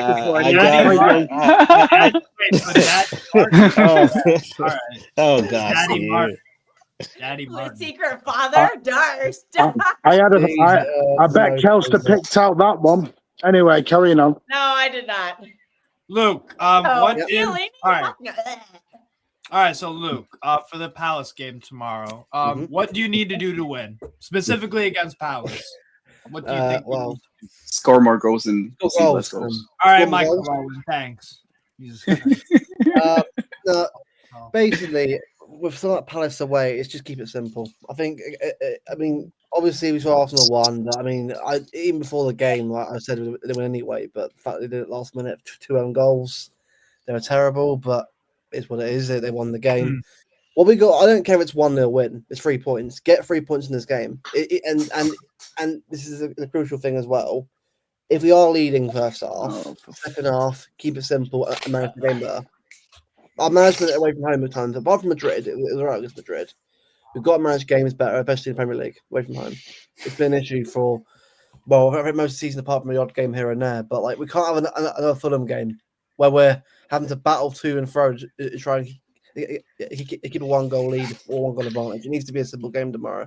So I will say though, with the Klein thing and Doku thing, I think people are going a bit over the top on this, and I think Klein will do better. People actually give him credit for. I know he's 34 and pretty older now, but I've got this feeling that people are going to be surprised by how Doku will be played against tomorrow. I think teams starting to put more players on him now than before. Yeah. So yes. All I'm going to anybody thinking that's okay? Go on. Sorry, yeah, no. All I'm going to say is, people, is that don't assume that we're going to absolutely cook everyone. Like, if we do, great. Obviously, it's great, but Premier League teams are not just like, I'm just going to ignore Doku's recently. Like, he absolutely cooked Valverde and Bully. I'm thinking and Rodrigo obviously on Wednesday, but we got to realise that every game is different. And I'm not sure you might assume that a 34-year-old player will get cooked. Look at Trippier. He's older, but actually isn't a bad player himself, and still actually does a rub for Newcastle. Still. I'm not saying he's the player he was years ago, but he's not actually a bad player still. I don't even have the energy to defend Trippier at all, but we'll go with and that. this is why I've disputed for weeks. I think teams are fairing City again now. They are. It's not like I've noticed recently, Martin, as well, that we're not getting like attacked. Like, people aren't just going for it all the time anymore. Like, obviously, second half, like, it's been different. Like, first half, a little bit more settled back into a shape. First half against us, and I think because of Haaland playing well. I noticed that at Sunderland, when I saw Doku get 2-man marked, I'm like, oh, they've learned that little game then. Yeah, they're starting to learn. And trust me now, Wednesday will have made a lot of teams stand up and go, all right. Beat Madrid. Wednesday will have sent waves around to people of, they might be back now. I think the deeper they go, the better we feel we're going to be doing. I think we're better versus low blocks. All I'm going to say is Cherki now. Cherki is a cheat code against them. It'd be another player that I'll try and mark as well, because this is what they're going to do. They're going to try and mark, but this is why we need other players to step up, because the thing is, a team cannot mark every single player efficiently or across the entire pitch. Yeah. So we need whoever's getting marked completely off the pitch. If it's let's say it's Doku tomorrow, and Cherki, Foden, whoever's on the right wing, or if it is Savio, let's just say, I need him to step up tomorrow. It can't just be one player, if that's the outlet, and then they're getting constantly man marked, and no one's actually going over to help them out and sort of contribute. Yeah. So it needs to be about tomorrow. I don't care who scores the goal. I don't care if it's 1-0 and ahead for a corner. It's a win. It's 3 points right now in this current period of Christmas and winter. Wins and 3 points is all around. Obviously, performing well is important as well, but away from home against Palace, just get 3 points. Are you expecting Palace will be a tough game? It always is Selhurst. So even our record's not bad there. It's like draws and wins here and there for us, but it's never easy going there. Never easy for us going there. And Palace are a bogus team for us. Luke, are you going? Trying to get a ticket for it, but I'm not the best of luck so far on that one. So, but I'm going West Ham though next week. You could join Hamza in the home and Conway in the home end. Oh, great. I'll probably see Mateus anyway as well. So I'll probably see him before the game and go up, so that'll be fine. But I just want tomorrow to just keep it simple tomorrow. Keep it simple, just 3 points. I think if we go in there overcomplicating it, and again, with Palace score, expect a very, very irritating game because they will sit back. I know Gladstone's what we'll do. I think you played them 3 times last year. If I'm not mistaken, they scored first in 2 out of the 3 in the final. Obviously, they scored first because it was 1-0. And then they scored 2 in the first 20 minutes, right? At the Etihad. Yeah, at the Etihad. Yeah. And then we turned it around. And then Kevin De Bruyne was Kevin De Bruyne. Yeah. Probably the last time we saw him be that good. And then at Selhurst it was 2-2, I think. Did you guys? Munoz. Well, now the positives are Munoz isn't playing tomorrow, I think. Yeah. So, and again, he changes them a lot. We all know how good Munoz By the way, is. have you heard that? What a jump, sorry. Hamza fan, no, Hamza is not having a meeting with Pep tomorrow. Fucking, I imagine that meeting. Oh my god. Tell Samuel, get Rodrigo. He slip of paper and he was trying to get like Rodrigo. the lineup and Pep just walked past him. That'll be cinema watching that on YouTube, man. Yeah, I think it's one of the Hamza classic. Anyway, right, I'm gonna jump, smash the likes, so take care all. Good to see you, Martin. Good to see you, Martin. Martin. Martin. Oh, he's gone. Yeah. There you go. His phone battery died. No, but obviously the phone got in the hot tub. Man. The phone got in the hot tub. I'm gonna ask as well, all of you guys on the panel in the chat as well. Does the team change much from Wednesday? Like, obviously, rotation could happen every now and again, but for a game like this, do you rotate anyone or keep it the same? Keep the same. I think it's going to be the same. The only I keep saying this. The only change I could potentially see is Cherki and Rangers. I can see more Cherki Savio more than Cherki Rangers. Oh, see, this is the thing. Savio for me. We benched. Is that? I'll notice it as Marcus. I think you put it as well. I gotta say on Wednesday with Savinho, apart from the shot, I thought he played really well. He came on. I think he did very well. He did very well. Yeah, it was a good cameo. You've got to realise, right? Stop fucking going on at him, right? And forget the summer. We don't know what happened in summer. We got all told us certain things that Romano said, and we're not sure. Like, just like he's here. He's here for how long he's here for. Just about the guy. At the end of the day, right? The talent is there. Last year we saw it in the crap City team. He got like 13 assists and a few goals. If we just give him the back end and support he needs, we'll start. Look at Doku. Imagine Doku and Savinho both on form on the wings, both for us consistently, if both playing at a high level. We've got 2 of the best wingers probably in the league or in the world at that point. But can I tell you what happened? Because I know what happened in the summer. Go on. Spartacus so basically what happened was Savio had a deal with the club pretty much agreed on back in January, February-ish. Yeah. He didn't sign it yet. I don't know why, but he had that basically signed out. But then when Viana came, he just took the deal out of the table. And then the whole summer thingy started to happen. Savio tried to use the Spurs thingy as a little bit of a leverage to get the money, to get more money on the deal, right? And then Viana said, no, fuck that, and tried to push him was trying to push him out. Those pictures that Savio posted was basically him having a dig at Viana, pretty much. Not saying that, no, I'm going to Spurs and shit. It was more of him saying to Viana, like, fuck off, you're pushing me out. And then Pep and Soriano went to Viana, was like, no, we want this guy to stay as well, because they had a little bit of a meeting. So this is pretty much what happened in the summer. The thing that he wanted to go, that's not true. He wanted to stay at City, but then situations got complicated between some of the people in the club and Savio. And then this is speculation on my part. I think Viana told Fabrizio Romano that Spurs were going to bid 70 mil, and then Fabrizio Romano did all of that bullshit around the whole saga. So this is pretty much what happened with Saga this summer. So saying that he wanted Spurs and everything, that's just not right. Like, he didn't want Spurs. He wanted to stay at City, but yeah, he always wanted to stay at City and still wants. At the end of the day, right. Last year, I saw enough from last year to say, right, if he just gets the consistency in the form going, right, and we just think, remember, he's still very young, by the way. Like he came in younger than Bob. This is what I mean. So what? Oh, I say give up on him. No. If anything, get a wing of experience. Get a wing of experience in to help these guys out. So the likes of Doku and give him more time to develop more. Look at Doku now. He's been brilliant this season. Like not just a patch of form, playing brilliantly since the United game. So I think what we've got to do is, as a fan base, the younger guys, give him the time. I think, look, Reinders for me, I've seen enough from him to say, you know what, he'll get better and better this season and get into the team over time. I think someone like Savinho and like that, we've got to give a little bit more time to it. Cherki for me is a different kind of player. He's a technically brilliant footballer. I think he'll only get better and better as the years to come. I think he's generally the best signing we probably made all summer. And also, let's not forget, Cherki has been playing first team football consistently since he's been 16. Exactly. So he's been playing first team football for about 4 years now. I remember Cherki's debut. I watched it. It was FC Nantes versus Lyon.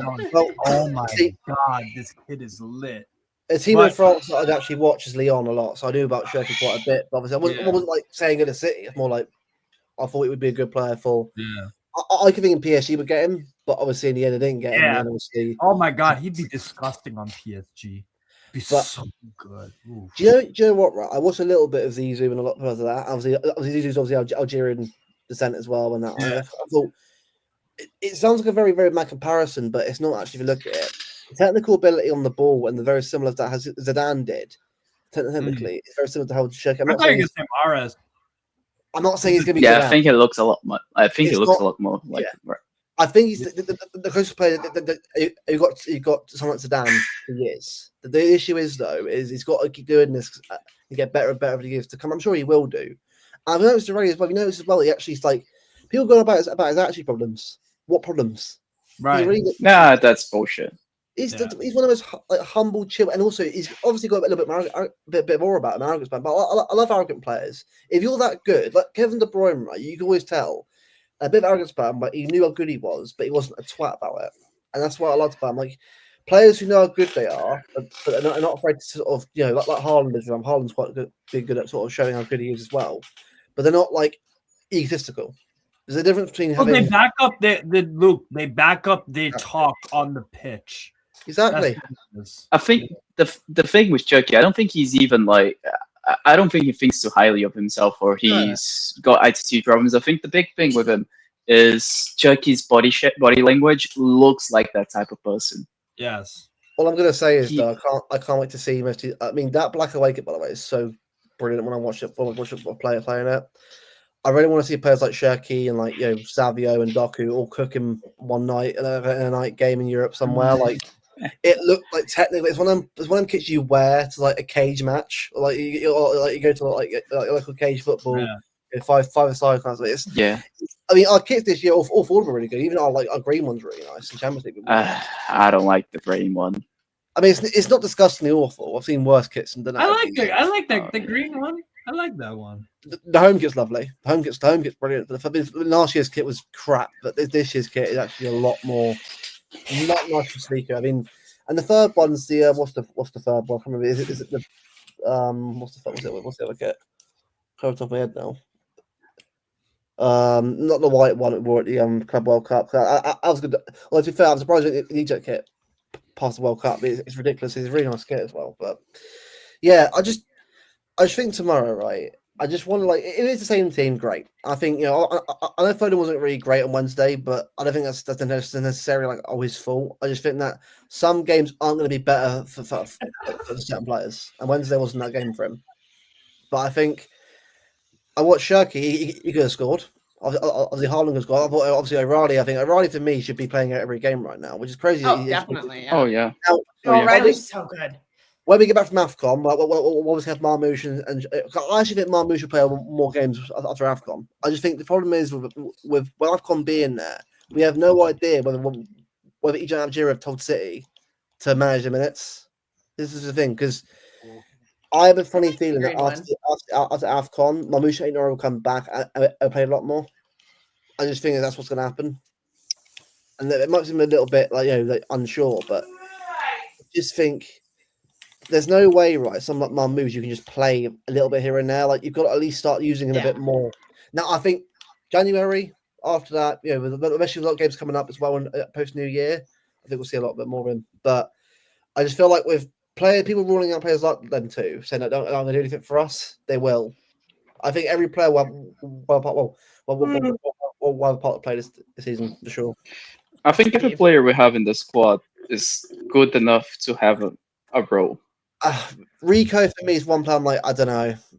Yeah. I like him. I really like Rico. I think he's a good player. I just think that the physicality isn't there for this team, and it's not his fault. I can't pick like Rico Lewis. It's like I think he's good at a lot of things, but when I think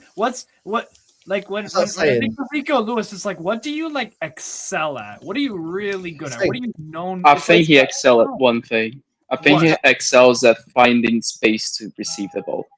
Which is I think this aspect of the game is ridiculous on him. Yeah, but that's. I just think, like, for me, if you ask me, would you rather have someone like Mukasa in the squad or Rico? I'm like, well, I know Mukasa's obviously not got much experience, but a bit more of an attacking player we could use going forward. Like, I'm probably going to go Mukasa right now because he's also more physical as well. I get, obviously, that's a bit like, he's obviously his first season for Mukasa in and out of the team. But then look at O'Reilly. Look at O'Reilly like last year. O'Reilly broke into a crap City team and got played left back. Hey, Jorge. Big up, Jorge. Yeah, so I just think for me, right, as I said before earlier on, just keep it simple tomorrow. Like again, I don't care if it's 1-0 win. Like, at the end of the day, right? I mean, I'm sure Steve will get the same Newcastle ones at Sunderland tomorrow. Which, by the way, I watched the game anyway tomorrow. I'm sure it'll be a fun game to watch tomorrow. I mean, I just think it's all about the wins now. 3 points. Like this run of games, and we all know it. Obviously, Champions League Cup as well for you guys as well, and the Premier League as well. It's gonna be constant games now, and it's thick and fast. I think if we just get out there with the result again, Arsenal obviously won really, really terribly. I mean, they were shocking tonight. I mean, I thought Wolves at least Chilly's got a draw tonight at least, but I'm sorry, like their defense is terrible. Wolves, they can't defend set to life. So I just think it's all about now just 3 points, get the game won, and I'll start on Brentford, which will be an interesting one to chat about because that's gonna rotate. Exactly. Well, he has to. I think you have to. You can't play everyone every game. I think for me, that game of Brentford, start Haaland, get the game won, then get him off the pitch, and then get him off. Yeah. Although Brentford are a good team, by the way. I'm not saying they're crap. They are a decent team, especially with. Kels will back me up. People was talking crazy about Brentford before the season. I'm like, yo, Andrew's done a good job, Andrew. I thought they'd get relegated. Yeah, I told people like, yo, Igor Thiago's gonna go crazy. Wolves are going down. That's I'm sorry, like 2 points in December. Get out of here, man. Like, ain't good enough. I thought losing Thomas Frank would hurt Brentford, but Carl Andrew's joined us. Do you want to give us some thoughts about tomorrow, Carl? Or just hop in whenever you can. Might be busy. We're just in the back burner. Yeah, no, but I just want to see us just get the result. I mean, again, in terms of goals, obviously I'll have Haaland to get a few goals tomorrow, but I can definitely see them using Guehi and Richards or whatever that say, right, mark him. Because Richards, Lacroix, and Guehi, Yeah. The thing is, we've got to learn, especially, that we've got to use a whole attacking line. Don't just go down one avenue because they'll mark it out the game. We've got to make sure that But we haven't just used one avenue, though. We haven't. I'm just saying that some things we can do it a little bit, but I'm like, as long as we keep doing what we're doing right now, we should be all right. Just don't revert to type. Going back to, old ways, because I think like especially the constant crossing into the box for no reason, always cleared. Like remember last year, like we're constantly passing the ball out to the wings, crossing it in, it always cleared every time. So this year, just keep it as it is. I think right now it's definitely working, but I just don't want to revert to type. I think we tend to perform a lot better against sides like tomorrow that are not really gonna offer anything going forward. They're just gonna be counter-attacking, and they're gonna allow us to just build out from the back, have possession, and get to the final third. And when we get to the final third, or we have a mid block, we tend to do very well. Yeah.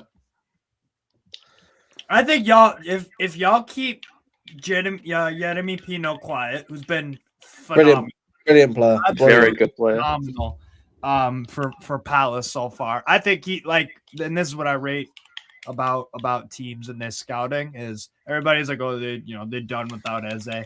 Well, Pino he's looking almost a little bit better. Very good as not as physical as Eze, but he's a better player than Eze. I'm gonna say Eze's a decent. Eze for me is a good player, but he's not good as everyone thinks he is. He's a good player, but he's not like a unbelievable. Oh my god, what is it? He gets goals, fine. Does he get constant G&A and everything? No. Like Tottenham, very good. Apart from Tottenham, crap.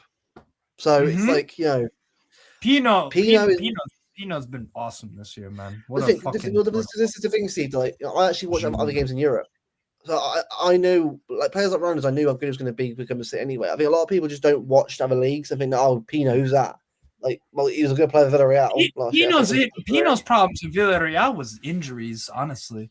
Yeah, Luke, it was. Since you watch all the leagues, we were having this discussion for about 40 minutes. I'm not going to go into it, but I want to know your opinion on this. Would you say that, because I said that I think in general, the English atmospheres in the stadiums are shit compared to countries like Brazil, Argentina, Turkey. Would you say that that's true, or would you say that that's not true?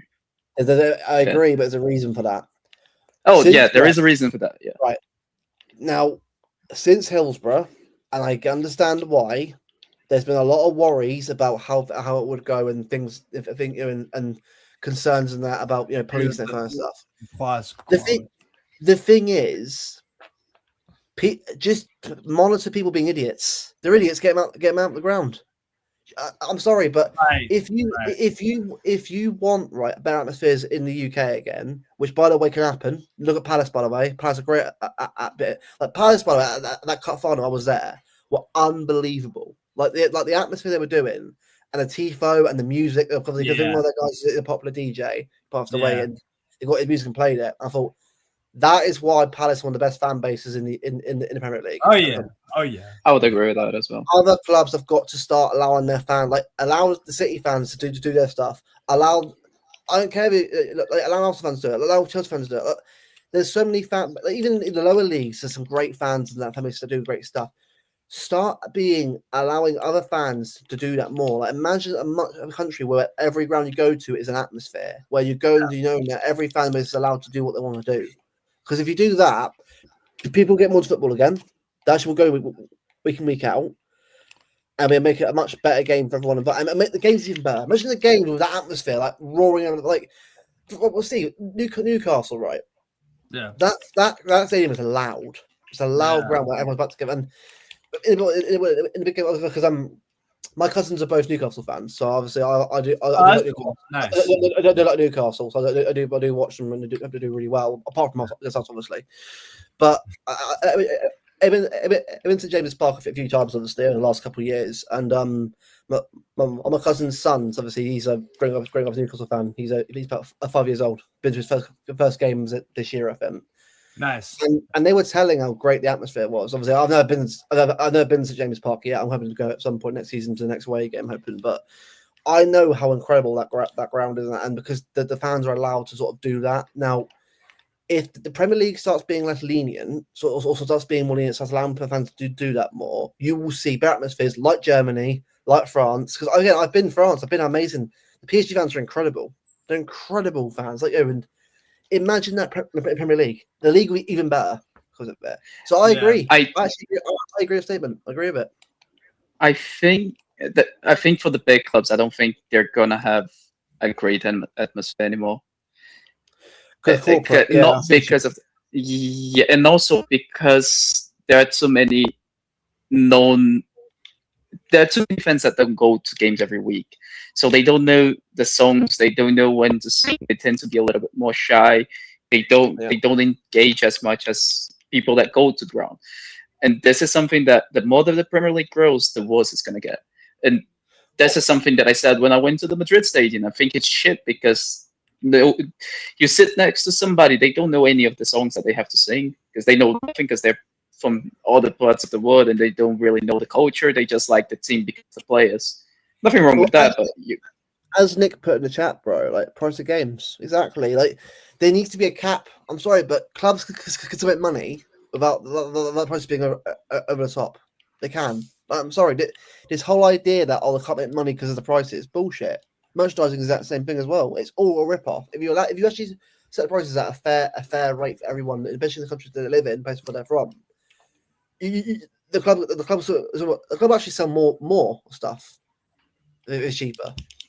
This is what I understand. So, for me, and you're right. Sadly, I think that's the downside of it. I think because of how good we are now, a lot of people obviously who watched the last few years, obviously want to go. And I get it, but it is a frustration because obviously I've been to many a home game now for the last few years, obviously because I've been able to go, and I do see the issues there. But it's a shame because I've been to many a Blue that's been going home and away for years. Like my dad's best mate has been going since the 70s.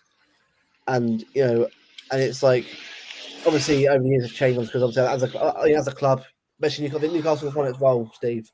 When you win a bit more big trophies, you'll get people who want to support the team because they're good. And it is what it is. You can't help what that happens. Like people are going to do that, but clubs have got to stop prioritizing those fans over the ones that go week in, week out. Like again, not saying you can't have people come in. Of course you can, but you can't just rip off the ones that have been going a lot, even in the shit days. Like you can't forget them. Like, without the core fan bases of a club, you were never going to be the club again.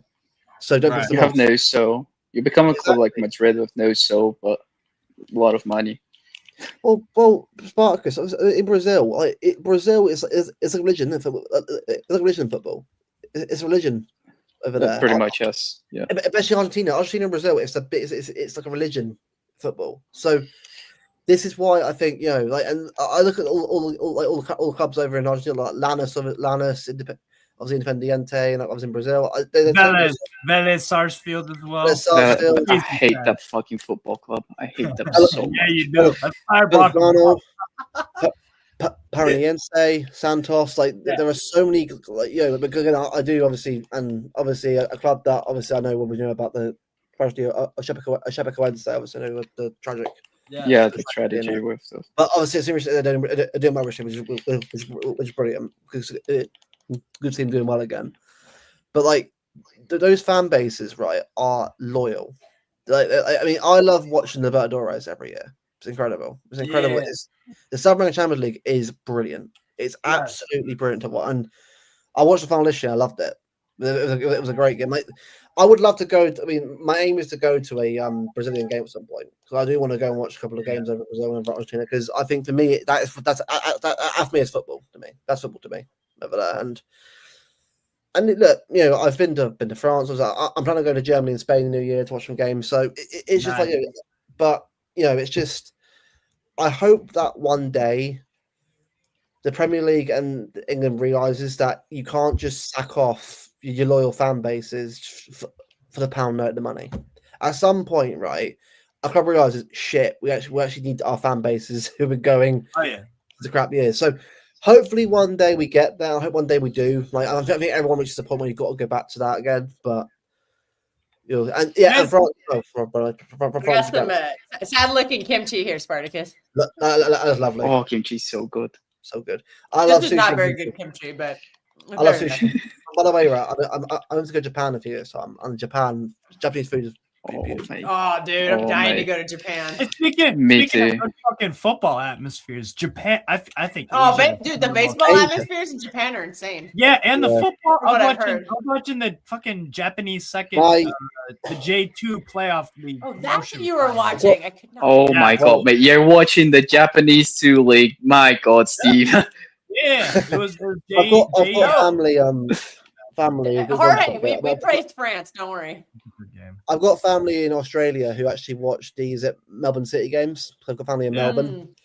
I'm gonna go see them in 3 years time. They got a good derby. Melbourne, the A-League? Is that what it's called? I'm seeing a few early games while I'm over there. Well, I'm gonna go when the F1's on in March, so I'll be watching that as well. Oh, dude, are you gonna go see Pat and all them? That's a long probably, flight. yeah, probably. I'm the lads and I'm going to see him, but yeah, I just not Alan. No, like Alan. He's all right. He's all right. It's a joke. We're gonna go on, Luke. Go on. Yeah, finish up your point. Go on. Yeah, that's all good now. But I just, it just for me, right? Football with people who send those up to other countries watch football, watch the games with the atmosphere loud. Because that's what I like to do. I like to actually watch the games when teams. Look, I know Marseille with the players on the pitch. We know that, but the actual atmosphere of the fan base of Marseille is incredible. The Lyon fans are incredible. Honestly, I love watching Lyon. Obviously, when Cherki was there last year, cooking up United, I'm glad they lost United because Lyon were brilliant that game. Lacazette, for example, was a great player for them as well. It's why for me, right, when a lot of these players go to these Premier League teams, they're like, who's he? Well, I know how good he is. Players like, for example, what was that? I'm trying to think. Players like who have Pino from Uche, the player for them. He's a brilliant player himself. He's another good player. He's really good. People just think, he's this guy from Getafe. Actually a good player, A Nigerian. Yeah.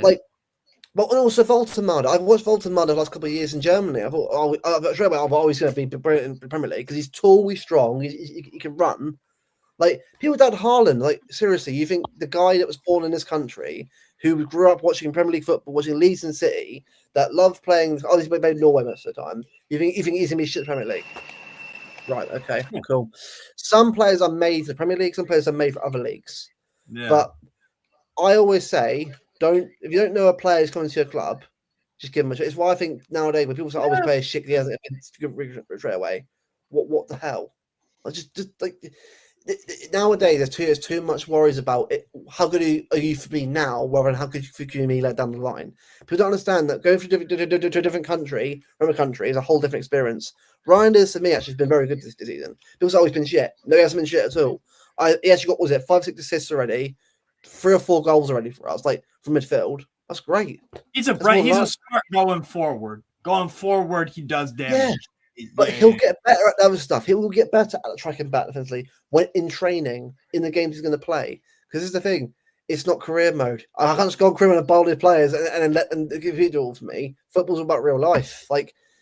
This is why I love watching. I'm like you, Steve, and many people. I love watching football. I'm not about this whole what are you doing for me now. If City are doing well, is what it is. Last year is what it is. We've had unbelievable success for the last few years. You're gonna have shit years every now and again as a good teams. I mean, people going about watching Barcelona, Real Madrid. I love watching Villarreal play. Yeah, they're a great team. I love watching. Me and Kels are watching Stade Rennes and Brest today. Oh, that was a fucking crazy game. PSV versus Heracles was a great game. PSV. Heracles, man, with their striking striker, their big striker, Jizz Hornkamp. Jizz Hornkamp. That's literally his name. Look it up. That's a real name.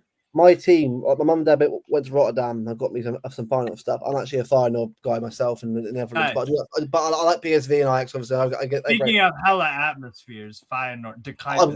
I'm hoping to go in the new year because Feyenoord I love their ground. I love that their atmosphere is incredible in the big games. Obviously, it's why I love going to these countries, man. When you go to these rounds around Europe, Dortmund is a dream. Going to Yellow Wall and seeing that. Oh, it's amazing. It's actually. What's my French team? Leon, good. Mate. Leon. It's been Leon since the last 8 years. So is Jorge. For me, look, PSG. I understand why. I like the idea and the fan base of PSG. The politics of it, not so much. I think the players. I like Doué. I like Dembele. I like players I love Jean Neves. Jean Neves at City would have been unbelievable. I don't know why we didn't go for him. I know. I wish we had gotten Jan Neves. Bro, imagine Neves on our team right now with. Oh, dude, we should have paid the money. No. Last season, it would have been a baptism by fire, but he would have helped us a lot last season. Allegedly, there was something in the Jean Neves deal that you had to maybe find a way to fit Gonzalo Ramos into your side. See, I actually like Ramos. I like Ramos. I do like him. I think he's a good player for PSG. I think the PSG is actually underrated for them. He scores a few goals for them, like 40 goals for them now, I think. And he's like off the bench every now and again. Doesn't always play. I think like last year's PSG team, for being real, like Donnarumma was insane in UCL last year. Like he was in the big games like Arsenal, Villa. He's putting out some unbelievable saves in those games. I think a lot of the time it's down to him. Which is why I loved him coming to City. For this is what we need for the keeper in the Champions League and the league as well. But like with the UCL, we've got the best keeper and the best striker in the world. I'm going to say. I mean, I know you said Courtois. I know you said Courtois. But you can make an argument Kane over Haaland, but I'll go with Haaland. Look, Kane. I do. Spartacus thinks Kane is better than Haaland right now. I would say Kane as well. You're a City fan, but Kane is the best player in the world. Sorry, I would say Kane. I like hates our player. Like Kane is all around. Kane is all around better as a football. I'm going to say this, bro. You didn't realize this. Haaland's got more assists than Kane this season. Yes, I know that. How's that? But this is the thing. Kane has been able to keep up with goal scoring as well as playing with the 6. Like he's been the 6 at times, so that's just ridiculous, man. I think what Kane's been doing this. All I've said is this comment, a big up, bro. I mean, my great nan actually is a Aston Villa fan. So she won't be saying this, but Aston Villa versus Leon will be box office. That'll be great again. Yeah. The styles, clash of styles. Yeah, Forest. No. Forest. Like I like Igor Jesus. He's a baller. I like him, but he's out of there soon. Someone's buying him out of Forest. Do you like Elliot Anderson? Yes. City. Yes. He's a jeweler. We need a jeweler. So he's. He's the flavor of the month. So I'm just seeing. But he's not a big name. Who gives a fuck about it? Like, would you like him as a 6 or as an 8? As an 8. We've already got 2 6s. Yeah, as it is. Definitely as an 8. Rodri for me, will be fine. I think what it is, right? We have to remember, right? ACL injuries. Not every player comes back from ACL injuries immediately. He had an ACL and meniscus injury. He had both of them go at the same time, which, by the way, is an awful injury to get for anyone. He's coming back now and again. We've got to give this guy a bit of time because, again, he's just come back from an injury. And I think at the end of the day, right, he's still in the squad. He's still part of the squad and getting involved with stuff. He's training. That's great. Again, when he's back fit and he'll play, I'm sure he'll be fine. I think what we've got to do is accept that sometimes with some players, it will take longer than others. Like Van Dijk came back because it wasn't as bad as Rodri's was. Some players just come back a bit quicker. Some players come back a lot later. Look at Wirtz. First an injury for ACL injury at Leverkusen. He had an ACL, yeah. But I know he's younger, but it happened to him. Like, so we've got to give him Rodri time. Rather than say, "Oh, he's done." Like, well, no, he's not done. You see, he's not. Like, I don't get this mentality in football now. Like, oh, he's done now. He can't give me anything now. No, it's not how it works. Like, I just don't know. But regarding that comment about Leon and they need to get healthy. Nuama needs to come back. Because speaking of ACLs, he had one. And Nuama Ernest Nuama at Leon. Ernest Nuama, yep. I like Nuama a lot, but he's been injured for a while. Steve, what's me? Also, if fucking we'll see how Endrick does at Leon as well. Because if Endrick it could be half as good as what people are saying that he could be, that's exactly what Leon needs. Leon just needs a decent striker. I started laughing, right, because I heard a rumor last year that when Southampton win the Premier League, right, and in the bottom of it, I heard like a loan to the like, wait, what? And just going to go to Southampton? Yeah, fuck off. I was like, no. Like, I mean, watching that guy had to try and save a crap team like that. Like, and I'm from there. And I'm like, you joking me? Having to watch this guy try and save a team that's already going down. Yeah, and I'm happy he didn't go there. And again, I think Endrick for Leon would be unbelievable. Because I think Endrick for me is wasted at Madrid. I'm sorry. If you're playing, has he even played this season? He did against us. Right. I'm going to say for like what, 10 minutes? Any budding South American player, do not has he started any games? No. No. Do not go around Madrid. I'm sorry, right? Players like who's that Brazilian guy that was a striker that went to Barcelona and then had to leave? Who is it? Who was that guy? I can't remember. Vitor Roque. If we talk, I was like, oh, it's insane. Barcelona, really? You're going to Barcelona? Okay. Like, what? Don't go to these big clubs, man. Not every player go there to start up. It's very hard to break into them. That's again. I'm a big fan of. Like we're seeing it with Victor Hayes and all them. They're going on loan to play, but hopefully they'll make it with us. But Mastantuono, for example, I like him. He's a baller. But like, why go to Madrid for? Why? Like, I don't think he's that good. Well, Echeverri, right? Like, why are you not? Why are you going to Leverkusen? Like, I'm sorry, right? That agent of his, right, is going to ruin his career.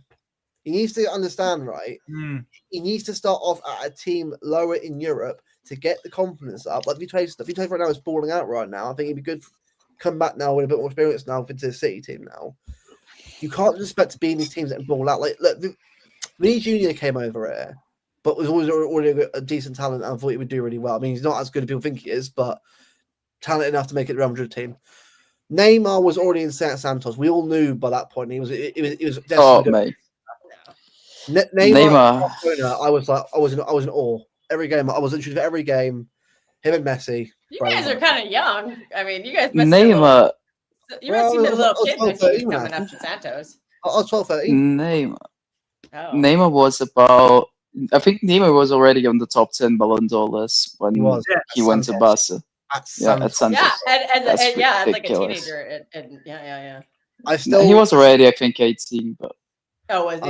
I'm still a teenager, though. That's pretty impressive. I'm still angry to this day. Like, they went PSG. I was like, why are you going PSG? What are you doing? Wasn't that like a forced thing? Didn't they have to do that? Because no, but I'm sorry, right? Barcelona needed the money. I'm not saying no, that's not true. No, that's not I'm not saying you should have said Barcelona, but like, why PSG? If you went Premier League, sure. I mean, I'm not. It might be better for his career, probably, but. I just think PSG is like why I know I enjoyed him at PSG. To be fair, it was fun to watch, but I felt like it could have been. It wasn't for his career. I think the thing with Neymar, and from what I've heard from behind the scenes, he was basically told, "Yeah, you can come here, do whatever the fuck you want, and you're gonna be the main guy of the team." And then they got Mbappe in. Oh God, yeah. I was like. And to be fair, I watched Mbappe at Monaco that year before he went. This is true, man. Barcelona wasted that. They wasted so much money. Yeah, Malcolm, Griezmann, Malcolm on Coutinho, on fucking. Griezmann was a bust for them. No. Malcolm was never worth the money. I watched him at Bordeaux, and I was like, he was average at best. He was a good player, but never worth that fucking money. You know, he was. You know, he was almost going to Roma, but in my life, he scored like a 60-yard goal against Guingamp that I can still picture in my head right now. But he was never worth that money. He was very close to going to Roma, and Roma is the level of player that he is. Yeah, that would have been a much better move. Yeah. But that would have been Malcolm and Salah in attack, and then Checo. Yeah, Malcolm. Was not a Barcelona player. He was not. I'm sorry. Most of these guys are at Barcelona, apart from I'll ask you, right? Ferran Torres. Is he actually as good people think he is? No, he's balling out this season. He's it this year, but he stepped up. He stepped up. He stepped up this year. Yeah, I think he is. Yeah. Is he that guy? I do like him because he has a dog shelter. That goal in Newcastle, by the way, was insane. I'm sorry, I know it was that like flick. Yeah, that was crazy. I think he's also misprofiled because I think he's a much better 9 than he is a winger. Yeah, no, I agree on that. I just you think he's not 9, Ferran Torres? For the way that Hunter Flick is playing, yes, I think he's perfect for that role specifically. That's fair. Are we ever going to get our money for him? Apparently, they still owe us quite a bit in it. I'm still waiting for money, lads. I want Haaland. Yeah, no, pay the Torres stuff, please. I'm not. You're still in debt by how much? I'm sorry, you're not getting Haaland, lads. You're not getting Haaland. But this Barcelona Madrid PR about Haaland, right? It's just so funny because who do you guys think is gonna get the money first? Me from Hamza or City from Barcelona? I have to say, City might get the money before you do. I'm not gonna lie. Yikes! I don't think I trust Hamza to pay you. I don't either. I'm gonna have to cancel my reservations. You guys, all right. We're gonna wrap up, but before we leave, we're getting fucking score predictions for 2 games. We'll start with Man City away to Palace. Yeah, he wants your Derby predictions. Yes, I can already tell. I'm here. Spartacus, Crystal Palace, Man City. What's your score prediction? I would say 2-0 City. Luke. Okay. Well, I said, on my channel, I said Madrid 1, City 2. I got that right. So I'm on a roll so far on predictions. I'm gonna say 3-1 City tomorrow. It's gonna be a scrappy one to begin with. But when we get a couple goals, first half, it'll be 2-0. They'll get a goal, 2-1, but then we'll get a third, and then we'll get. So I'll go 3-1 City. 3-1. Kels. I'm flip-flopping from what I said earlier this stream. I don't think we'll lose. I could see a draw. Oh wow, Steve. Yes. Go to bed.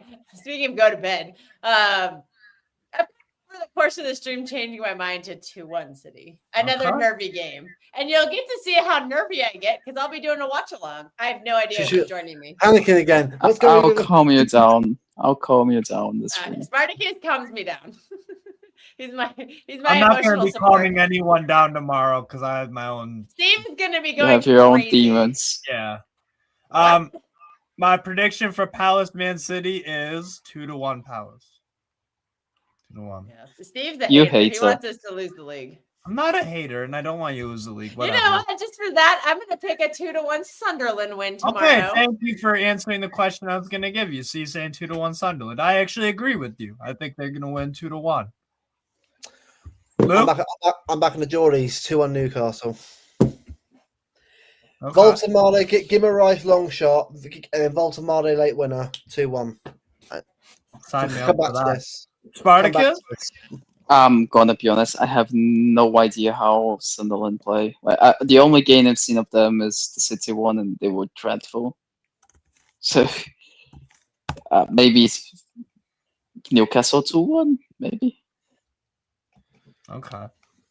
Fairs? But I have no trust in that prediction, none whatsoever. No, both games. Right. All right, cool. Well, that's gonna wrap it up, people. Big up everybody for joining this nearly 5-hour stream. Good stuff. But yeah, watch along tomorrow on the on this channel, the main channel. You guys, we have Palace Man City. I'll be freaking out somewhere else about the derby, so it is what it is. Anyways, We take will care. hear you from Sarcasm City TV. Yeah, you will. Trust me. We will hear you from there.